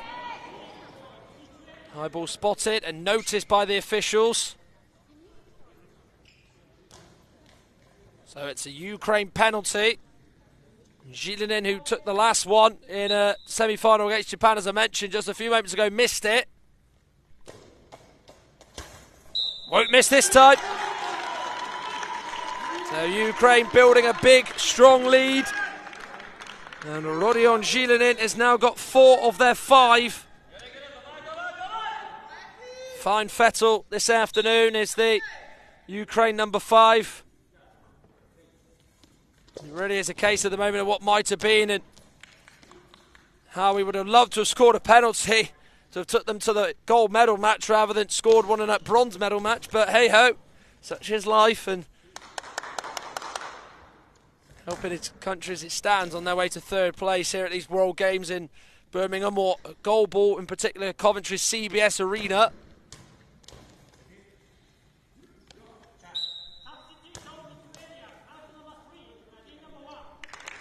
So a change for Lithuania. Przerauskas has come off. Substitution for Lithuania, leaving the court, number 3, Justas Przerauskas, to replace by number 1, Nerijus Montvidas. Nerijus Montvidas on for Lithuania. Usually he is their first substitution they make. Whether they are winning or they're losing, they are, of course, losing here. The biggest thing about Lithuania was not that comeback defeat perhaps to some against Korea, but was the fact that they beat Great Britain men 13-3, which of course saw the mercy rule come into play with around 3 minutes left of the second half when they played earlier on this week. Brocic's effort kept up by Przerauskas. Montvidas getting up, but he's trying to claim the ball in his hands. It just comes off his right foot, the top end of it. Low effort by Montvidas is saved by Toporkov.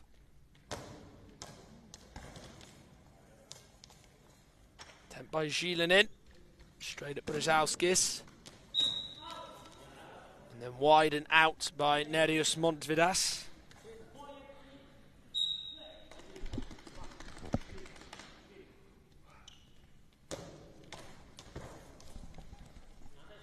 Well, certainly, in terms of battles, Zhilinin against Pavlyukinets is one for regular Goalball fans and listeners and watchers.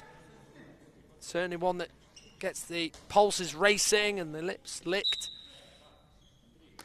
But it's Zhilinin at the moment who's faring better as he goes for goal again. Przerauskas, though, stopping it.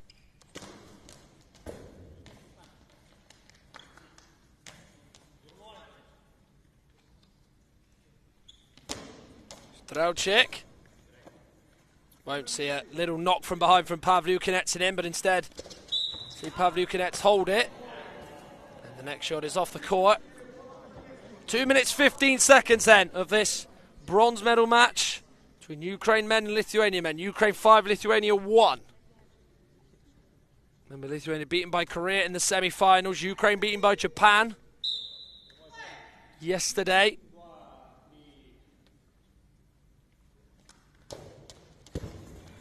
Could be in for 6. No, Zhilinin denied well by Przerauskas, whose clearances have gone here, there and everywhere in terms of denying goal scoring opportunities for Ukraine. Montvidas with an awkward effort for Ukraine to deal with. Good work by Zhilinin to stop it.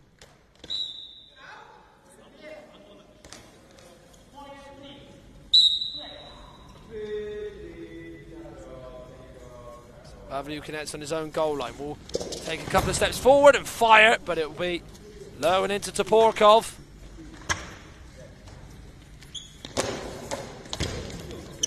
Because the players can't see where they've got to block it to, they do tell by the noise of the ball because of the bells inside it. But sometimes, if you're dealing with a player like Pavlyukinets, you just got to hope it just hits you and you do enough. I just imagine, rather than just trying to understand where the ball goes, trying to hear it like that. And it's now 6-1. Zhilinin again. He just seems to find gaps that just suddenly appear. Seems to find ways into the goal that some players can't do. Ukraine 6-1 up now, as they really are starting to make this quite unbearable for Lithuania. Strelczyk going to get the better of Brzezowskis, but Brzezowskis shuts that particular door. Montvidas off the chest of Strelczyk to Porkov, just passing it to Zhilinin last minute of this half. Zhilinin, though, is kept out. Now Montvidas. Well kept out, though, by Toporkov. Strelczyk. Post from Brzezowskis' block. It was a real tense moment for the fans watching Lithuania, thinking that might have been 7. Nearly was. Pavlyukinets can't get his effort in and beyond Anton Strelczyk.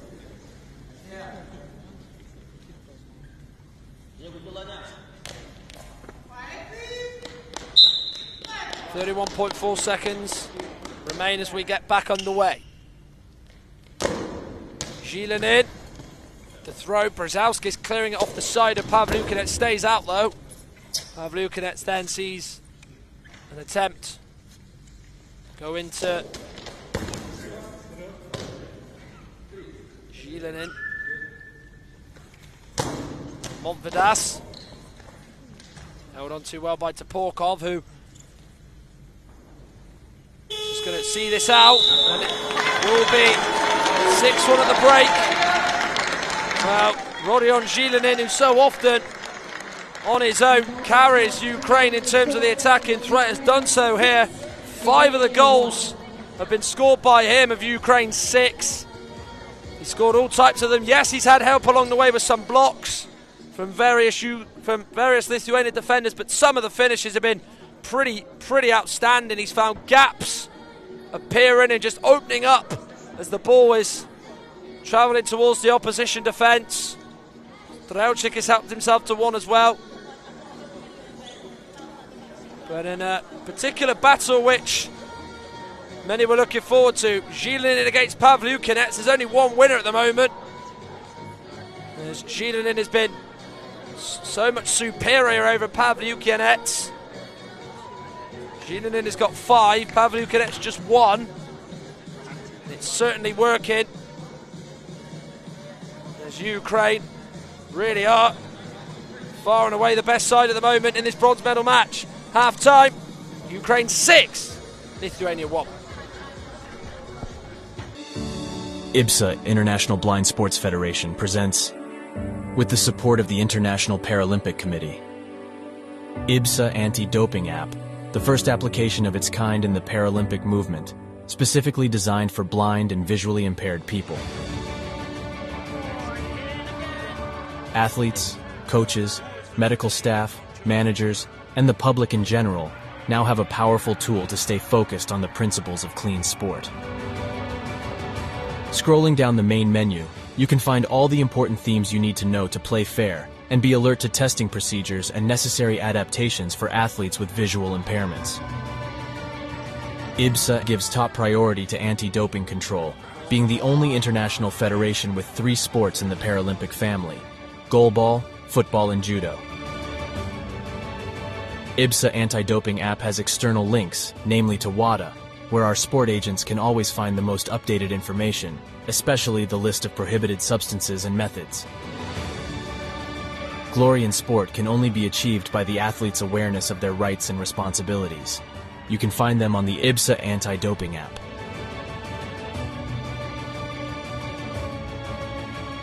IBSA is continuously promoting anti-doping education to all its affiliate athletes and sport agents, not only about the consequences of the use of doping and the risk of using supplements.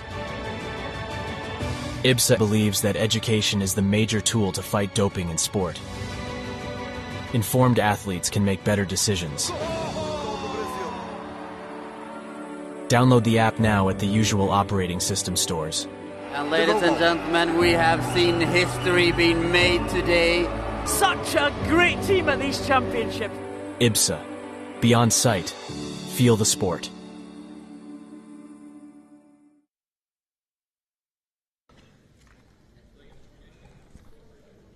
Well, general spectators and other players from other countries are in the CBS arena to watch this bronze medal match between Ukraine men and Lithuania men. And of course, they'll be staying on, no doubt, to watch the finals in the female category and the men's, when Japan women take on China and, of course, Korea take on Japan in the men's gold medal match.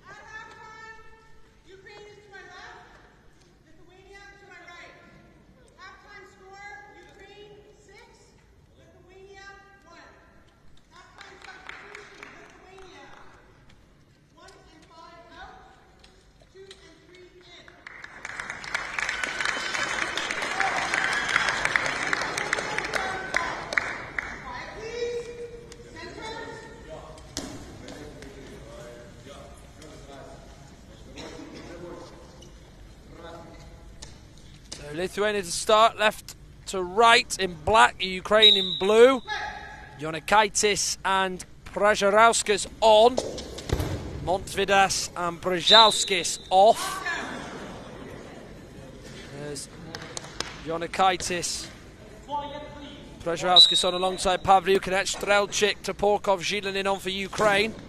They're the same. Could be 7-1. No, over the bar it goes. Well, when you have a deflection from a very long-range effort, can end up anywhere, high, low, down the middle of the goal, over the goal. Jonikaitis in the way. The nice Strelchik, and Ukraine scoring 7.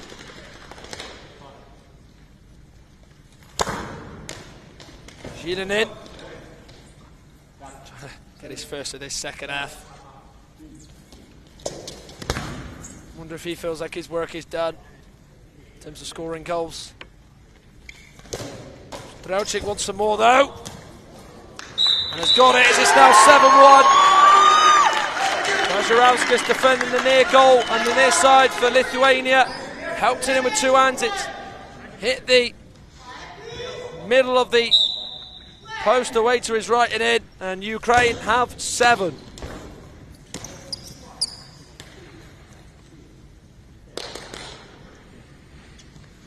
Already got a goal. Not even a minute of this second half being played.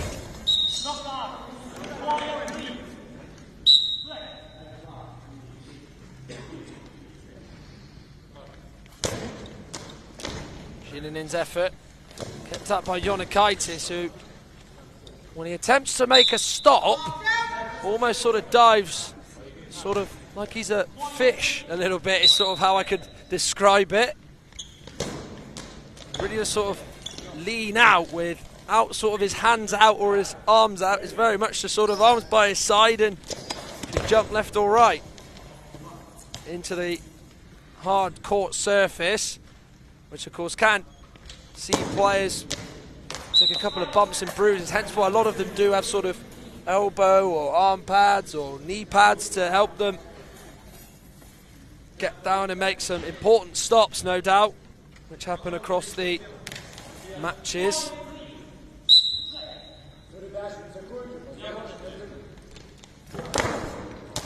Przejauskas, 200 saved by Zhilinin, is off the court. Easy enough for Rodion Zhilinin that. 10 minutes, 25 seconds to go. Lithuania 1, Ukraine 7.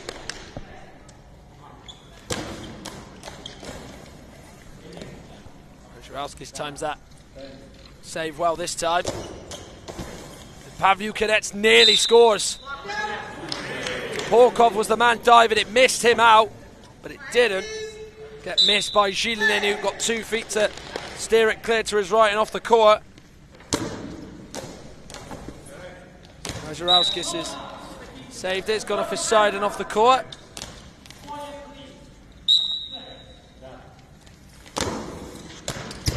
Bounces into the ground. But there is a penalty given away by Lithuania. Ukraine looking to get the second one of this second half, and Zilinin looking for number 6 for his country, and does so as it hits the inside of the post. Make that now 8-1. It was a little bit tense if it was going to go in or not. He hit it very wide, well away from Prajarauskas. Went for the near side, did Zilinin. The inside of the post went in. It's now Lithuania 1, Ukraine 8. So if they were to get another 2, they'd be 1 more away from the mercy rule kicking in. Remember, if there's a difference of 10, then the game will be stopped there and there. So the difference is 7. 3 more Ukraine goals, no more for Lithuania, would mean that the game would be coming to an abrupt end because of the mercy rule and the 10-goal swing, which Lithuania dished out to Great Britain men in this tournament. We've seen China do it to Germany women in the quarterfinals on Friday.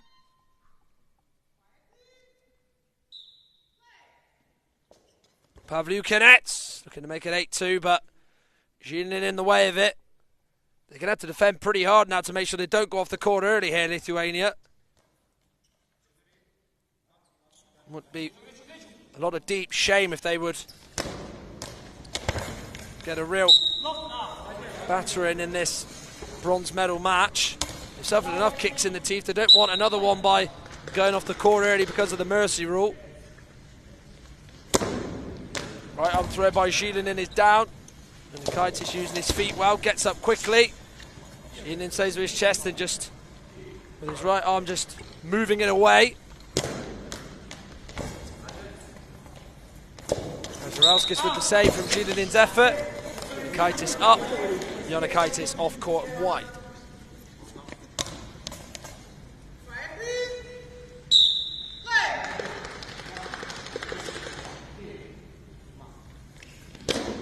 Trauchik's throw. Prajarauskas down.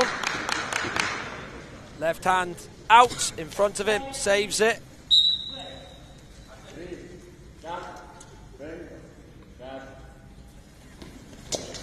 Pavliukinets going for it, it's slipped in off to Porkov. That's now the second for Lithuania. And for Genrik Pavliukinets. Too much power on it, that's the reason why Topolkov has not been able to keep that up fully. It's in for 8-2. Strelchik looking to get away through and put it 9-2, but Pavliukinets denies him, and then Topolkov denies Pavliukinets this time. Doesn't come off his body, more off his hands. So the two-handed save, and then Pavliukinets nearly helps it on its way in to make it 9-2. Strelchik's throw bounced, then he just got his body in the way of it. It flew past the goal, up high as well.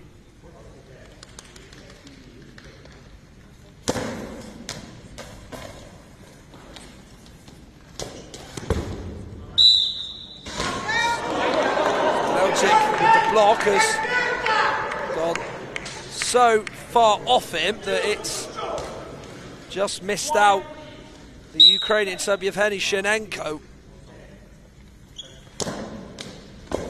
Came off his body at some force, mind.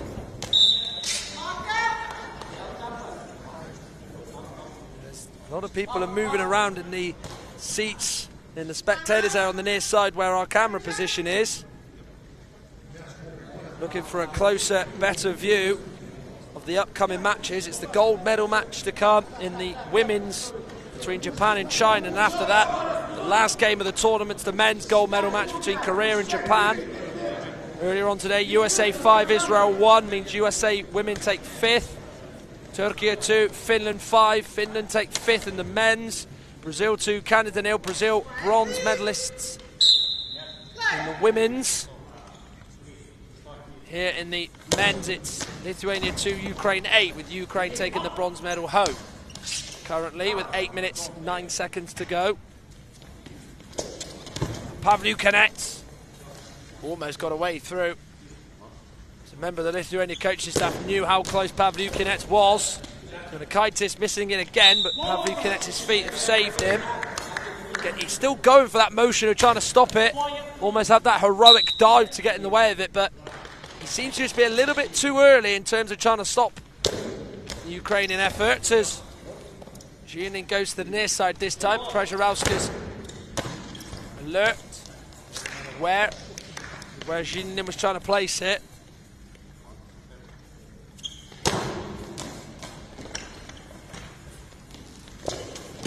Pavliukanets straight into Strelchik. We'll have a go. Kicked out by Przerzowska's. It just seemed to go really slow. Into the Lithuanian number 3 who's kept it out, and it's cannoned off the post. Zhilin saw it come off his arms. It went up high, skewed upwards. Hits the post away to his left. Still remains 8-2. Zhilin up. Jonakaitis there to stop it. Earlier on court in Hall 2, Great Britain women 7, Germany 2. They're 7th in the women's. And Iran 7, USA 6, meaning Iran finished 7th and above the United States, who, probably by their own admissions, have had a pretty rotten World Games goalball tournament. Strelchik. Again with his throw to the goal line. Pavliukanets is cleared. He's trying to spot the gap between Toporkov and Zhilin. Ukraine are able to keep it out. Timeout called by Klaida Shinaika. 6 minutes 23 seconds to go. This second half, Lithuania 2, Ukraine 8.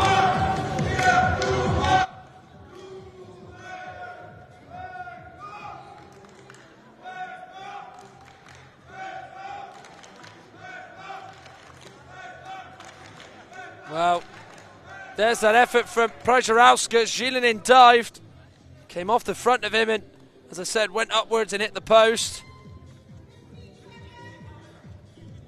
That's the best attempt that he's had, Rustas Przerzowska's.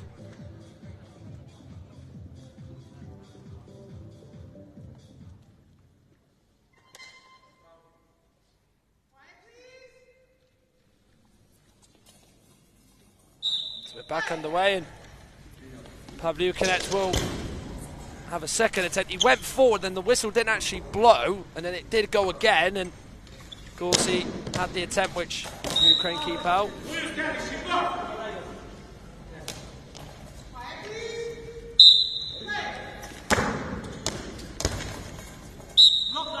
Zhilin in with his arms out, just there to hit his stomach. Goes off the court.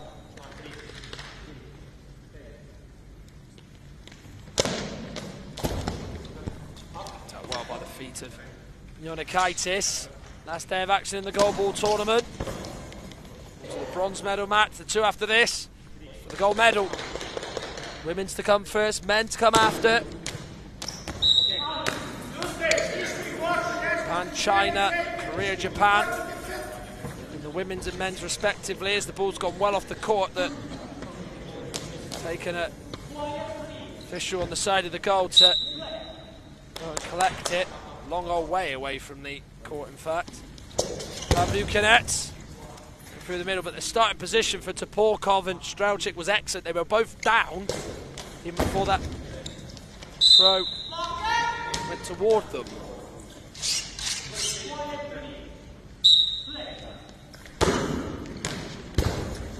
Strelchik kept out by Toporkov.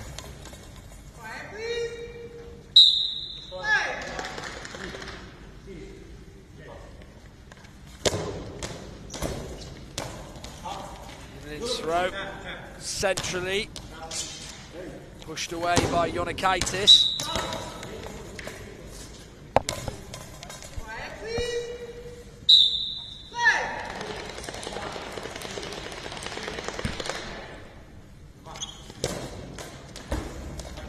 Jonikaitis there, able to make that sort of acrobatic diving stop. That was so well timed by the Lithuania sub. Came on at the start of the second half. Drelchik, no way through, or no way past Jonikaitis.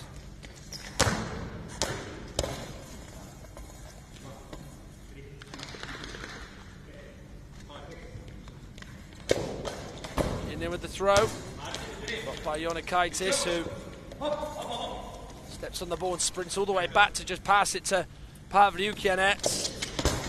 Won't make it 3 for him and his country, and make it 8-3 on the scoreboard, because he's kept out by the body of Rodion Zilani.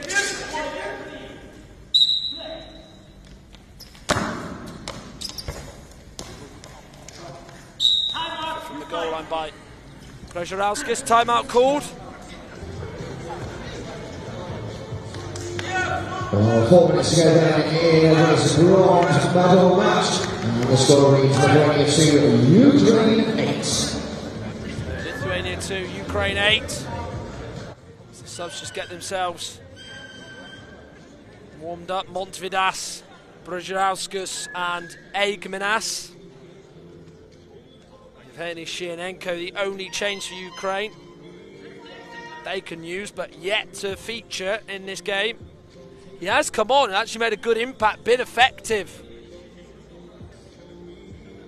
Notched up a couple of goals as well.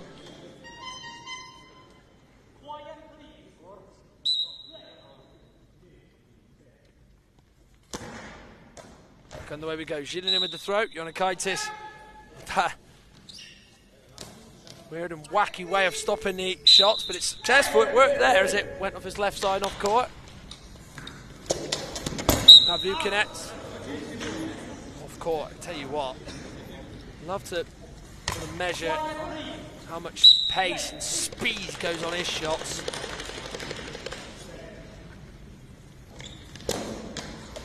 Drelchik. In from Jonikaitis on his right, but Brzeziowskis diving in front of it on the goal line. Keep it at 8-2. We had 7 first half goals. Now we've only had 3 here in this second half.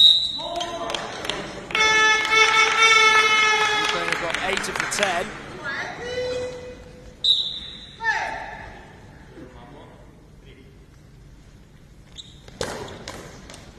Drelchik's right arm, it's in. Maybe not, just wide. Looked in. Just hit the post. Tell you what, you could certainly tell that I thought it was nearly 9-2. Brzeziowskis is coming off the court. Leaving the court, number 3, Justas Tavarouskas, replaced by number 1, Nelius Montvidas. Nelius Montvidas on for Lithuania.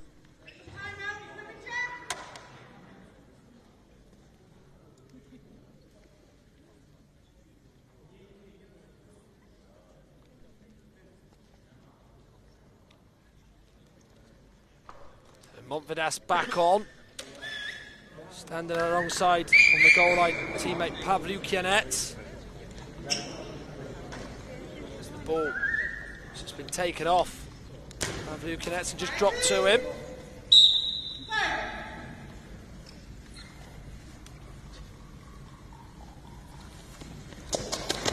Pavlyukianets, brilliantly by the left hand of Zilin. He had to get down. Arm out. That's a great stop. To push it off the court. Zilin going for it. Then turning into it. Steering it away is Montvidas. He now has a go.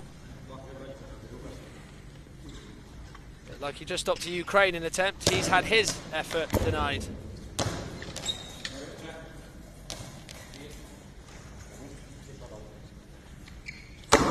Monster style throw by Montvidas. It was a bouncing one, but it kind of stayed low.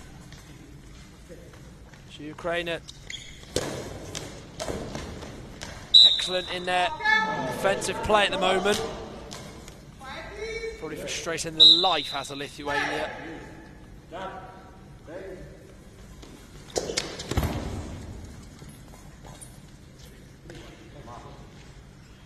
Strauchik with his left arm across the frame of the goal. Goes into the middle, a couple of yards forward. Looking for the far corner of the Lithuania goal. Pavliukinets denies him. He's denied by Strauchik, whose deflection takes it over the frame of the goal. You never know where they're always going to end up. Those deflections from the defence. It went over the goal though, this time round. Caught 2 minutes 24 seconds. Lithuania 2, Ukraine 8. Bronze medal is heading Ukraine's way.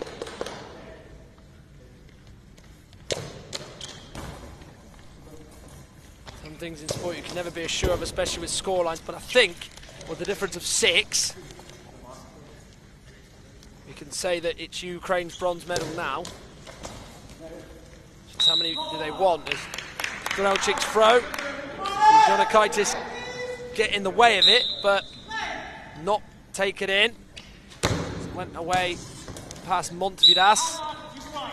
Timeout signal by the Ukrainian coaching staff. It's the official spots a timeout called. In this third place playoff match between Lithuania and Ukraine. The score: Lithuania 2, Ukraine 8. Just under 2 minutes to go. So as you just heard, under 2 minutes to go, 6 in it. Ukraine, of course, probably came off the court yesterday against Japan. Absolutely devastated after they were 3-1 up. And with a minute to go, they were heading to the final against Korea in the gold medal match. But how Japan completely torn the script up and were able to win 4-3, winning it in overtime in the last minute as well. They're taking their anger and pain out on Lithuania.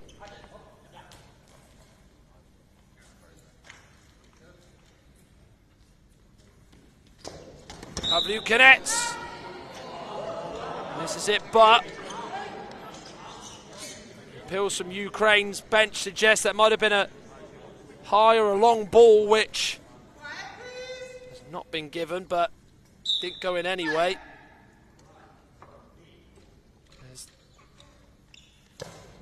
Strelchik's effort. It's a reflex stop out of Jonikaitis. He's got better as this game has gone on.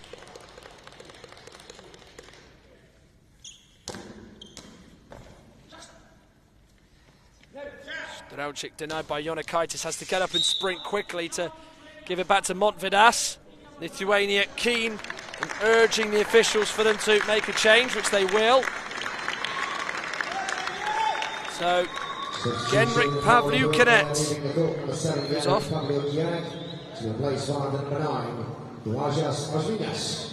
Łukasz Eigminas is going to be introduced to this game, so no more Genrik Pavliukinets. He's been a real breath of fresh air to watch in this tournament over the course of the week. Just slapping his chest with his right hand is Eigminas, now just slapping his arms as he just tries to get himself in the zone for his brief stint on the pitch, on the court. Montvidas's attempt bounces, awkward, but made look easy by Zilenin, who I think has eased off on Lithuania because he's only scored 1 in this second half, compared to the 5 he got in the first half.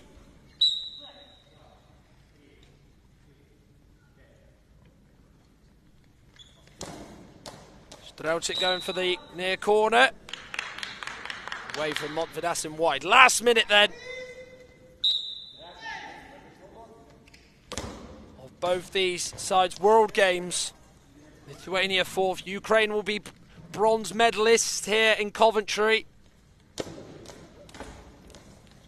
Low attempt into the centre. Cleared though by Jonikaitis.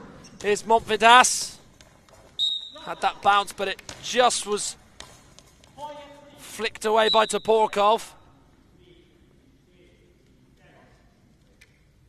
Under 30 seconds to go.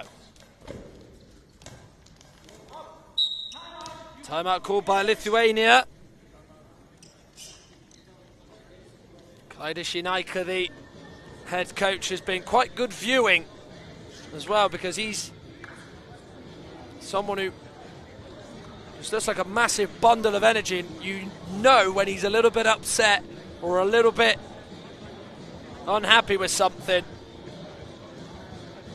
There's been times where he's been a little bit upset with calls made by the officials. I don't think there's anything like that today, but he could even be a little bit frustrated with his team as well. So there's certainly different factors that have played out on court throughout the week that have got him certainly in a lot of people's minds.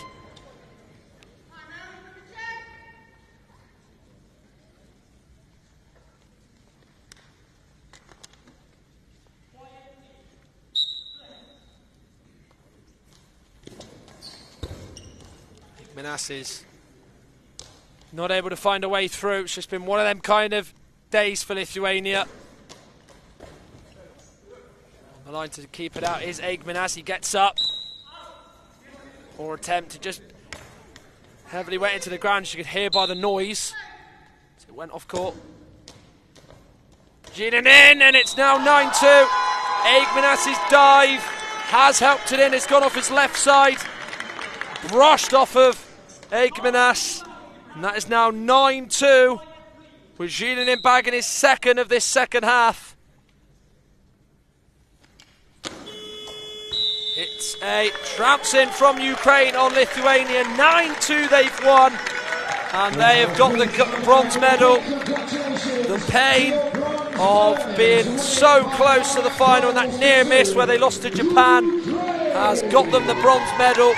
They've taken it out on Ukraine.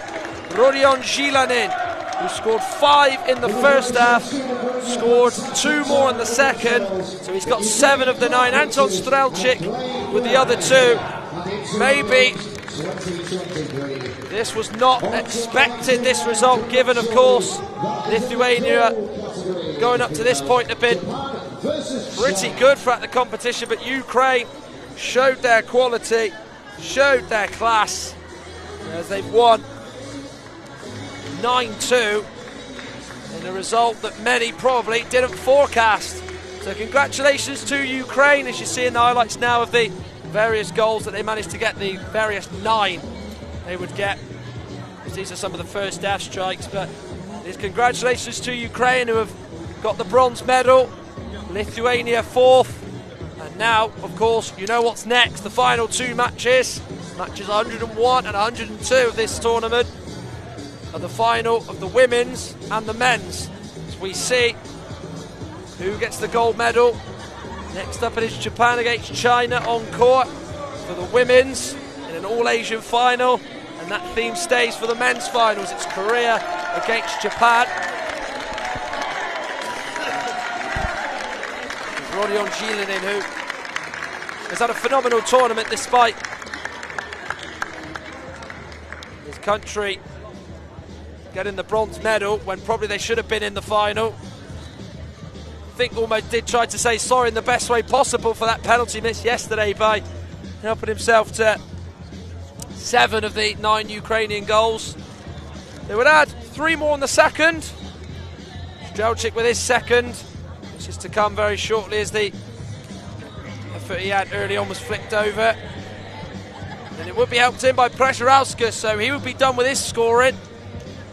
Throw from the centre, which bounced up high. Przerauskas dived early and helped on its way in. Then Zilanin would add another one in the second half. Lovely discus style throw, bounced into it. That's exactly the technique you're going to teach new players to this sport, how you throw that. Pavlyukinets would then get his second and his country's second. They would finish their scoring on this game. Went underneath to Porkov with a rare bad moment for himself. That Strelchik block, which was so powerful, it's ended up nearly hitting the substitute, while Przerauskas would hit the post. Well, that block from Zhilenin. A couple more opportunities which Ukraine would go close from. Strelchik hitting the post low to Przerauskas' right.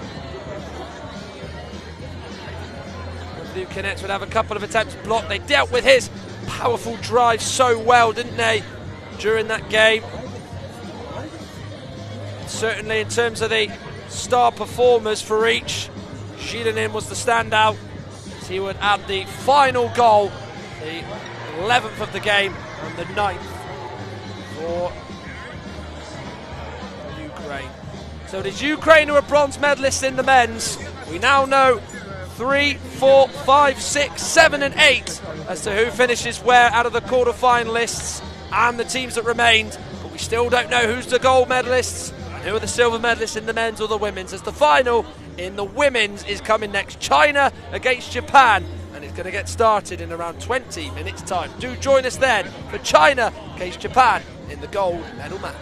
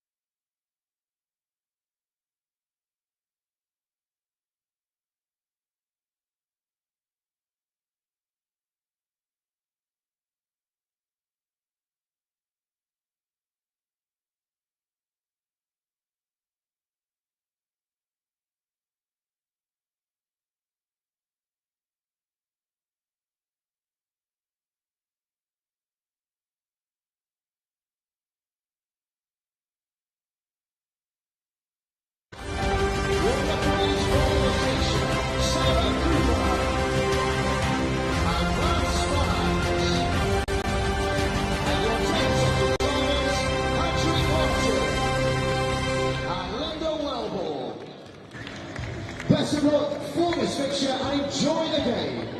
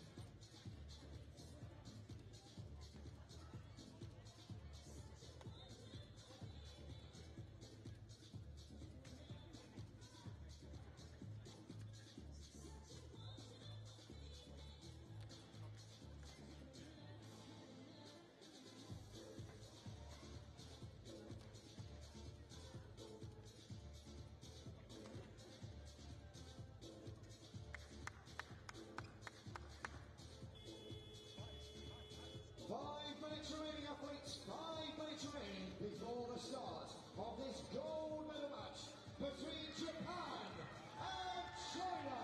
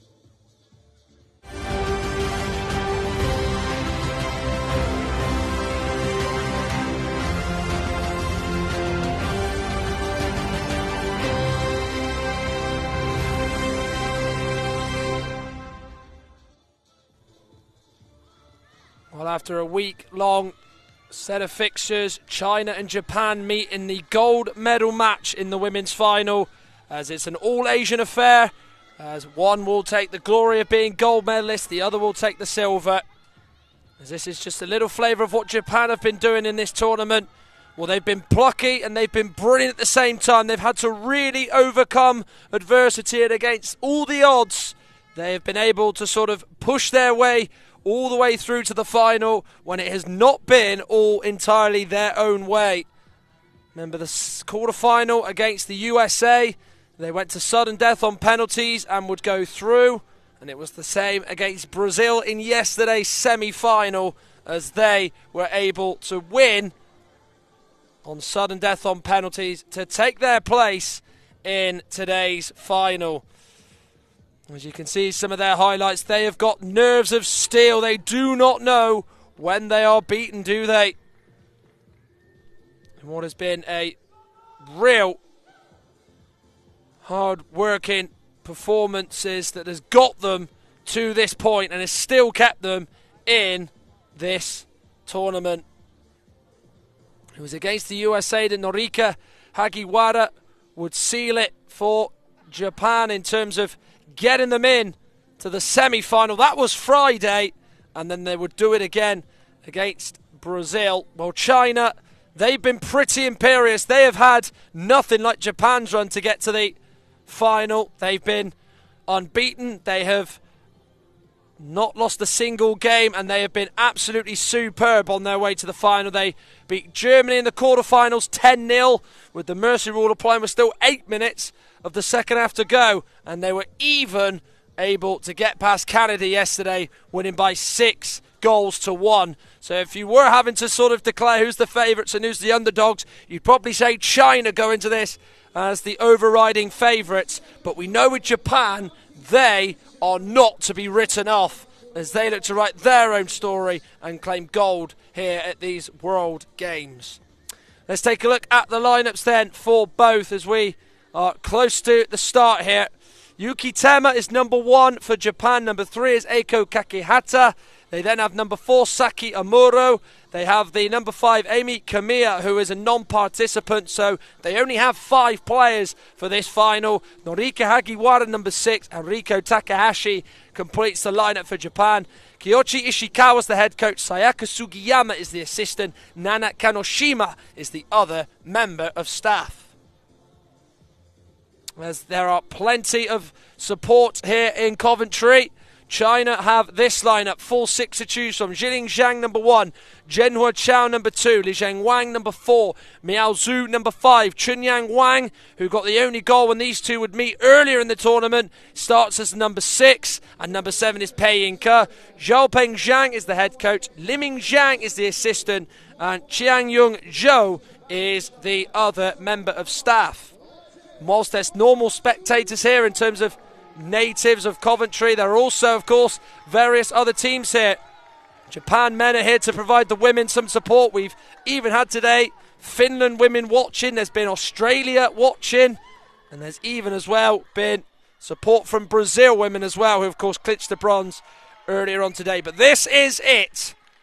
The 101st match in this World Games and the final one amongst the women's. It's been 7 days of action and competition that has led to China and Japan competing for the gold medal here in Coventry.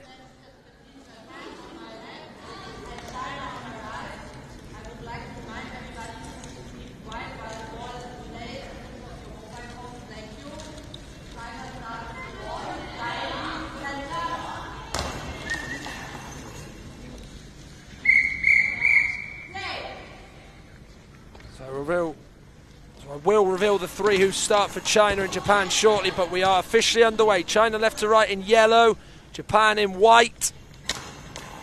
Now Kakihata has a go. Kept out there by the Chinese defence. Hagiwara along the floor looking to go through the gap, but Zhu in the way. Chow's effort.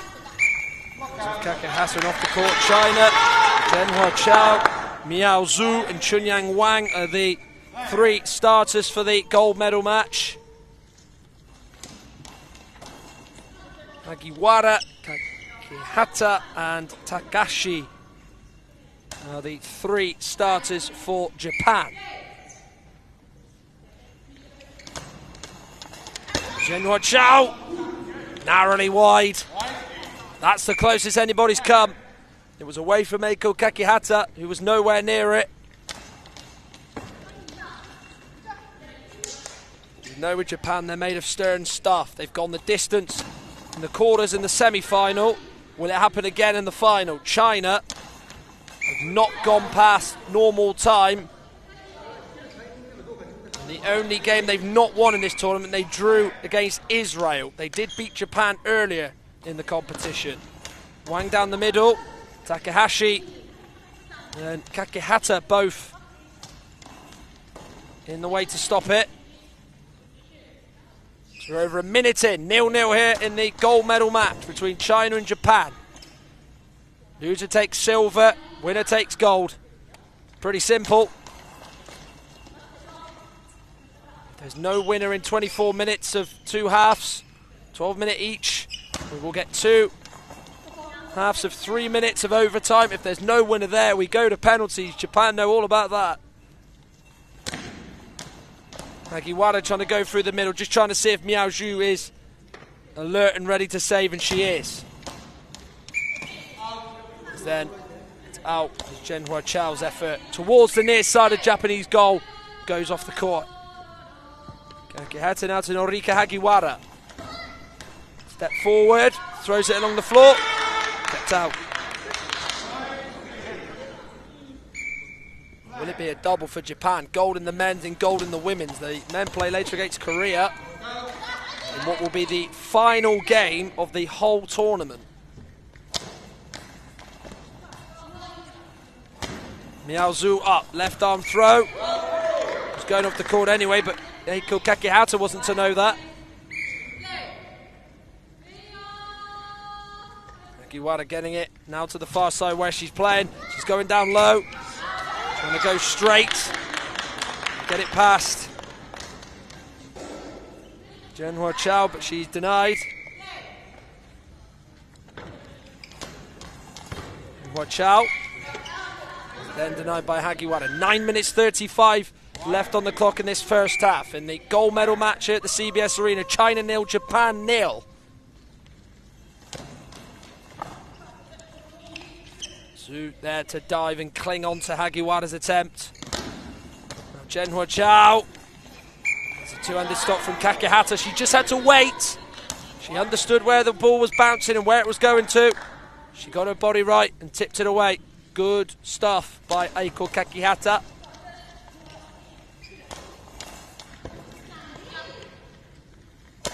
It will go again. It's the same result as it's China who keep it out.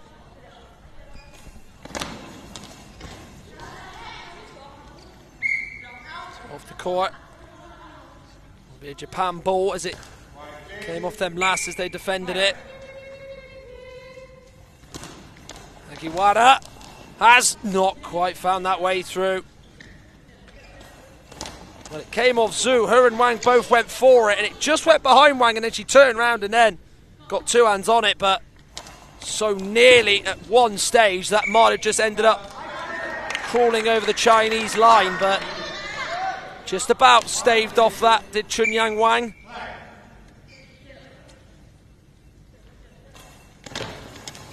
Throw it, but it's off the court. It couldn't stay straight and stay on court. This is probably as you expected this final to go. 4.5 minutes in. Or 3.5 minutes in, I should say.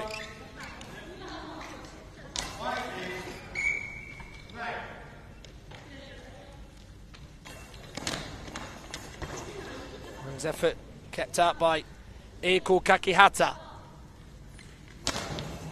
Right arm throw, looking for the corner away to Chunyang Wang's right. There's a right arm throw herself through the centre. Riko Tekihashi in the way. Muro and Tema, the subs for Japan. Zhang, Wang and Ke, the Chinese subs.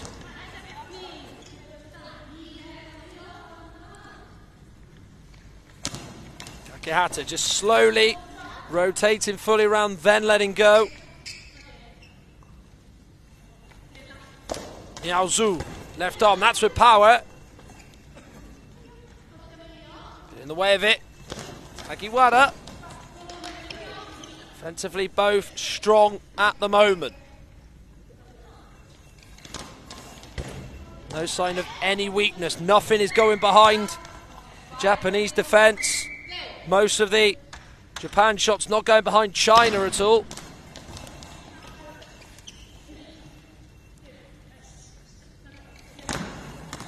Zhenhua Chao has the attempt. Thwarted by Kakihata.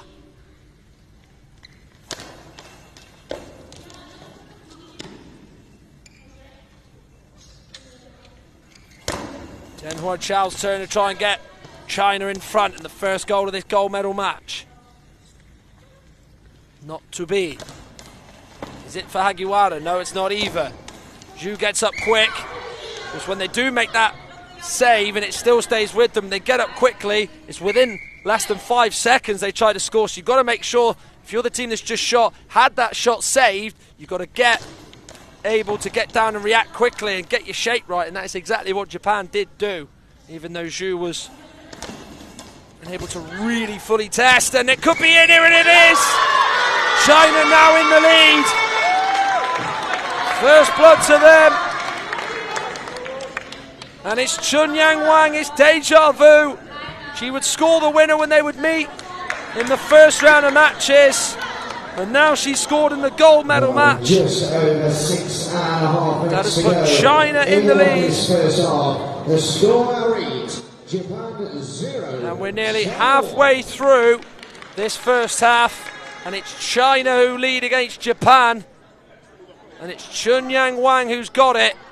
But that won't worry Japan because they have come from behind to level in a knockout game already at these World Games. They did it against Brazil yesterday, and Eiko Kakihata would equalise in the first half.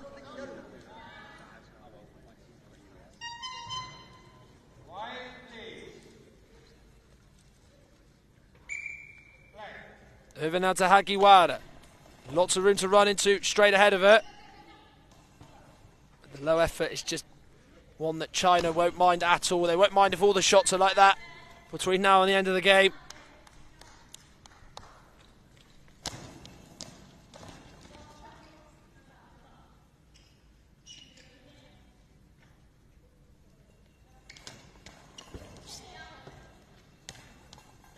Takahashi keeping out Zhenhua Chao's effort. 5+ minutes to go. The first half. Gold medal match. China 1, Japan 0. Chunyang Wang going for it again. Saved well by Eiko Kakihata.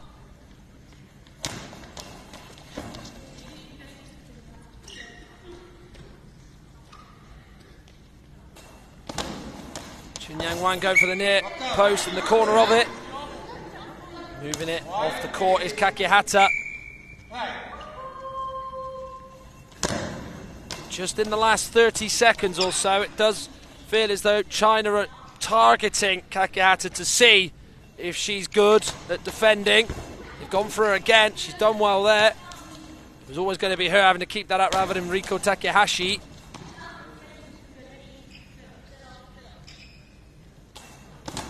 Chunyang Wang going straight ahead of her. Kakihata keeping it out again.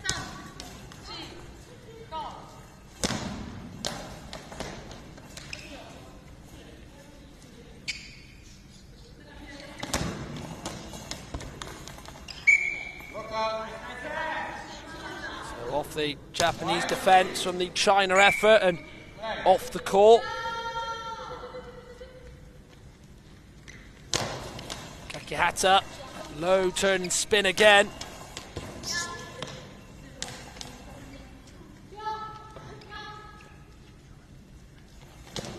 Hagiwara's turn. She too is denied by Zhenhua Chao in the Chinese defence.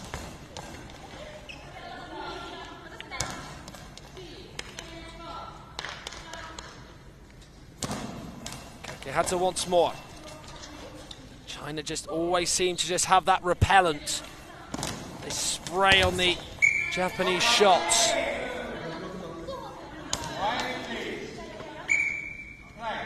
Four minutes, 4 seconds remain. China 1, Japan 0 in the gold medal match, the final game of the women's tournament here at the World Games in Birmingham, or Goalball being here in Coventry. Chunyang Wang had the effort that bounced, but Hagiwara equal to it. Hagiwara up and then wide on the near side. Well, as I mentioned earlier, China did beat Japan 1-0 in the first phase. It's a very similar game to what it is now to what it was then. Only the one goal, China would win it. It would be Wang who'd score it, so very similar feels if you remember casting your mind back to watching that game very early on in the tournament.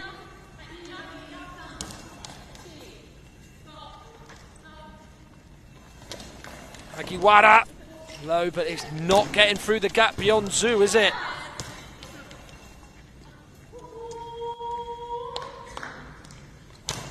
It's almost just telepathic how she can just read that at the moment.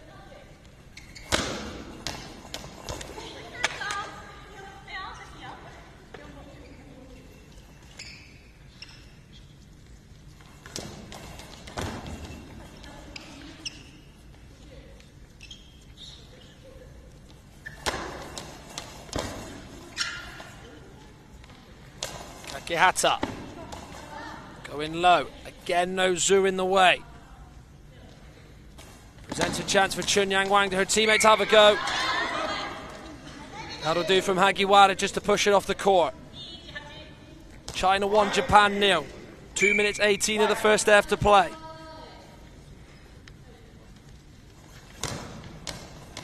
Hagiwara. No way through. Zhenhua Chao saves.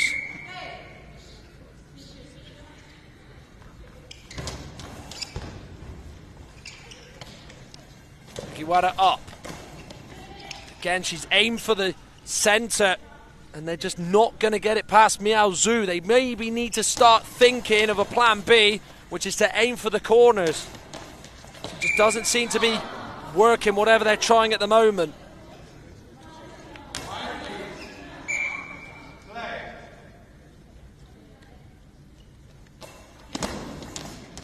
Wang. Takahashi. Kakihata going for it. Takahashi missed it. Kakihata, it came off.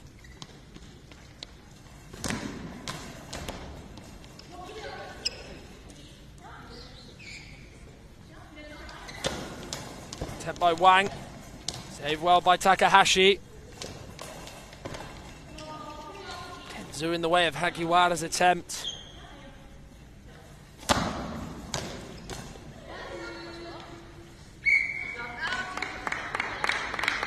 Well, certainly Wang's had the bulk and the majority of the chances for China. Certainly feels like a bit more of an even split between Kakihata and Hagiwara for Japan. Minute left. This first half. Hagiwara along the floor. She's gone a different side this time. Now that's testing Wang. That's maybe what they need to start doing, just that little bit more.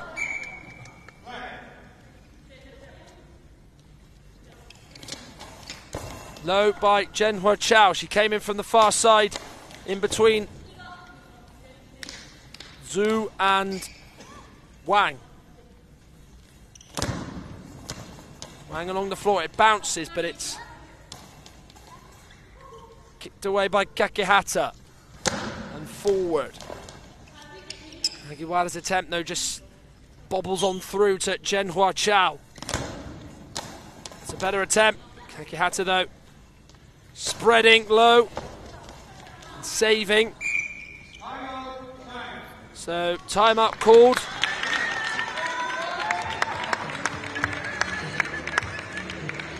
Well, 15 seconds left on the clock. China call a timeout as they lead Japan by a goal to 0. It's called by China with 15 seconds remaining. Chunyang Wang's only goal sees China in the lead. It's so little this first half to go.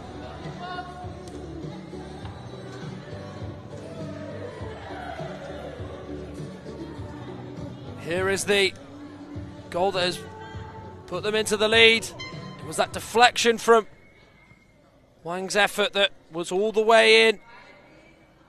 Too good a throw to stop. That's not too good a throw to stop from Kakihata. That's a brilliant save to her left.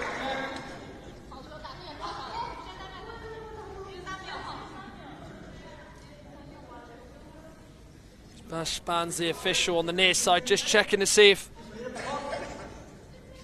there is a problem with one of the Chinese players.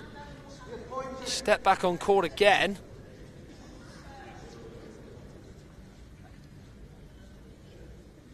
The Japanese bench were just pointing for him to have a look at something.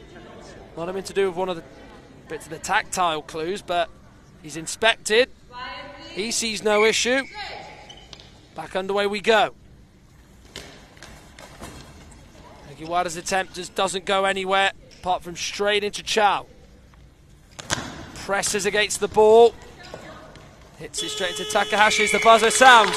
So it is China who lead this gold medal match by a single goal to 0. Chunyang Wang's throw with a left arm would be deflected on through by the Japanese defence and into the goal. And China are 12 minutes away from the gold medal here at these World Games here at the CBS Arena in Coventry. It is half-time in the gold medal match. China women 1, Japan 0. IBSA, International Blind Sports Federation, presents, with the support of the International Paralympic Committee, IBSA Anti-Doping App, the first application of its kind in the Paralympic movement, specifically designed for blind and visually impaired people. Athletes, coaches, medical staff, managers, and the public in general now have a powerful tool to stay focused on the principles of clean sport. Scrolling down the main menu, you can find all the important themes you need to know to play fair and be alert to testing procedures and necessary adaptations for athletes with visual impairments. IBSA gives top priority to anti-doping control, being the only international federation with 3 sports in the Paralympic family: goalball, football, and judo. IBSA Anti-Doping App has external links, namely to WADA, where our sport agents can always find the most updated information, especially the list of prohibited substances and methods. Glory in sport can only be achieved by the athlete's awareness of their rights and responsibilities. You can find them on the IBSA Anti-Doping App.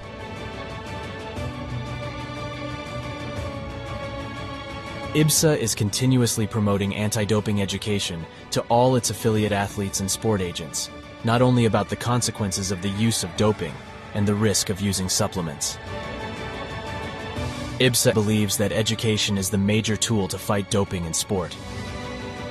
Informed athletes can make better decisions. Download the app now at the usual operating system stores. And ladies and gentlemen, we have seen history being made today. Such a great team at these championships. IBSA.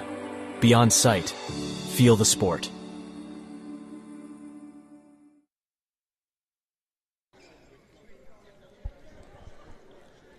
So we're just under 30 seconds away from the second half starting in the women's gold medal match. It has been a week long of competition. It's come down to this, China against Japan. The sides of different nations are in. Great Britain women are in. Greece are here as well. Can spot in there. There's been Brazil watching. They're here still. Earlier on, Finland were here for the earlier games. Can't see them in the crowd at the moment, but there are other nations here to watch the most important match here in Coventry.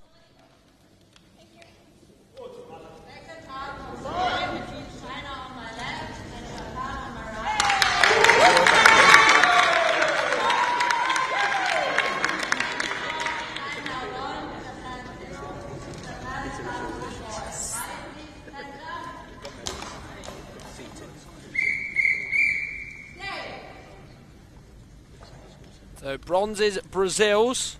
Who is gold? Who is silver? Gold at the moment is with China. Silver will be Japan. Unless there's 12 minutes for that to change and go the other way round. Or maybe even longer, potentially. Both Japan's last two games have been played an hour altogether on court as they've nearly levelled it up. But via the post, away to the right of Chunyang Wang. Hit the inside of it and bounced over on the right and on the outside, so Japan goes so close to levelling. Then Huo with the effort, missed by Takahashi, not by Kakihata. No change at the break for any side. Kakihata turns into it to low effort through the middle. Doesn't carry quite all the way towards the goal line, a little bit short. China able to defend it.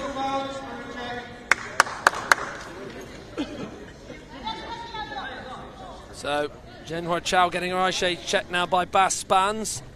The official on the near side. Sarah Kurpa is the official on the far side. So no change at the break. So Japan are Kakihata, Takahashi, Hagiwara from left to right. And for China, from left to right, it is Chao, Zhu and Wang. Tema Amure, the subs for Japan. Remember, they've got Amy Kamiya, who's missing. She's a non-participant. She's in an orange bib on the side, which means, of course, she will not be playing any part. And Zhang, Wang and Beiying Ke are the subs for China. 11 minutes to go. Japan 0, China 1. We're officially 1 minute into the second half. Zoom low. Trying to go sort of awkwardly across the other side of the court to the far side.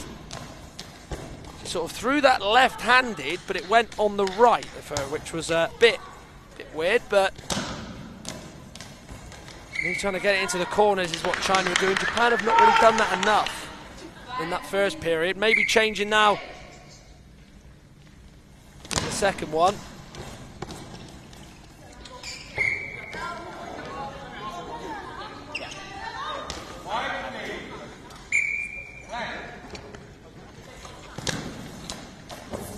By Wang, kept out by Kakihata.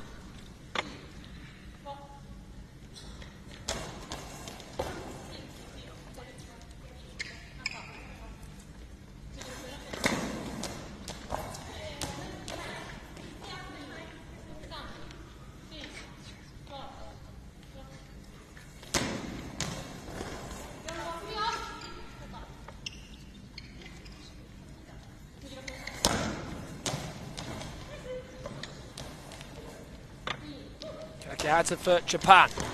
Low and on the floor. They're going to need to put a lot more on it than that. They are to really harm and hurt China. Wang now. Held on to by Takahashi.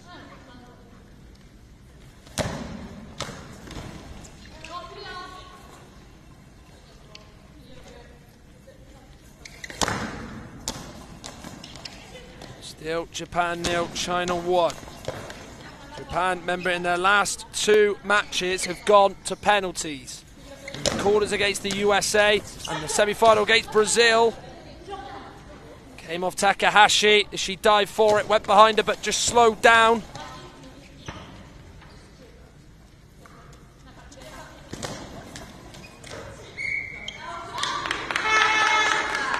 Nine minutes, 7 seconds remain. Timeout called by Japan.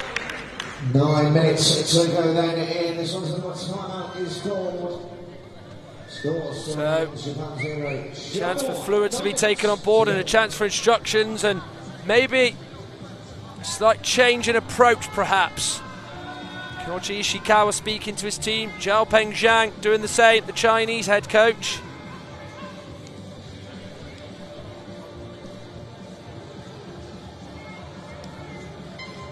China, as it stands, on course for the gold medal. Japan for silver, Brazil for the bronze, Canada 4th, USA 5th, Israel 6th, Great Britain 7th, Germany 8th. The order in the women's standings. We know 3 to 8 in the men's. Ukraine get the bronze, Lithuania 4th, Finland 5th, Turkey 6th, Iran 7th, USA 8th. Gold medal match between Korea and Japan right after this. Hagiwara going through the middle, but standing firm, standing strong and resolute are China and Miao Zhu. Zhao's effort is saved by Kakehata.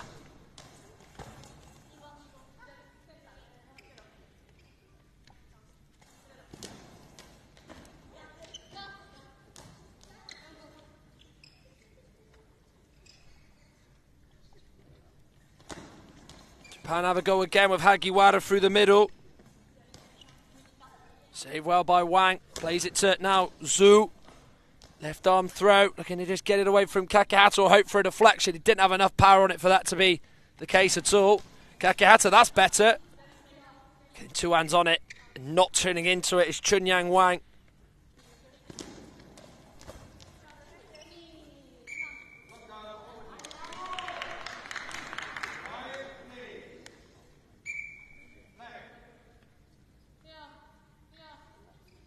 Hagiwara just moving along the goal line in her own half. Throws it across court. Straight ahead of her butts. From one end to the other. China able to sniff it out and deal with it again.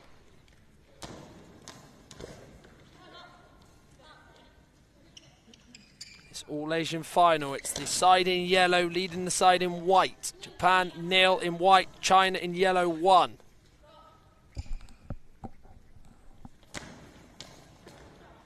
Hagiwara looking to level it up for Japan. China just so strong defensively. All of them putting a real great shift in.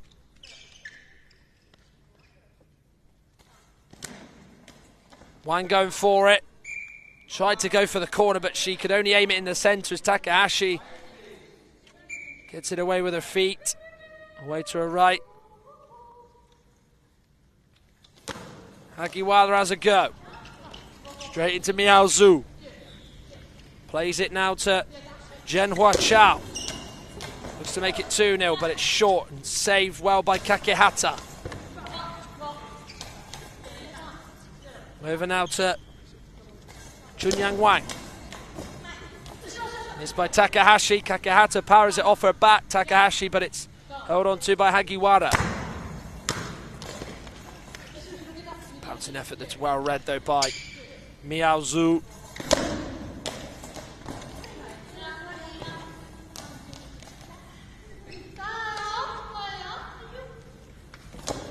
Hagiwara, that's with pace.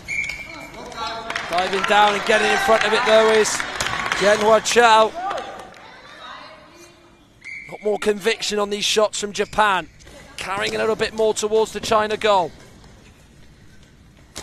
Kakehata low and firm, but the same goes for that save from Miao Zhu, the China centre.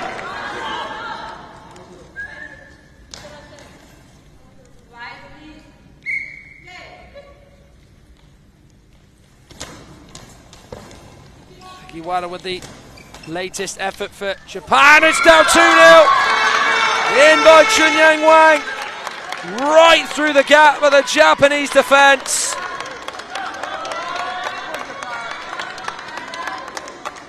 As the Chinese sword just rips open the Japanese defence.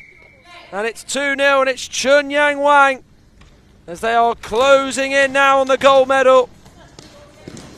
Even this might be too big a task for Japan to take to overtime.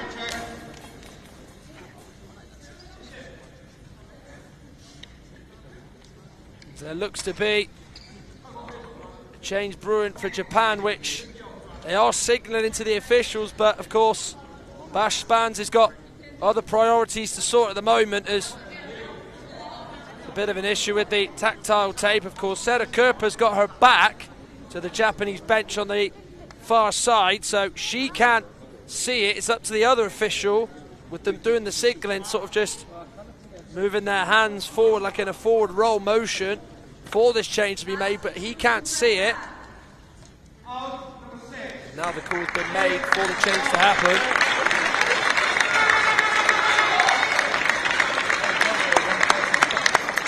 Substitution for Japan, and leading the court, number 6, Norika Hagiwara, to replace star number 1, Yuki Tsuwa.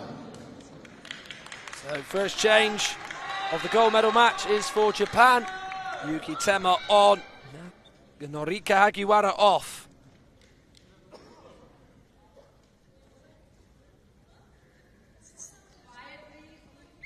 Immediately she's going to come on and have a go for goal. However, it's a no-go for a goal in Tema's case. Chow with it. China kept out. Goal in each half by Chunyang Wang has put China 2 up in this gold medal match. Tema's effort goes off Wang in behind and off the court wide. That is actually the closest that Japan have come. One of the chances anyway. A lot of the efforts have just been well blocked and well marshalled by China. Wang again, through the middle. Takahashi dived at the same time as Tema. Off the court. And out.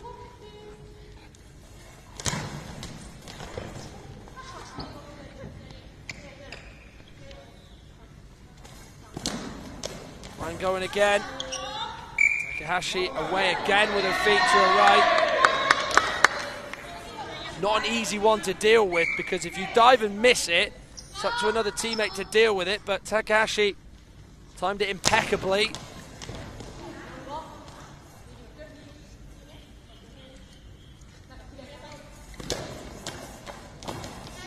So it's Zhenhua Chao. Pan change.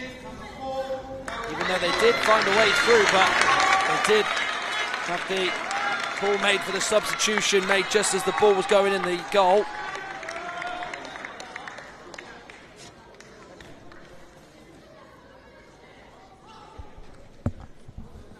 Substitution for Japan, leading the goal, number 3, Aiko Kakihata, to replace by number 4, Saki Amuro.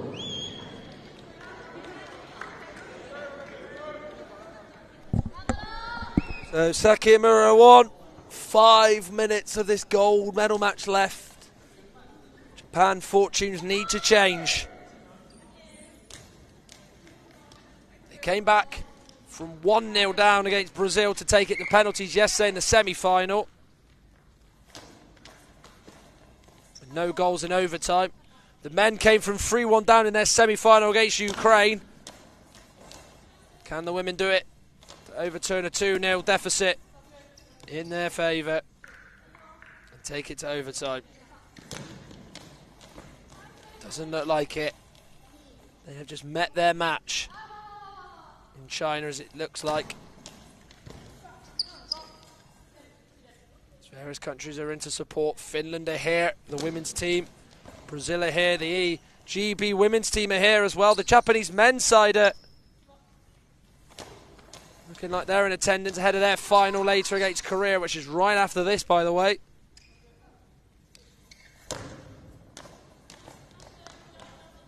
Chow going for it, looking for the bounce to go over Takahashi, not the case.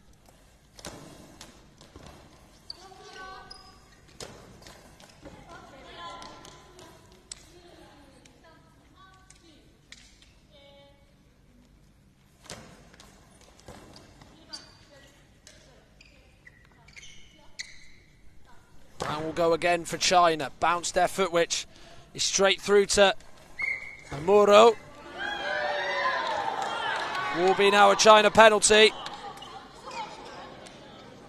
Officials spotted error and infringement, which has led to China possibly going 3-0 up.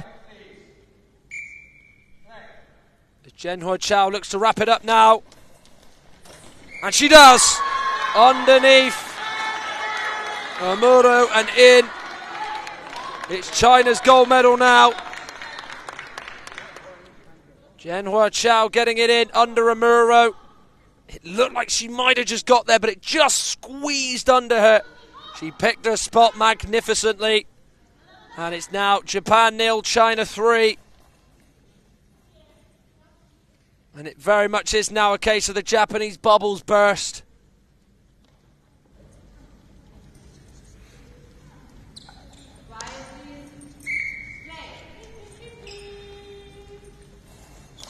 Tama takes. Down the middle, saved by Zhu. China timeout called. 3 minutes 33 left on the clock. China call a timeout as they lead Japan by 3 goals to 0 in this grand final. That will of course take place at Paris 2024. So they are going to have to settle for silver, Japan. It's going to be gold for China. Will the men's settle for silver? They're up against Korea in the men's final and the last game of goalball here at these World Games. Overall, which will be the 102nd and final match.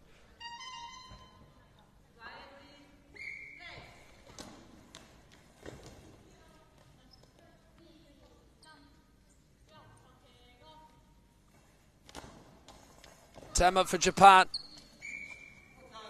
In the way is Zhenhua Chao. They just, again though, they started the second half, put in the opportunities in the corners, or attempted to anyway, but it's just faded away. That's not been able to be kept up by Japan in this second half. It's just been throws that China have just been able just to read and deal with. Not really tested them enough. You've got to give China's defence credit. You can almost tell they do a lot of work on it. With 3 minutes to go, it is Japan 0, China 3 in this gold medal match. And low by Amuro this time. Did go a little bit wayward, a little bit away from the Chinese defence and away off the court. Didn't clip any post, it clipped wide in the end. Japan have that door shut to get at least one in this final. Effort now by Chao. Saved in the centre by Riko Takahashi. Japan, any moment now, lining up a third change of this final. Now they will make it as China efforts off the court.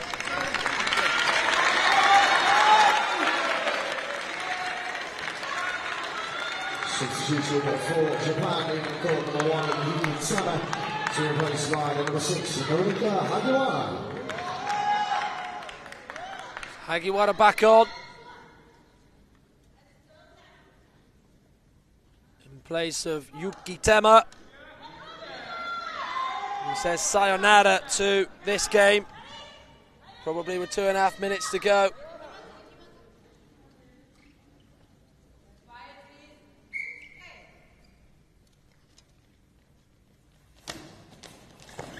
Hagiwara on, immediately back in the thick of the action with the throw which Chunyang Wang keeps out.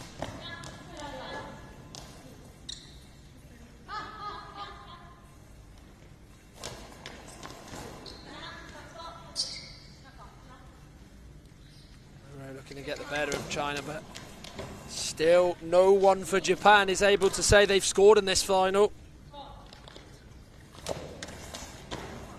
Hagiwara. He's That's an attempt kept out by Zhenhua Chao.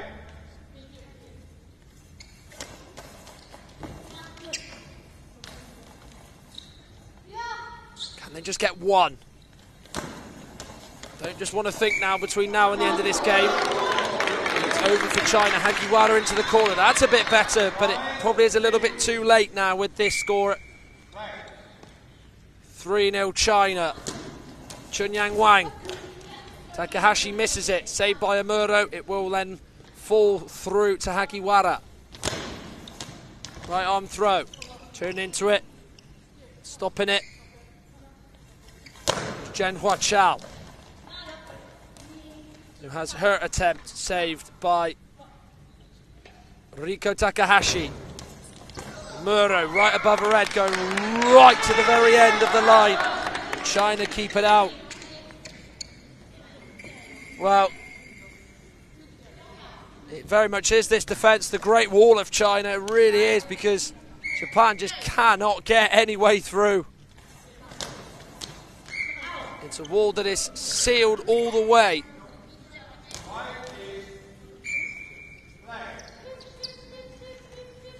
No gaps, no nothing.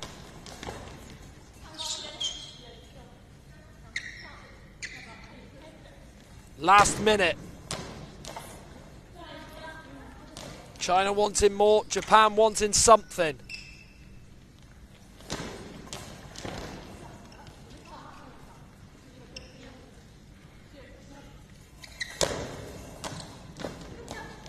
Timeout called by Japan.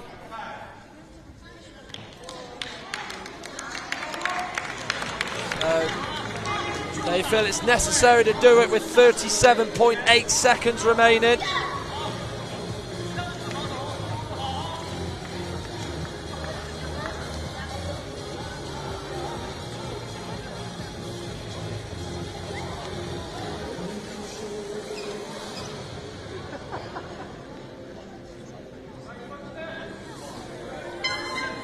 China just all sitting down in their area, right of me as they go from right to left. Japan all stood up, all in conversation. Not the case with China, though.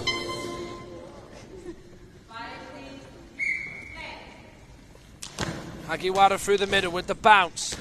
Doesn't really stay high, drop down, and then just sending it away. We don't want it near us, we want it away from us, is Miao Zhu.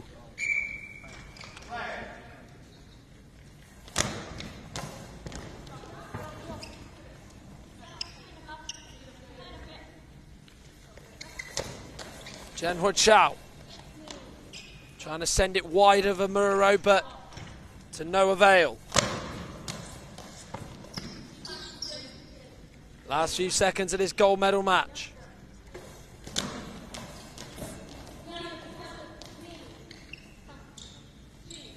One last attempt to score for Japan. Not going to happen. For 2023, it's the year of the gold ball for China as they win the gold medal. They've beaten Japan for a second time in this tournament. And in this all-Asian final, it is China who are the team on top.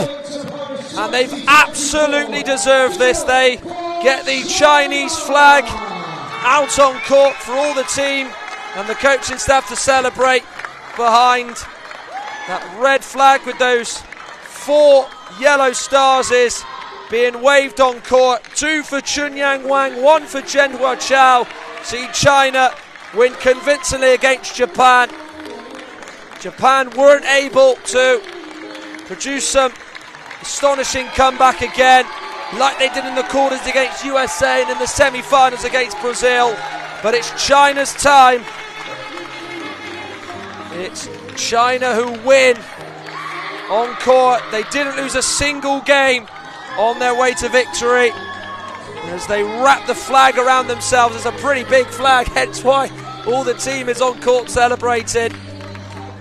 But these are the 3 goals that won it. 1 in the first half from Chunyang Wang, helped on in by a Japanese touch in Eiko Kakihata, it went high, then dropped down over the line. 6 minutes plus that remained when that went in the first half. Of course, Japan had trailed in their semi-final, so China would have been wary of that, thinking we want to get that second to get that bit more control. Then they were going to get it again. Chunyang Wang got it beyond Takahashi and Norika Hagiwara. Again, with nearly 6 minutes of the second half played this time round instead of the first. It would be China who would double their lead, and it would be Chunyang Wang who would get it again.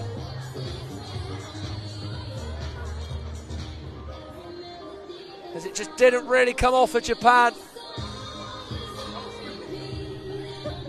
China really were just classy. And then Genhua Chow would seal it with the penalty. She stepped forward. It would go right underneath Saki Amuro and into that far corner. Over on the right and to the left of Amuro, the Japanese substitute. China, who were said were the favourites for this final, prove to everybody why they are the best side and showed all their qualities, their finishing, their defensive play. They were phenomenal, not just today, but throughout the tournament, as of course the other nations that they were trying to battle with for gold are there to see them. Japan off to a warm round of applause, which is nice. Of course, we've seen the GB women's team here, we've seen the Finnish women's team here, Brazil even here to watch the gold medals match. So the women's wrapped up. We've still got one game to go, which is Korea, Japan, and the gold medal match for the men. USA women 5th, they beat Israel 5-1 to finish 5th, Israel 6th. Great Britain earlier were winners 7-2 over Germany, so they're 7th. Brazil beat Canada 2-0 to the bronze in the women's goalball, and it's China who win 3-0 to beat Japan. So it's sayonara to gold for Japan, but hello to silver for them. But it's China who will celebrate. They've got the gold, as they are in yellow on your screen, as they are the gold medalists. Japan silver, Brazil bronze, as the women's is done and dusted. And it's only right that China win. Didn't lose a single game en route to glory. Congratulations to China. They are the gold medalists in the women's goalball here at the World Games here in Birmingham and at the CBS Arena in Coventry. The gold medal match is finished. Japan 0, China 3.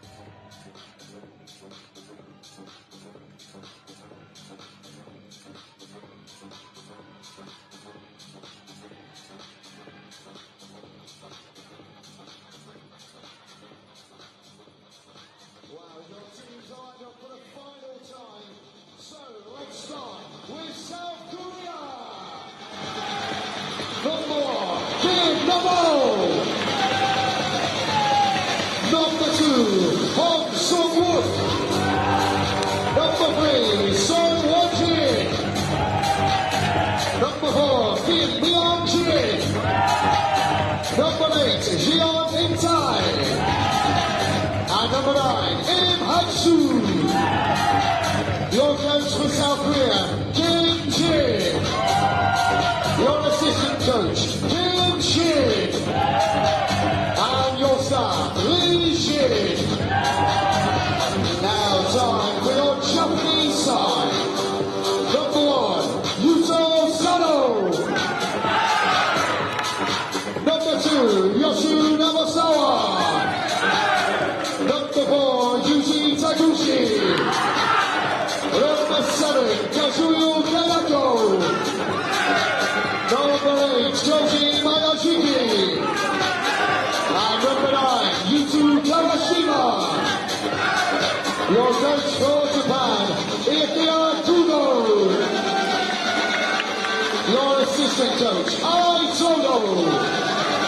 And your staff, Ryoto Hayashi.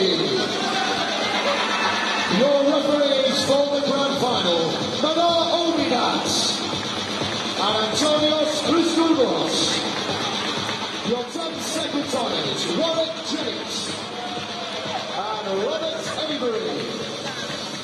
Best of luck for the game and enjoy the final.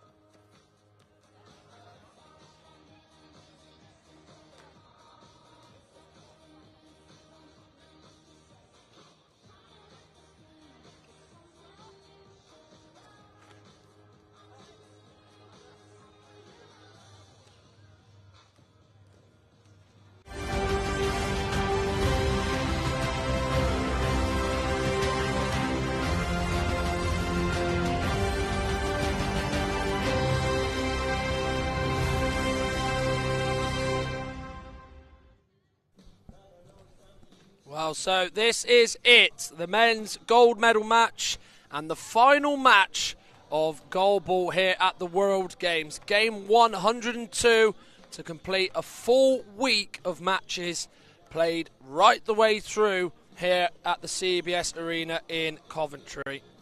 There'll be one Asian nation disappointed. There'll be one Asian nation very delighted. Who will it be? Will it be Korea or will it be Japan? Earlier today, USA, women 5, Israel 1. They got 5th place with Israel 6th. Finland finished 5th in the men's, beating Turkey 6-2. Brazil took bronze in the women. They beat Canada 2-0. Ukraine beat Lithuania 9-2 to claim bronze in the men's, and the gold medal was won by China women against Japan, who could not perform any more heroics in the final like they did in the quarters and the semi-finals. And we talk about heroics with Japan. The men yesterday were pretty impressive against Ukraine in their comeback win, winning 4-3. We'll get to that in a minute, but here, of course, is the final standings from the top 8 in the goalball women's rankings. China gold, Japan silver, Brazil bronze, Canada 4th, USA 5th, Israel 6th, Great Britain 7th, and Germany 8th. Great Britain, of course, did beat Germany earlier 7-2 in the other game on court in Hall 2. Well, this is the little highlights package of Korea and the route they've got to the final. They've been very strong, and in particular their number 8, Inte Jong, has been just about probably the brightest star in the ranks, just a little bit ahead of Hak Soo-im, who's also contributed massively to their route to the final. They've had a pretty settled team, and they look a real strong force going into this final. Probably, just on them two alone, why, for me, they go into this is probably the favourites to claim the gold medal and not see Japan win gold, unlike the women, who of course were beaten by China. Well, they've had some big wins along the way. Yesterday in the semi-final against Lithuania, they won 11-7. They were big winners in the quarter-final as well, when they were able to book their place in the semi-final as a result. So they are a team that are full of goals and full of a lot of purpose too to follow on as well. And of course, it was some of the clips in their game against Lithuania which they would do the double over after, of course, they beat them earlier on in the competition.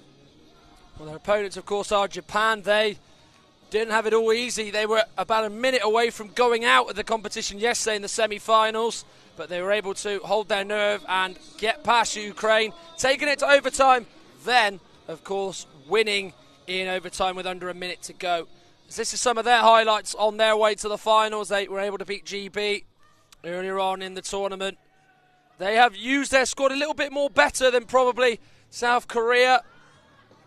The likes of Koji Miyajiki has shone with his brilliant efforts. Yuto Sano has been excellent, as well as Kazuya Kaneko. Just a few of the names that will be featuring for Japan in this final against Korea. Of course, they,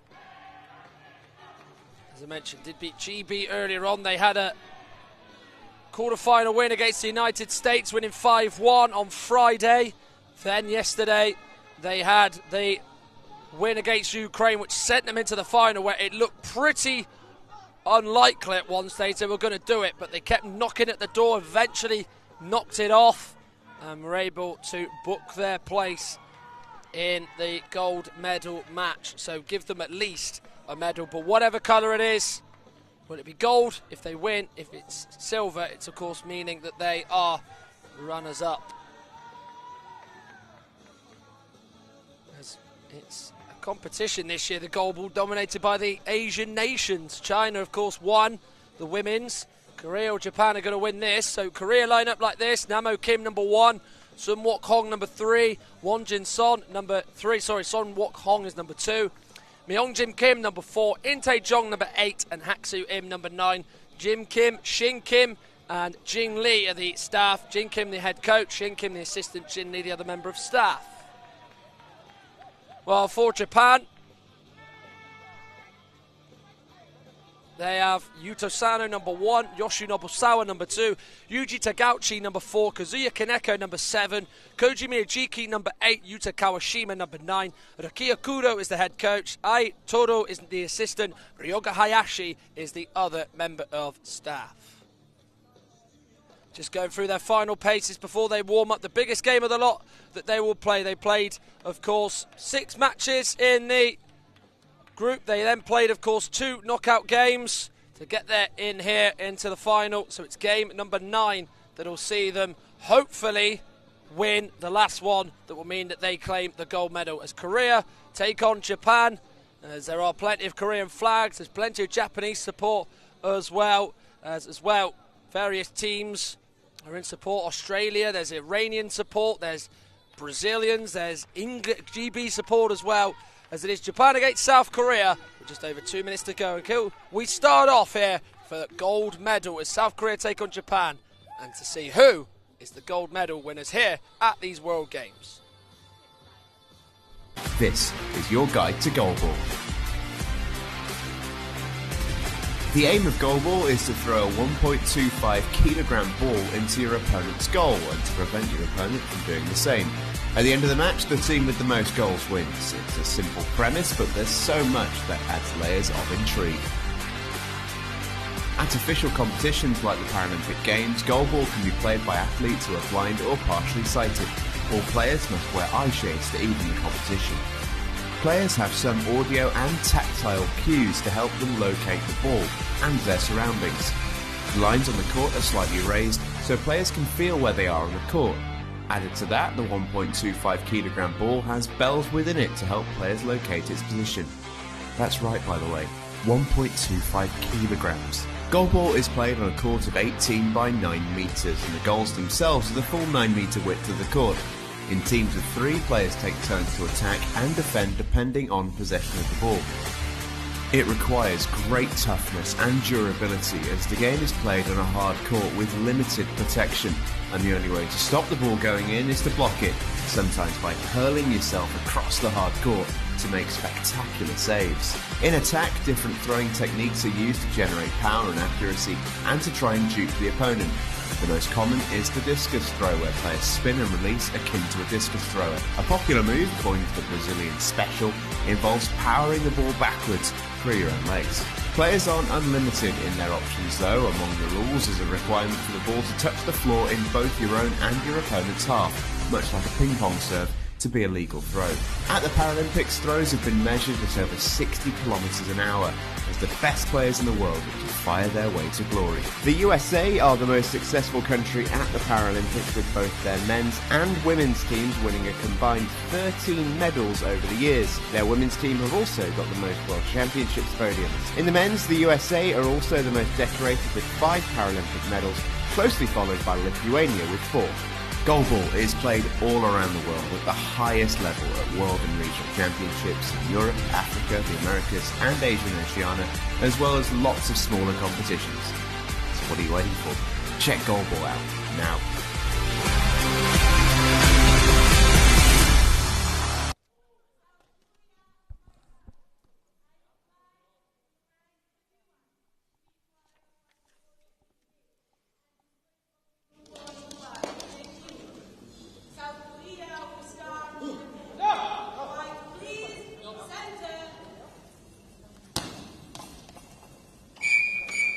Underway will be Korea in black, all black, left to right against Japan in black but with red on the top and the bottom of the shirt.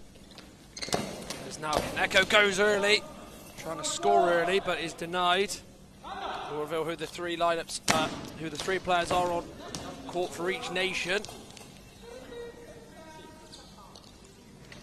Sano will have a go now for Japan. It was his winner that sent them here to the gold medal match. It's head by Inte Jong, kept up well by Tagauchi.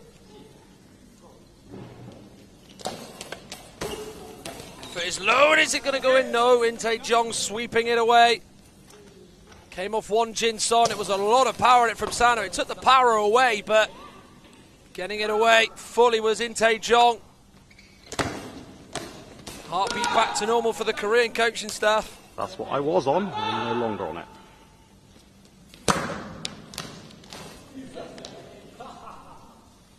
So we're over a minute into the gold medals. Gold medal match between Korea and Japan. 0-0 here at the CBS Arena in Coventry. Game 102 and the last one of Goalball at these World Games. Im going low. Kept out by Sano. It goes over now towards Kaneko, who was able to dive on the ball and bring it close to the goal line, where he'll have a throw. Kept out well there by Im in South Korea.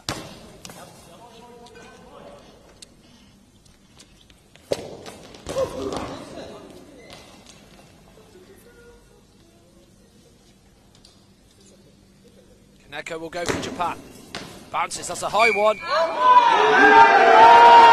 Wide, not too far wide from Kazuya Kaneko.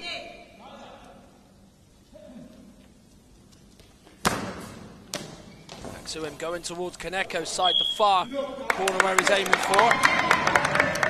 Kaneko in the way of it though.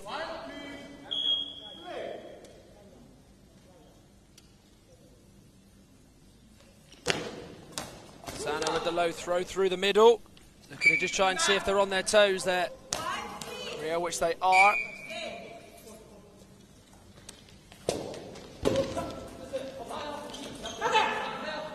Stopping it going over the left side of the court, and Korea's ball is Yuji Tagauchi. Tipped away from the goal by Inte Jong. That is a very good save. Got down low, of course it can hurt when you're having to save down low with this sort of hard, smooth surface, and he denied Kaneko, and Japan to take the lead. Did Inte Jong.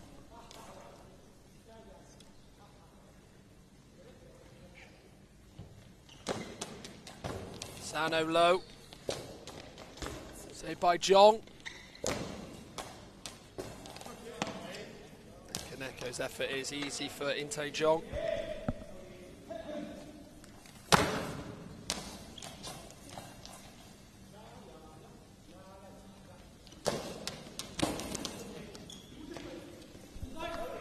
So 9 minutes of the first half remain. Nearly 3 play. Korea 0, Japan 0. Inte Jong has remarkably hit it off of his own teammate Won Jin Son. Don't often see that happen in goalball, so a rather comical moment in this gold medal match and final. Echo low. Straight through to Inte Jong. Plays it now towards Im. Turning and sliding into it is Kaneko.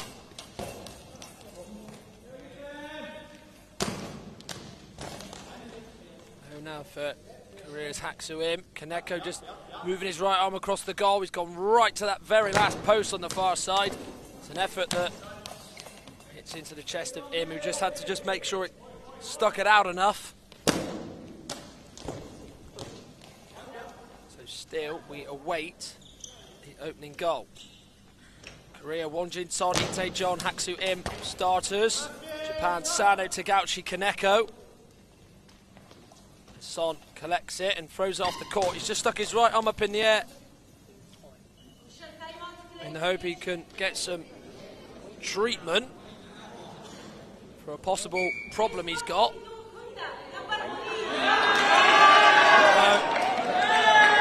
as though, as he stuck his arm up, the official Mana Obaidat has given this Japan's way.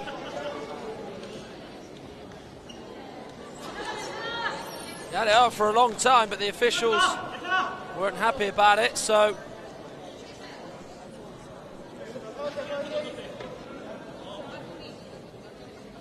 will be a penalty for Japan. Won Jin Son, who gave it away, has got to try and keep this out. Kaneko and Sano are in discussion. Sano with that headband on, with the sort of tied up at the back.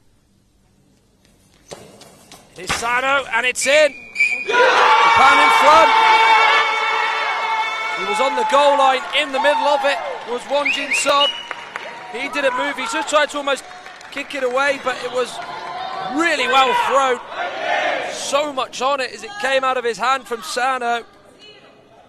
And it's Japan who lead this all-Asian men's gold medal match here. World Games, 7 minutes 58 left of this first half. It's Korea 0, Japan 1.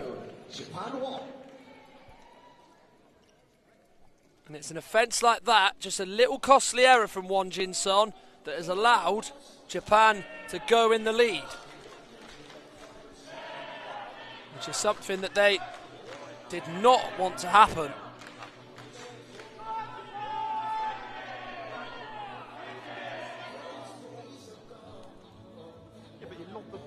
Because he had his arm up, he was trying to get attention for his eye shades to be looked at. His arm was up for like 30 seconds.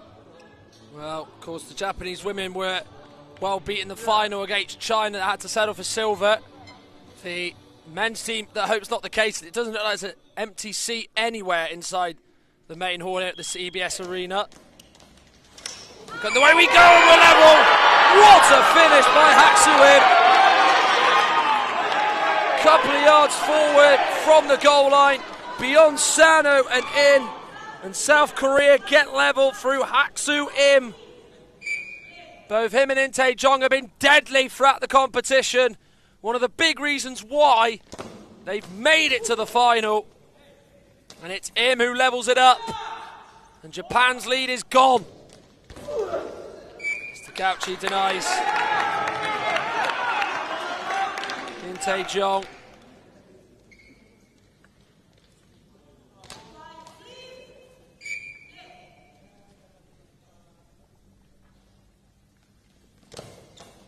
Sano with the throw for Japan.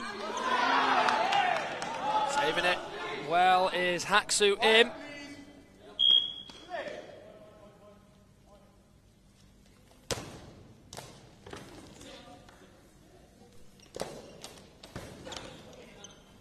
Out by Won Jin-son. Well, it went to overtime in the semi-final for Japan and won it within the last minute of the second half. Long time to go yet for that to even be the case, but still, Korea might want to bear that in mind, and what they've got to bear in mind is trying to stop this shot, because they haven't. The cheers and the flags are waving for Japan, who've regained the lead. It's Kazuya Kaneko through the middle, Son, and Im just a little bit too slow to get down. Gap found by Kazuya Kaneko, and Japan are back in the lead. 2-1 it is now with 7 minutes remaining of the first half. In what will be, I think, from here on in, a gripping final. Sano tries to find the near corner of the Korean court. Kept up by In Tae-jong, who has his effort then saved with the fingertips by Kazuya Kaneko. Goes again. Pushing it away. With his palms is In Tae-jong.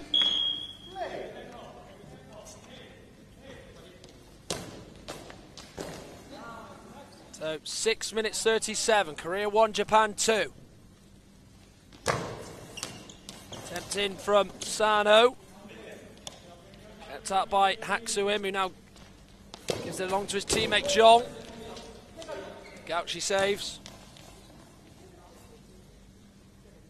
Kaneko again, loves the rotation spin, does it quick, and he even gets the power on it and the backlift to match as well. Seems to be one of the masters at doing it in this competition.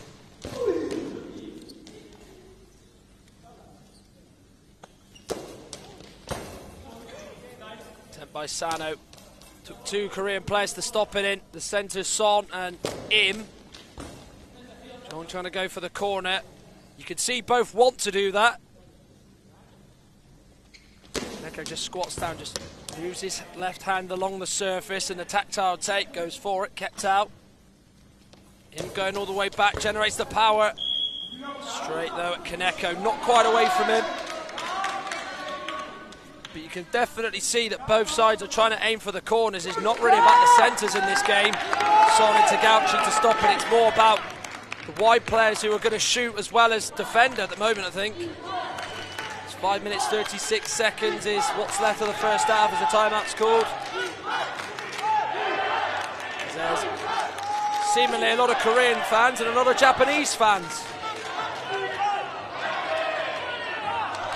Korean flags in attendance as well as Japanese ones. Really adding to the vibrancy and the atmosphere inside the CBS arena. Japan led with Sano, then Im equalised, and then it would be 2-1 with Kaneko. Remember, Sano's was a penalty because Wonjin Son didn't alert the officials about wanting to sort out his eye shades.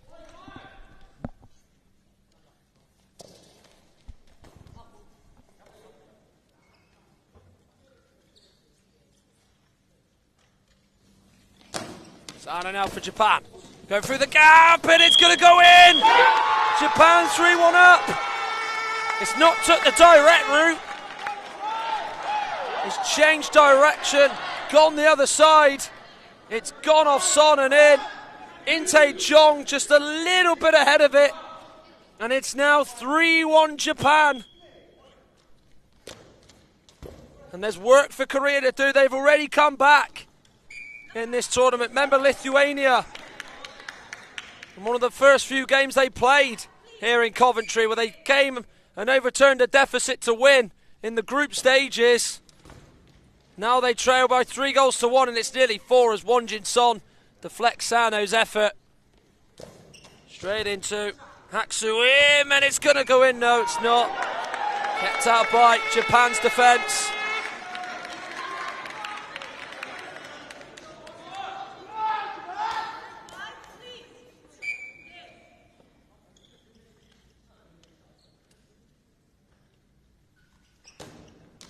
Sano going for it again.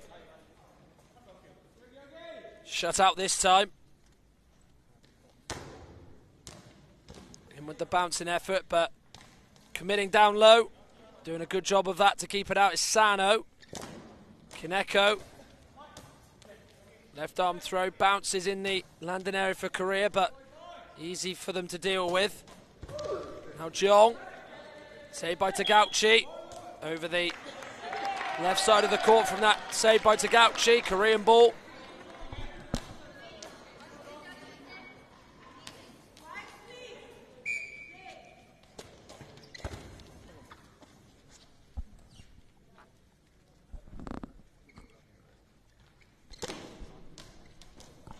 And it's got in, it's 4-1 now.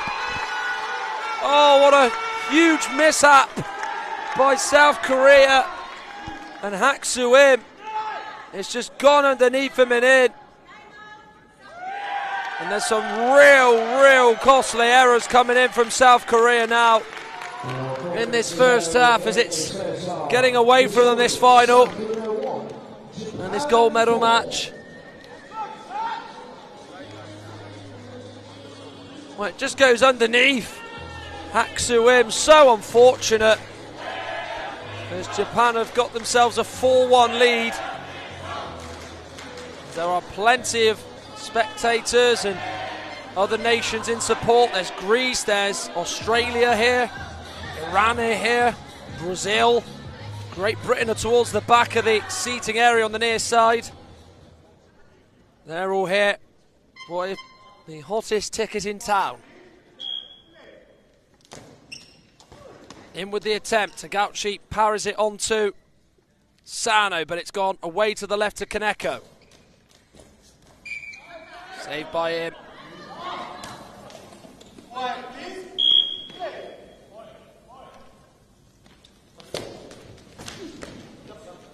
His effort saved by the feet of Sano. Kaneko going low and getting it wide. Tell you what, he is not far away at all from making it 5. Low past the post. That was a great attempt.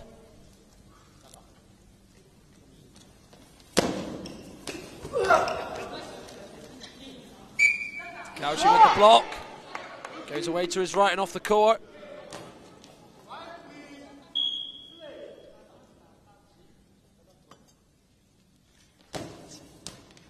effort by Sano.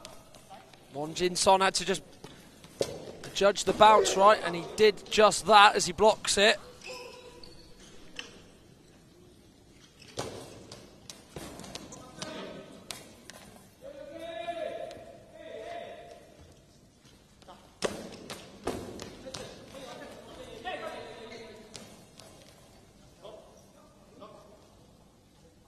Gauchi, who made the block to Kaneko along the floor.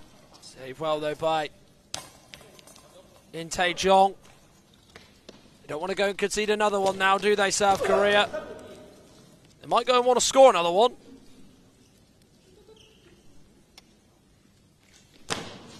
Japan's go to try to score again. Sano. Done well though by Won Jin-son.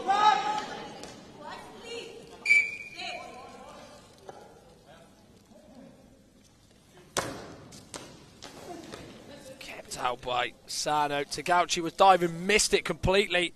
Luckily behind him to clean up was Sano. Kaneko goes low. Save well by In Tae-jong. 2 minutes 24 of the first half remaining. Korea 1, Japan 4. Already surpassed the amount that was scored in the women's final, where China beat Japan 3-0, and Japan men going one better than the women as it stands. They'll be very aware of Korea's ability as a nation to come back in this tournament. They were behind against Lithuania, one of the very first games they played, and they would come back to win. Jong going for it, low, save well there by Kaneko.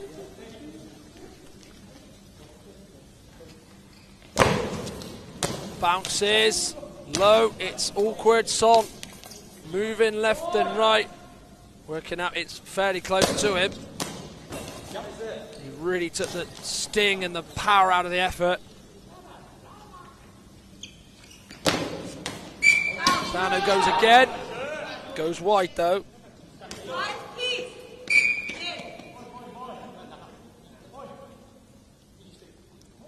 Less than 90 seconds to go in the first half.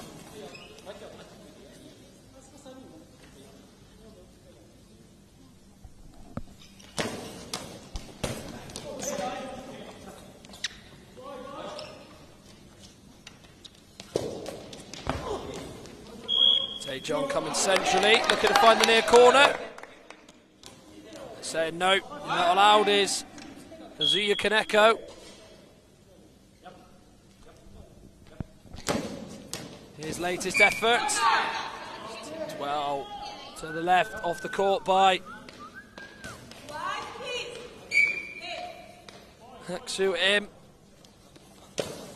Last minute of this first half. Japan determined to not let any in. Korea the same. Both have conceded, although Korea have conceded more than Japan. Jong. High bite to Gauchi. Right arm throw by Sano. Jong with the stop with his feet. Effective work as well.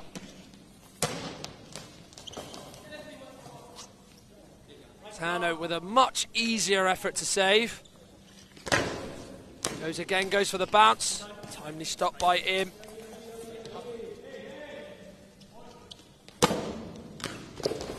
As it's then tipped by Tagauchi onto Kaneko. So it took two Japanese players to stop that.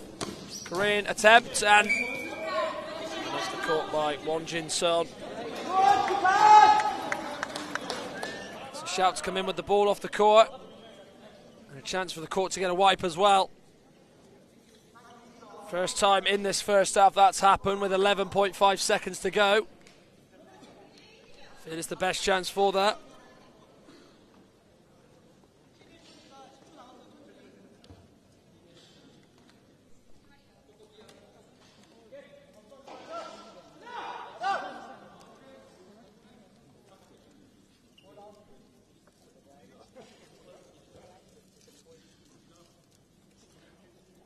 So, ball drop at the feet of Haksu Im. Play will resume. Im down the middle. Tagauchi with his hands onto it and just tipping it to Sano, who by the time he gets all the way to the goal line, the buzzer will sound like that. Well, it's been a great half for Japan. They look like they're on course to go one better than what their counterparts did, the women, and get the gold medal. Plenty of Japan flags, plenty of Korean flags, but it's the Japan ones that have been seen a bit more often as they've been getting up from their seats. It's half-time. It's Korea 1, Japan 4 in the men's gold medal match. Japan 12 minutes away from securing gold here in Coventry's CBS Arena. IBSA, International Blind Sports Federation, presents, with the support of the International Paralympic Committee, IBSA Anti-Doping App, the first application of its kind in the Paralympic movement, specifically designed for blind and visually impaired people. Athletes, coaches, medical staff, managers, and the public in general now have a powerful tool to stay focused on the principles of clean sport. Scrolling down the main menu, you can find all the important themes you need to know to play fair and be alert to testing procedures and necessary adaptations for athletes with visual impairments. IBSA gives top priority to anti-doping control, being the only international federation with 3 sports in the Paralympic family: goalball, football, and judo. IBSA anti-doping app has external links, namely to WADA, where our sport agents can always find the most updated information, especially the list of prohibited substances and methods. Glory in sport can only be achieved by the athlete's awareness of their rights and responsibilities. You can find them on the IBSA anti-doping app.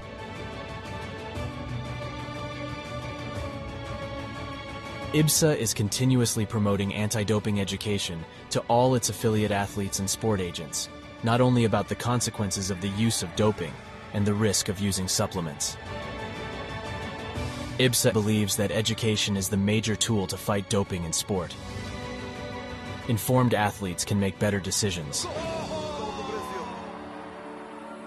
Download the app now at the usual operating system stores.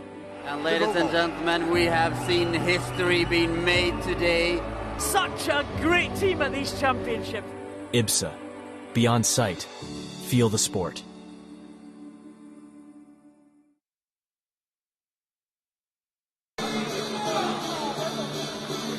Well, Japan, 12 minutes away, whole half from the gold medal going around their necks. Trophy presentation, or medal presentation. Saying one thing, there is not many seats on the left inside the CBS Arena. Japan left to right, black and red. Korea right to left in all black.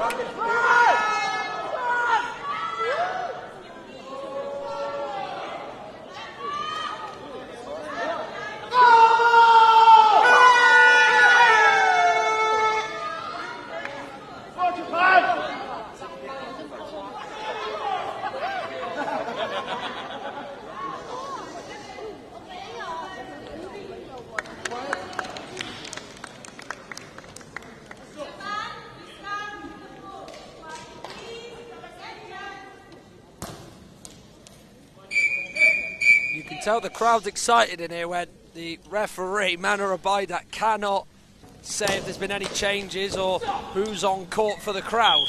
She had to stop herself, and every time she was speaking after that, she was just getting quieter and quieter as the crowd was seemingly getting louder and louder. We are underway. Japan 4, Korea 1, Miyajiki on in place of Kaneko. And that's all Korea need, is to see another stronger attacking thrower come on.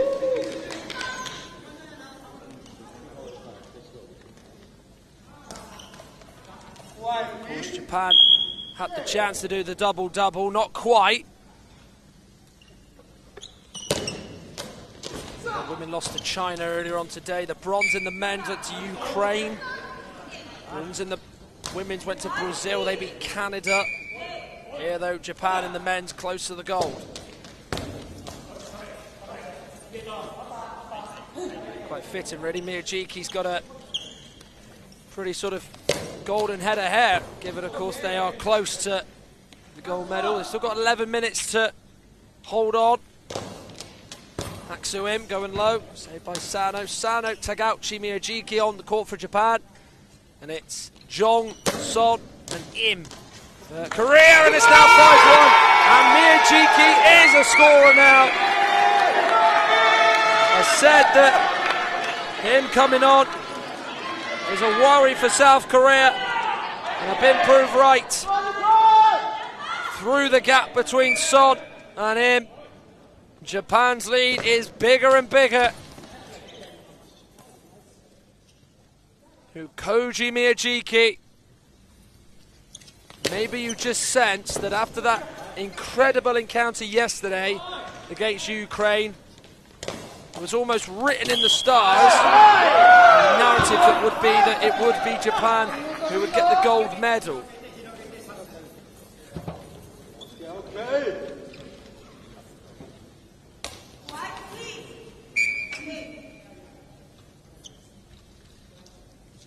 Miyajiki will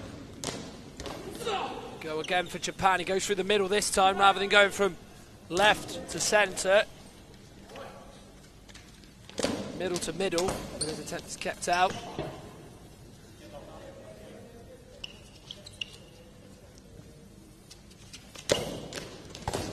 Sano going low. Kept out by Joel. Saved by Sano, just walks over to Miyajiki to say, here you go, take another shot. Does. Kept out very well by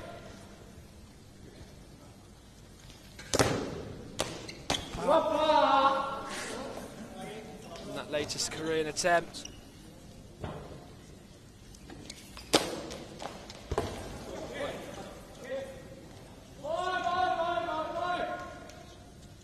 The centre is now in.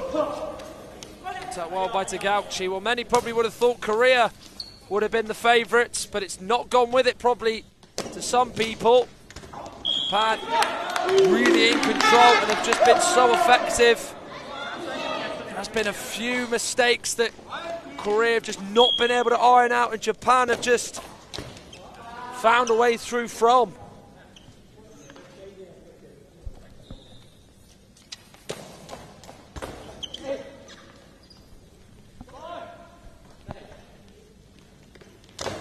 Him now for Korea.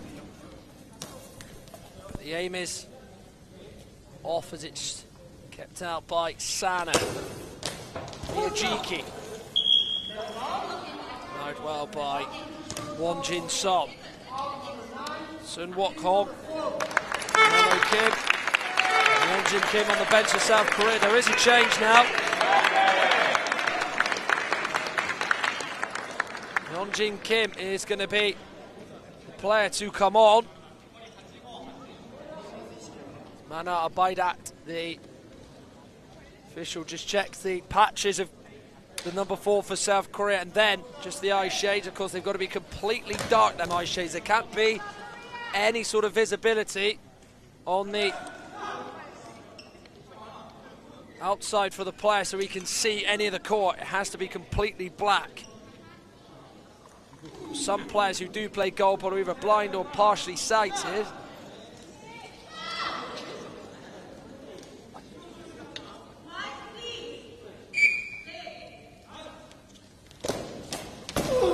Change is made as to him makes way. There goes Sano, kept out by the centre, Son. Sub Kim. Rusted away by Tagauchi off the court. Away to his left.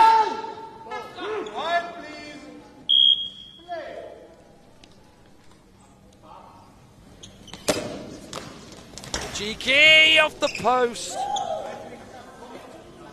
Well, that's nearly 6 for Japan.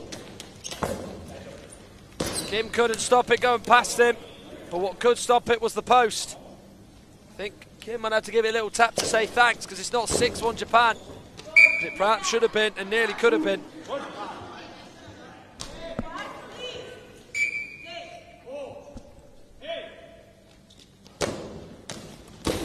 Played by Tae-jong. Anything he's trying to throw into the goal is just being countered by Japan's defence. Just providing so many stings into the tail at the moment. Timeout call. Timeout then called by Japan with 7 minutes 50 left on the clock. They lead South Korea by 5 goals to 1. Heard from the venue announcer, Japan 5-1 up, 7 minutes 50 to play.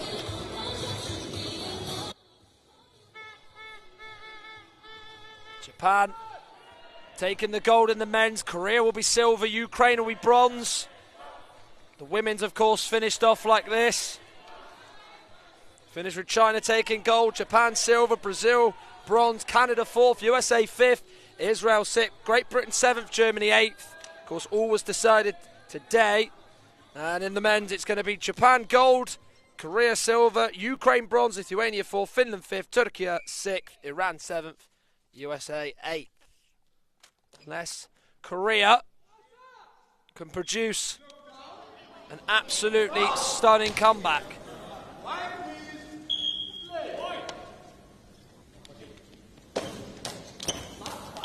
Back underway. Effort though by Kim is saved by Sano.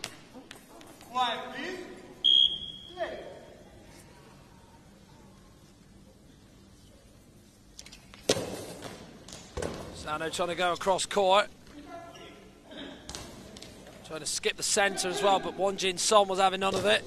Protected his mate In Tae-jong, who couldn't find a way past Japan, and Miyajiki from the next shot.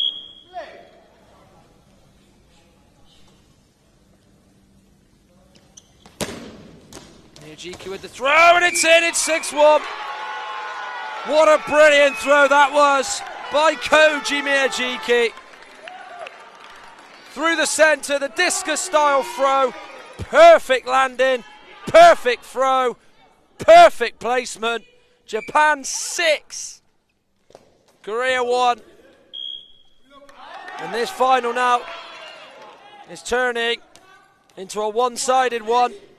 Usually they're tight for long periods, but this is not it at all.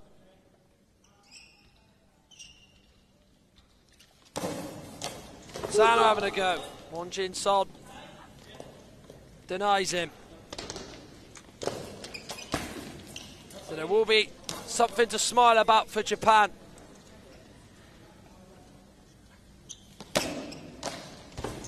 After all, given their women lost the gold medal match to China just before the men's final.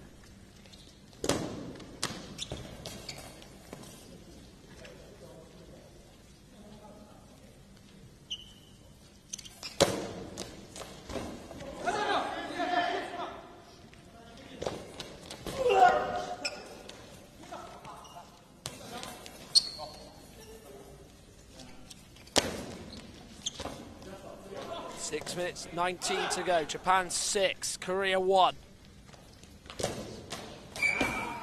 Simply now the message for Korea, just play for pride. Try and finish off as strong as we can. For Japan, it's just keep going. Enjoy these last 6 minutes. And then enjoy what's to come afterwards when, of course, they get the gold medal.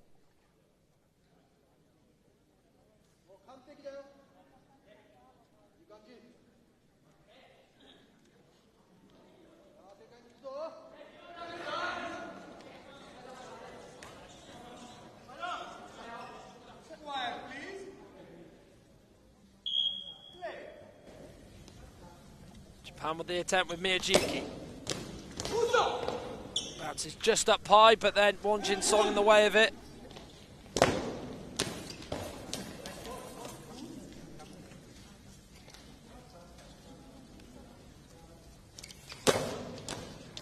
Sano low. Shut out by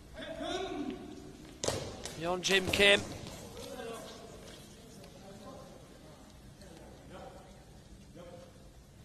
Miyajiki just going over to the near side now, spinning in field.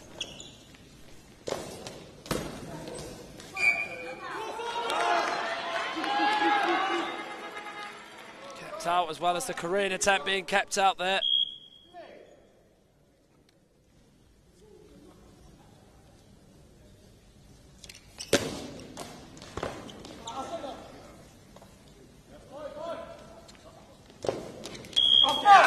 Goes wide. Well, Japan, at this point in their semi-final yesterday, had to chase down a deficit. They could have gone 4-1 down to Ukraine. They didn't. They levelled it to 3-3, taking it to overtime. They would get the all-important 7th and win it through Yuto Sano. They've not looked back on that since, and they have just raced into a 6-1 lead and have been so good in this final. On-off games can really see what you're made of, and Japan have probably brought their best performance with them. Could argue the quarter-final win against the US was pretty good. It matters more in a final, and it's not quite 7-1. Credit has to go to Myeonjin Kim for that. Bounced and he saved it, it went behind him, and he brilliantly reacts as soon as he knows it's gone behind him. He has probably not gone that quick on the court before in his life, but has denied Japan a 7th. And isn't the recipient of a deflected effort going in off him.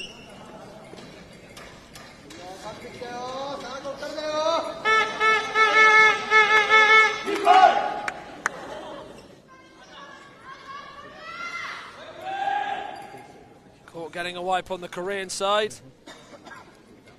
Well, there's the save again from Myeonjin Kim.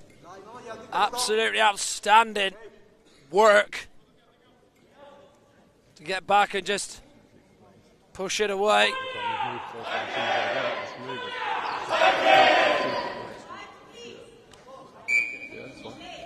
Last 4 minutes of this competition here in Coventry. Cheeky denied by Son as it goes off the court.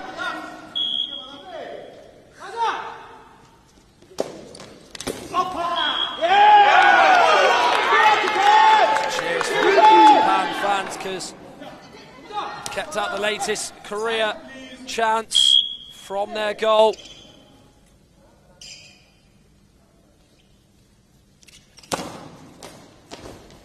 Sano low, saved by the centre Son.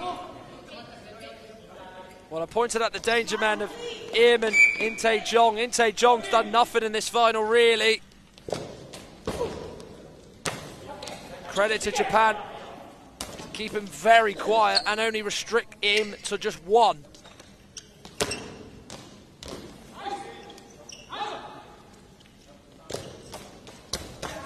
And it will be 6-2. Jin Kim has got 1 for South Korea. Substitute, found a gap, got it in. It's now 6-2 with under 4 to go.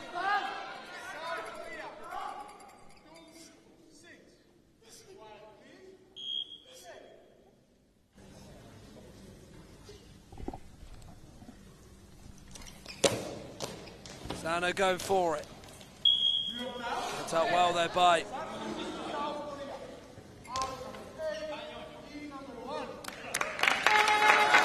Wonjin Son. So In Tae-jong will go off. Namo Kim is on.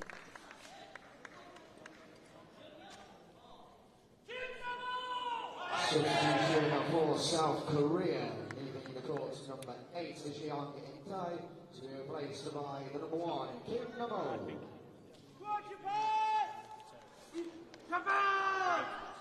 So here's the South Korea second from Myeonjin Kim.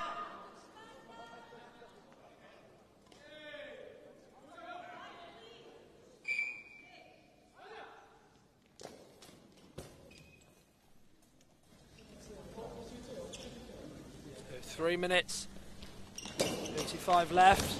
And it's in now for 7-2. In by Miyajiki. And he's got himself a hat-trick. And he's only been on for this half. Well, Namo Kim dived to his right. It was on his left side. It might have just flicked off his trainers in, but it's Japan who have a 7th, and it's a 3rd for Koji Miyajiki. And he's really come on and just decided to just grab this game by the horns and pretty much just secure it for Japan.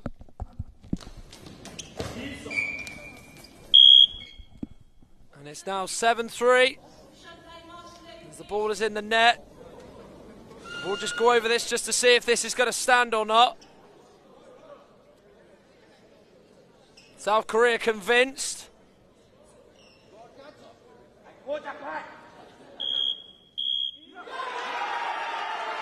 So it is in, it will be 7-3. Nano Abida just wanted to be sure. Her and her official on the near side came to an agreement.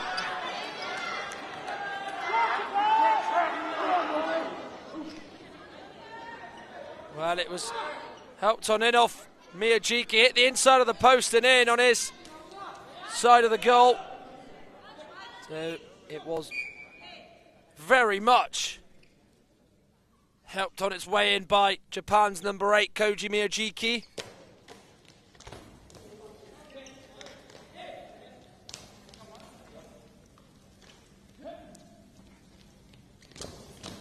Kim, low with power, Miyajiki saves. Timeout called.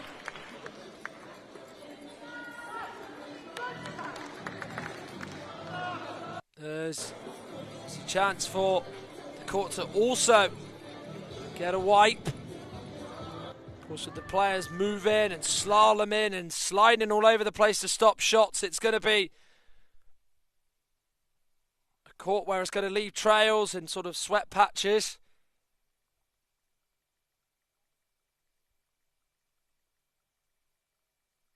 So that's getting a wipe, whilst, of course, the players get instructions from their coaching staff and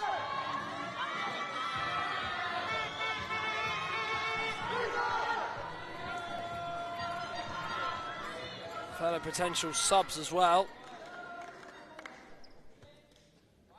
2 minutes 55 remain of this gold medal match in the men's. Japan 7, Korea 3.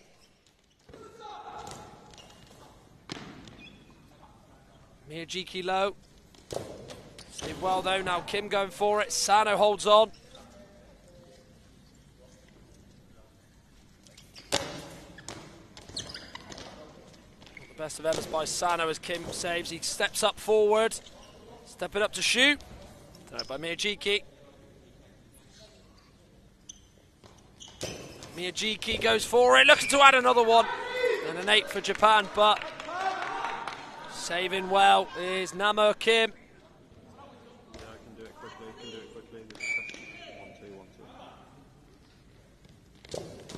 Kim, with a low effort that was easily dealt with by Miyajiki.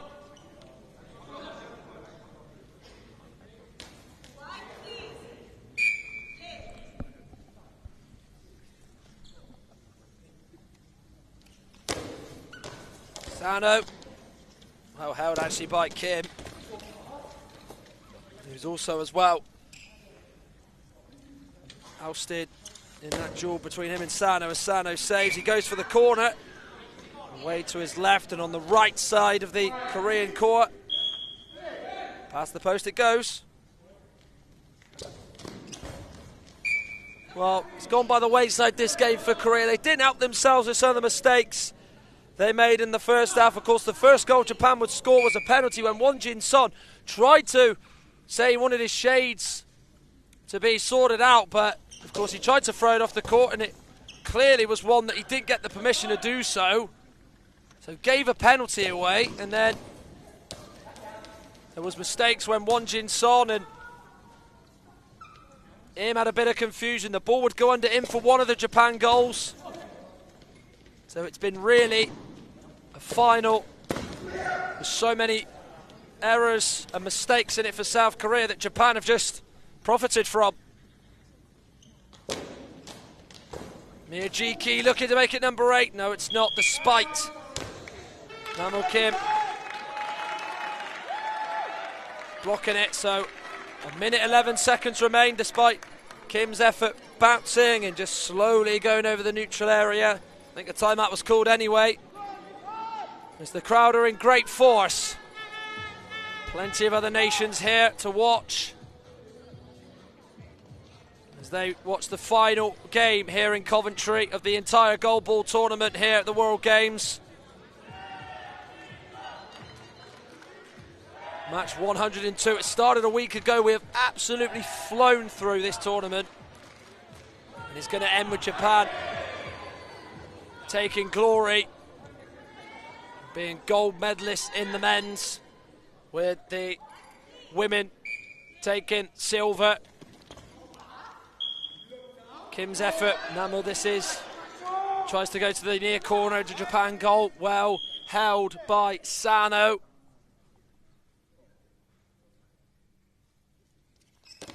Will there be one final flourish for Japan? One big finale. Last minute of this tournament.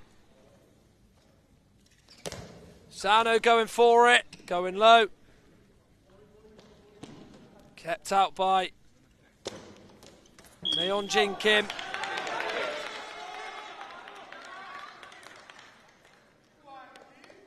.4 seconds now for Japan just to carry on in this game and for South Korea to endure it. The only cheers you're going to be hearing are from one nation rather than the other one.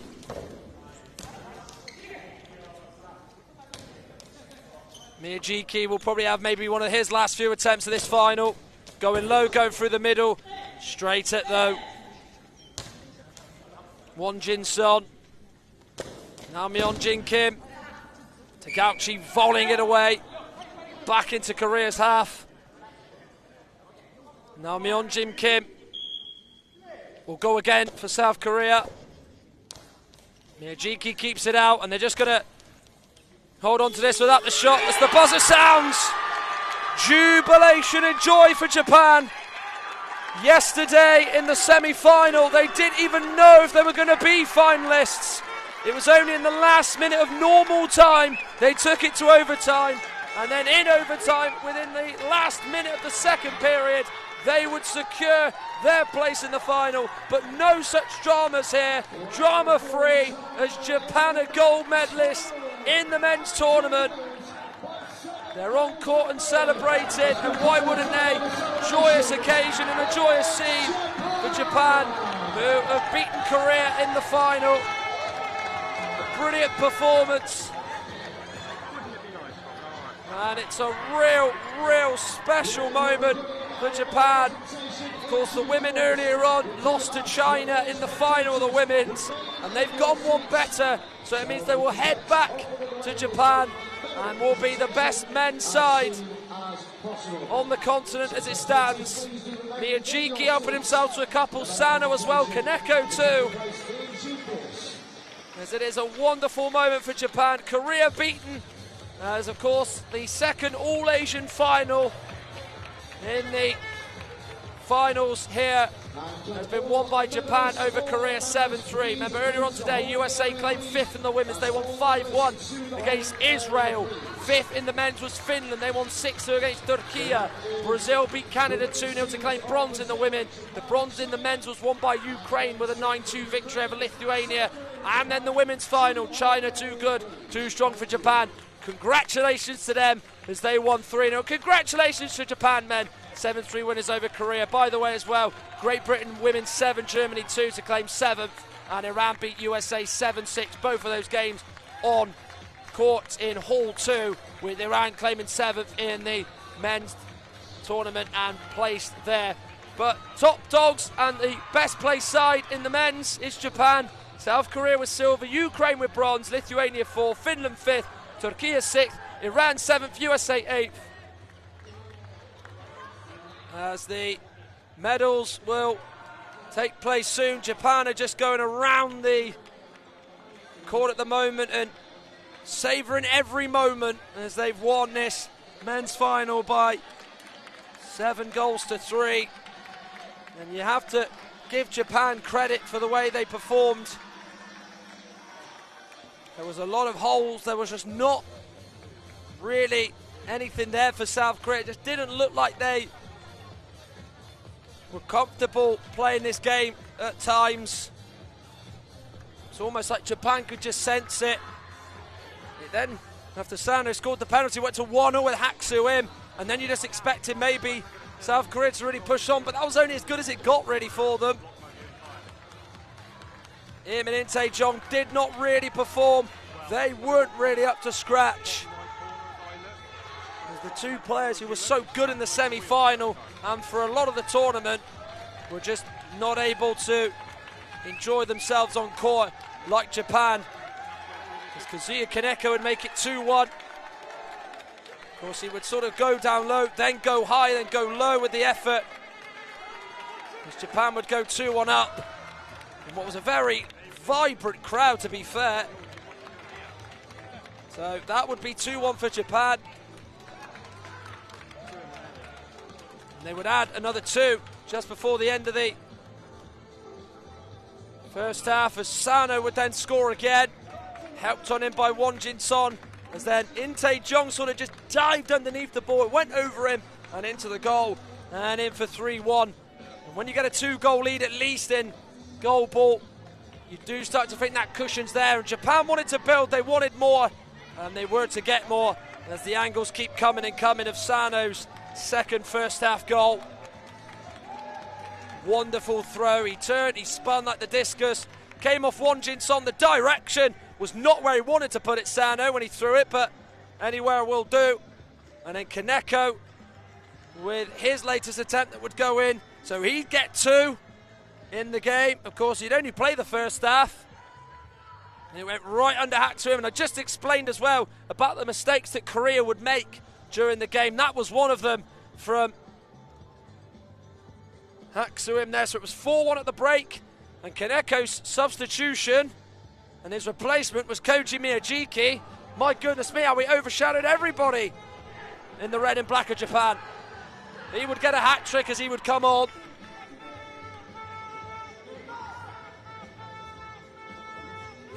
As he would get the first of his 3 within the first minute of the second half. Im and Son just left too much of a gap. They tried to close it, but by the time they did, the ball had hit the net.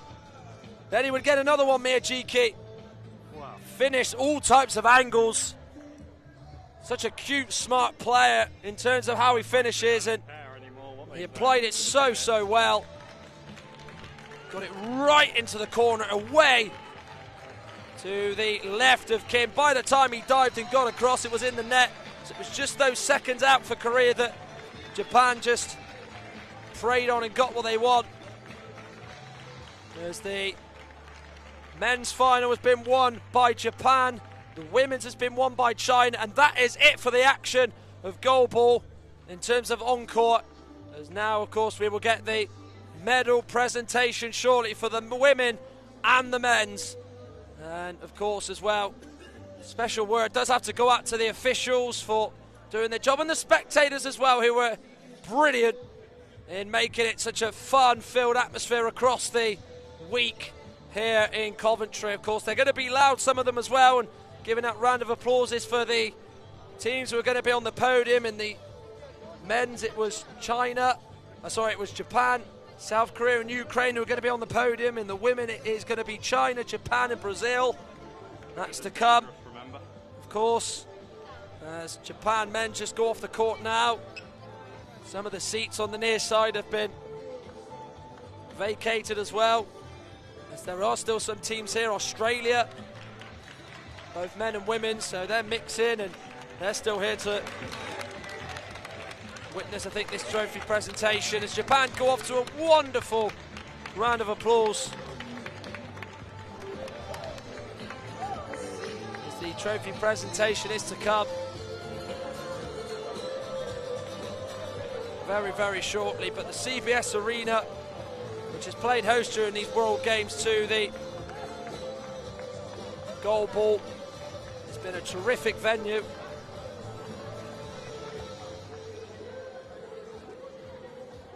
So we'll be back very, very shortly, as of course we will give you the medal presentations for both the women and the men's.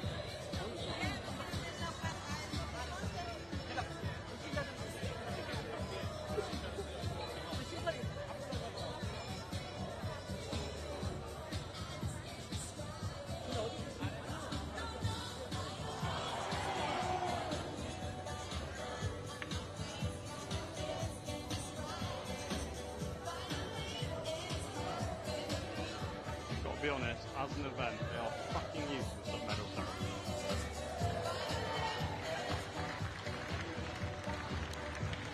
Flying football took like half an hour. Looks like it's going to take the same.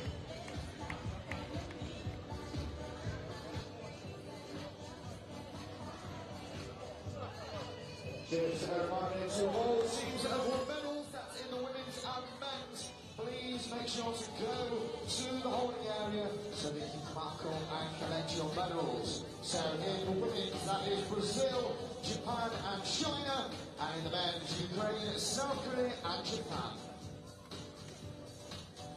Fred, mate, I've got about 6% of phone battery left, so I may lose you at some point during this. So I will just pick up what I can.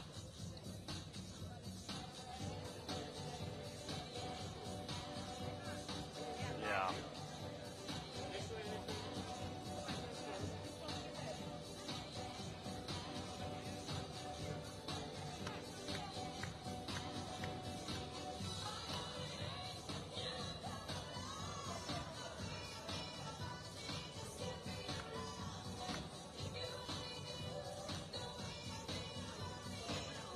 Okay then, it is now time for the presentation for the IBSA World Games 2023. It's been a great competition this week with 27 teams battling it out for a spot at Paris 2024. First of all, well done to all participating teams and coaches. I would find it quite funny if we missed the presentation. Our special thanks So round of applause is from the officials who are stood sort of on a very curved line as now the presentations are underway.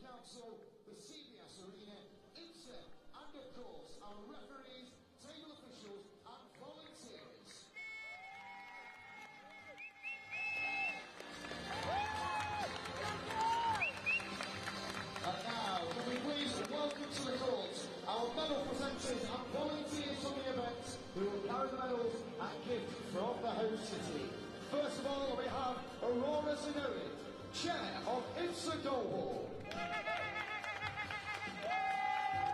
And next we have John Monaghan of UK Sports.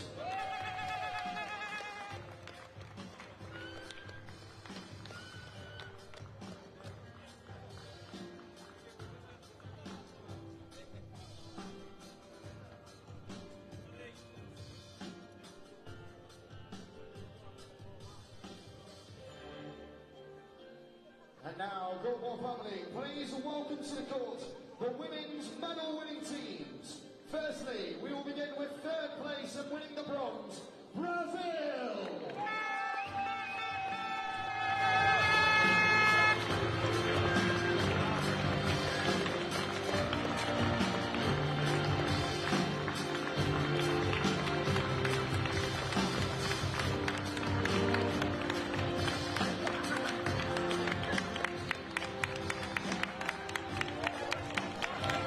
So, bronze medalist out first, Brazil.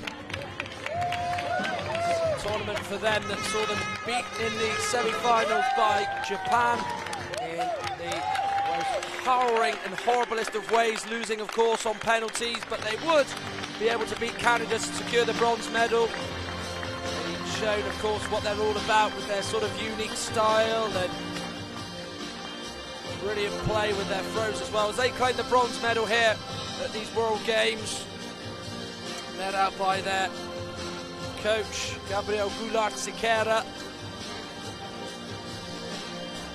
Good value for their victory against Canada earlier, as they each of course one by one will get their bronze medals, as probably a couple of them have actually got the Brazil flag with them. Studio next, Hurt brace, saw them get the 2-0 victory over Canada that meant that they got the bronze medal.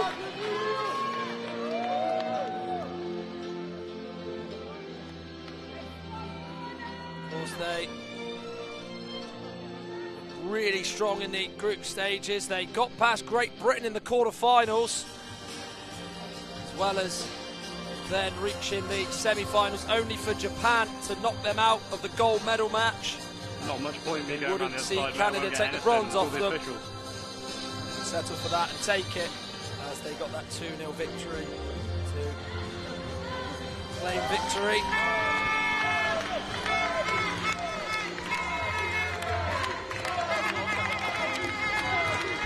First of the 6 nations that'll get medals for both the men and the women's is Brazil women, the bronze medalists here at these World Games in Coventry. They of course will stand behind the number 3 on the podium. Now being led towards that by the coaching staff. They've got the medals round their neck.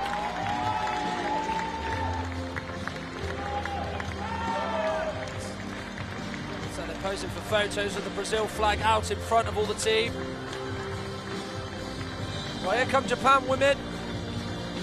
They were losers in the final to China. They provided probably the most drama, Japan overall, in the women's and the men's. Of course, the women's side twice had to go to penalties to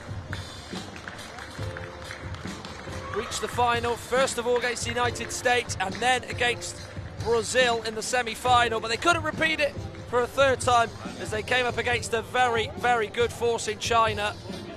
But they can still take great pride, can Japan. They've had a brilliant goalball tournament, both the men and the women's.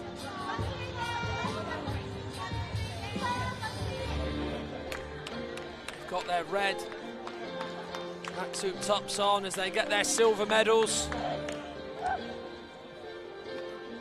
You have to say, I think the consolation for Japan would be that I don't think anybody in the women's side would have beaten China, and any team they faced did lose. Only Israel were the ones who could draw with China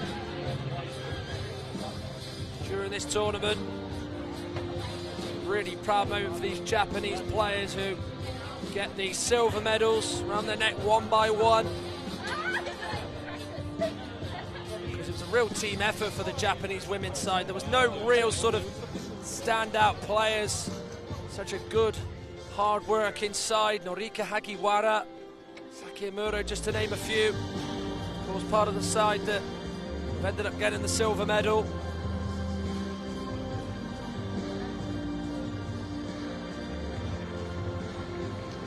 Then, of course, the last of them is the coach, Yoshi Ishikawa. Of course, all of his decisions, his big calls in terms of who to put down for penalties and who to bring on at times has led to them just as much as the players' performing to those expectations in getting them the silver medal. As they look over to the near side, standing with the silver medals over their heads and around their necks. Now they're going to be helped into second place. Next up will be the gold medal winners, and I'll tell you what, very deserving ones as well, as the Japanese fans have stayed out. The flags are waving on the near side as they get a clap as they stand behind second place. Way to the far side of the court, the near side, number 3, where Brazil are, of course, and in the middle, taking gold of China. Well, they've been stellar in this tournament, absolutely superb. From the word go, they were relentless. Showed how they could win ugly on court, especially against Japan in the first phase. And then they showed what an amazing side they could be as they put Germany to the sword and just brushed them aside with a 10-0 victory in the quarterfinals. They then would get past Canada with that minimal fuss. And it was the same against Japan. 3 Miao Zhu, Zhenhua Chao and Chunyang Wang really were the 3 that played the bulk of the games for China. They didn't even come off any of them in the final. Stayed on to the very end and all contributed, them 3. Think about how Japan, it was a real squad effort. The 3 of Chao, Zhu and Wang were really the 3 that deserve the most credit for China. But of course it is a team effort as they all get their medals. Zheng Wang, Jiling Zhang and Pei Ying-Kei also as well going to receive their medals, as well as the coaching staff. There's of course still some of the other nations watching on here on the court. Greek women's side are here, Finland have been here, Brazil were here before, of course, they were taking part in this medal presentation. So they've gone all the way through now, the China staff and playing squad, which of course getting a gift as well as their medals, which is a nice touch as well. So the outstanding team has won this tournament. And I don't think there could be any complaints. They didn't win any games in controversial fashion. There was no sort of debatable goals or any favouritism to them in any way. They were superb from the outset, were China, and are rightfully standing behind the number 1 side as the gold medal winners in the women's tournament here in Coventry. As pose for photos. And now, please rise if you are able for the national anthem of China.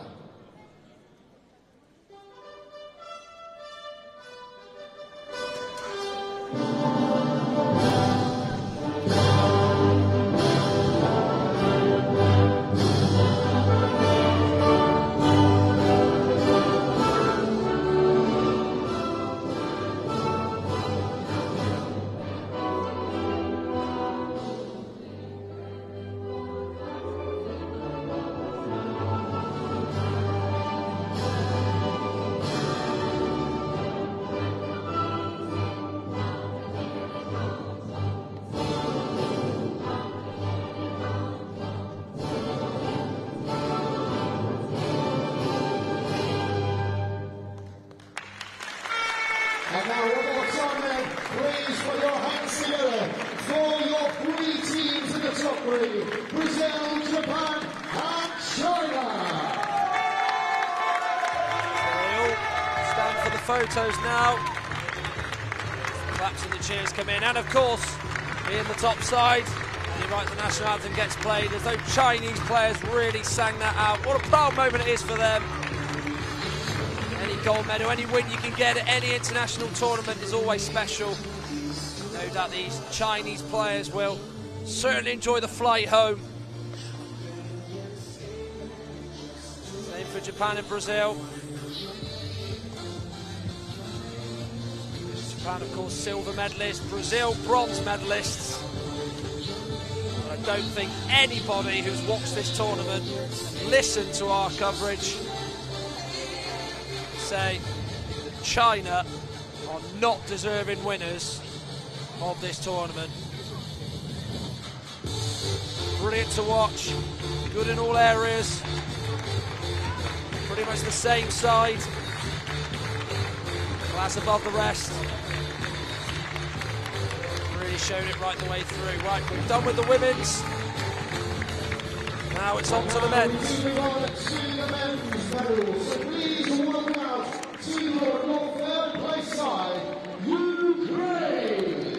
Well, they'll probably feel a little bit disappointed, Ukraine, because they maybe felt like they should have been in today's final against South Korea. They were a minute away in normal time for sealing it after they faced Japan in the semi-final. Of course, they were not able to score a penalty to put them 4-1 up in that semi-final.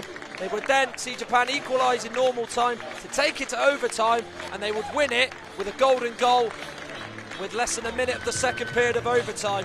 But they took that anger out on Lithuania to snatch bronze off Lithuania, of course, which is a very good achievement for Ukraine when you bear in mind Lithuania are the Paralympic bronze medalists, and Ukraine have only had 4 players playing throughout the week. Rodion Zilanin has been the real phenomenal talent. Anton Strelchik has been excellent. Alexander Toporkov has also been a really good centre for them. But it's just not to be for the gold or the silver for them. Even Yevgeny Shinenko has contributed as well. So all 4 players have really had to pull their weight against adversity. And of course, any sporting achievement that the nation gets, given what's going on at the moment, is always going to bring a bit of a smile on the Ukrainian people's faces. Quite a good weekend for Ukrainian sport after, of course, Alexander Usyk won last night in Wrocław against Daniel Dubois in the boxing, but bronze medal for Ukraine. Given they've only had 4 players, maybe on a different day they might have been celebrating getting a silver medal or even a gold, but it's bronze that they've got as they take their place behind the sign for 3rd place and away to the near side of the court alongside their coaching members Feder and Anton Dubrovin and Victoria Poshivailo.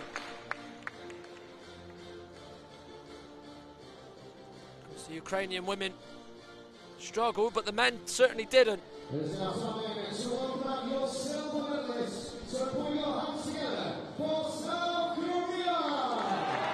Well, they've lost in the final, but there is a silver medal for South Korea. And come on. Looks as though each with an individual Korean flag to wave, as well as the Korean flag being out front and show.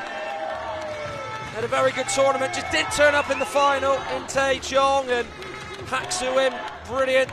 Memorably came back against Lithuania in one of the very early games in the men's tournament to produce a comeback win. They then would beat them in the semi-finals. It was only as this tournament went on you realised the quality of South Korea. Deserved in a place in the final, which they got, but certainly did not deserve to win because Japan really were outstanding on the day in the final. But there's still massive cheers from the Korean fans who've been really good all week in terms of guiding and providing so much support to the men's players on the court.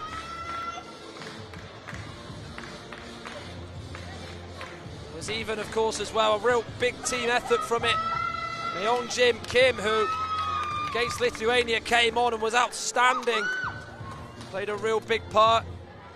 All the players have been used as well. Sun Wook Hong and Namo Kim. Just to name a couple more. As I said, it was just not to be. South Korea in the final against Japan, a fellow Asian nation. Not bad for the continent for Goalball, is it?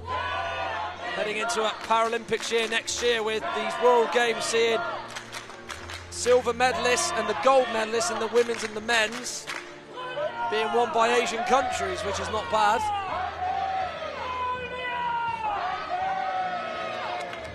Big cheers from the Korean fans, who are very proud of what their team has achieved here in Coventry at these World Games in Birmingham. They're now being helped back to the far side where, of course, the second place board is, where they're going to stand behind, no doubt have a picture, as I mentioned, each with a small Korean flag. Then there's a big one that'll be put in the middle, the front row, which will no doubt have a lovely picture to match as well.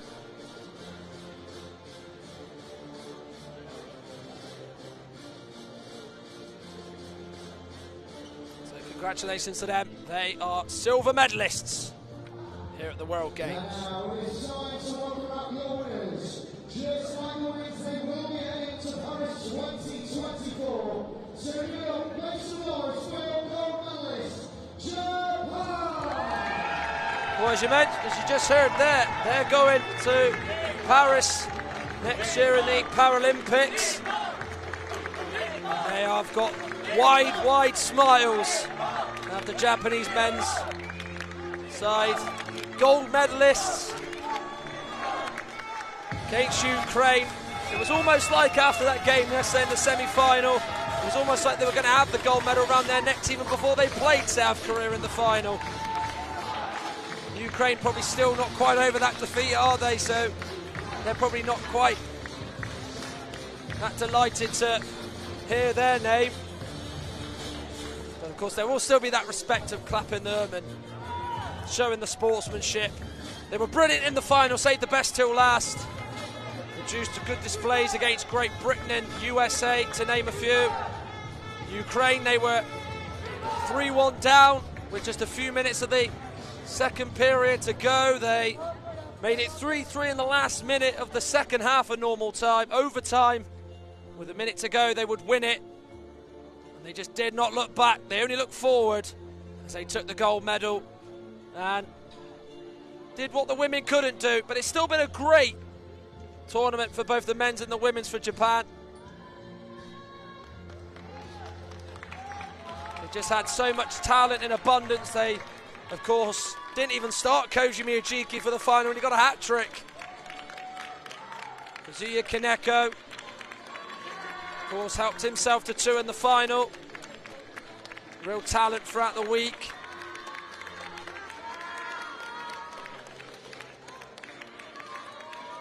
Of course, they've been very well represented in all sports at these World Games, and now they are gold medalists in the goalball.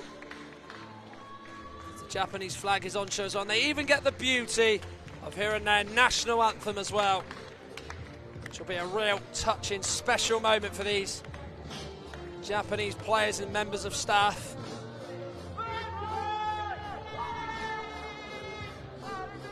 As they show off their gold medals, and why wouldn't they? Kings at the court.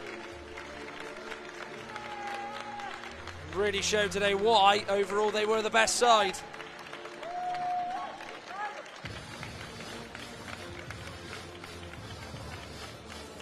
now they get in the middle, they stand behind the number 1 side. Little quick photo, before, of course, they get the chance to sing the national anthem on court as well. Which will be as I mentioned, a really proud moment, not just for these players, but for their family members as well, back home, wherever they are in Japan, or if they're not even in the country or anywhere, to see what their family member has done. It's a real special moment, as you're going to hear the anthem of Japan.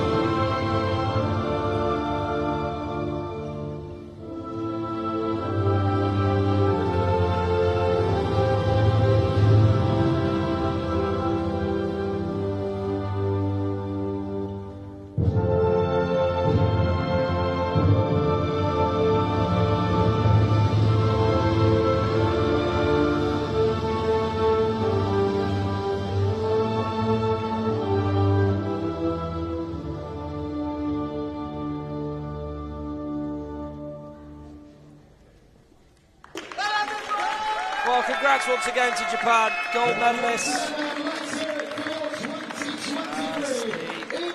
Men's medal winners in the Goalball all stand. Near side Ukraine in third. Middle Japan number 1, second on the far side is South Korea. It's been a tournament that has been really, really exciting.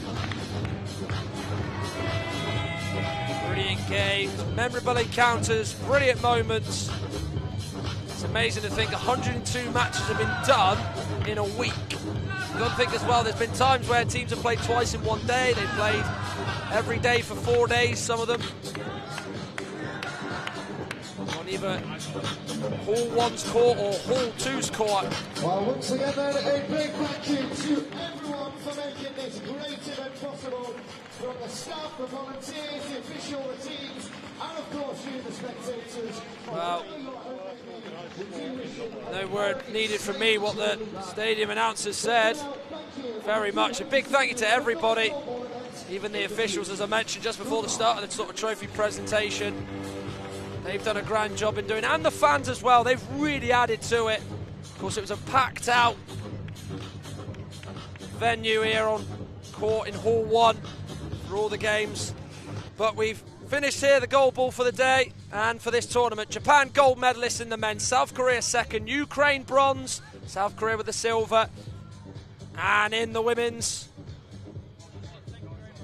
China the gold medalist, Japan with the silver. It is bronze for Brazil, and then all the way down, Canada 4th, USA 5th, Israel 6th, Great Britain 7th, and 8th is Germany. It's been a fantastic tournament. Thank you for watching our coverage, and have a great rest of your weekend. Thank you for tuning in. See you again soon. Bye for now.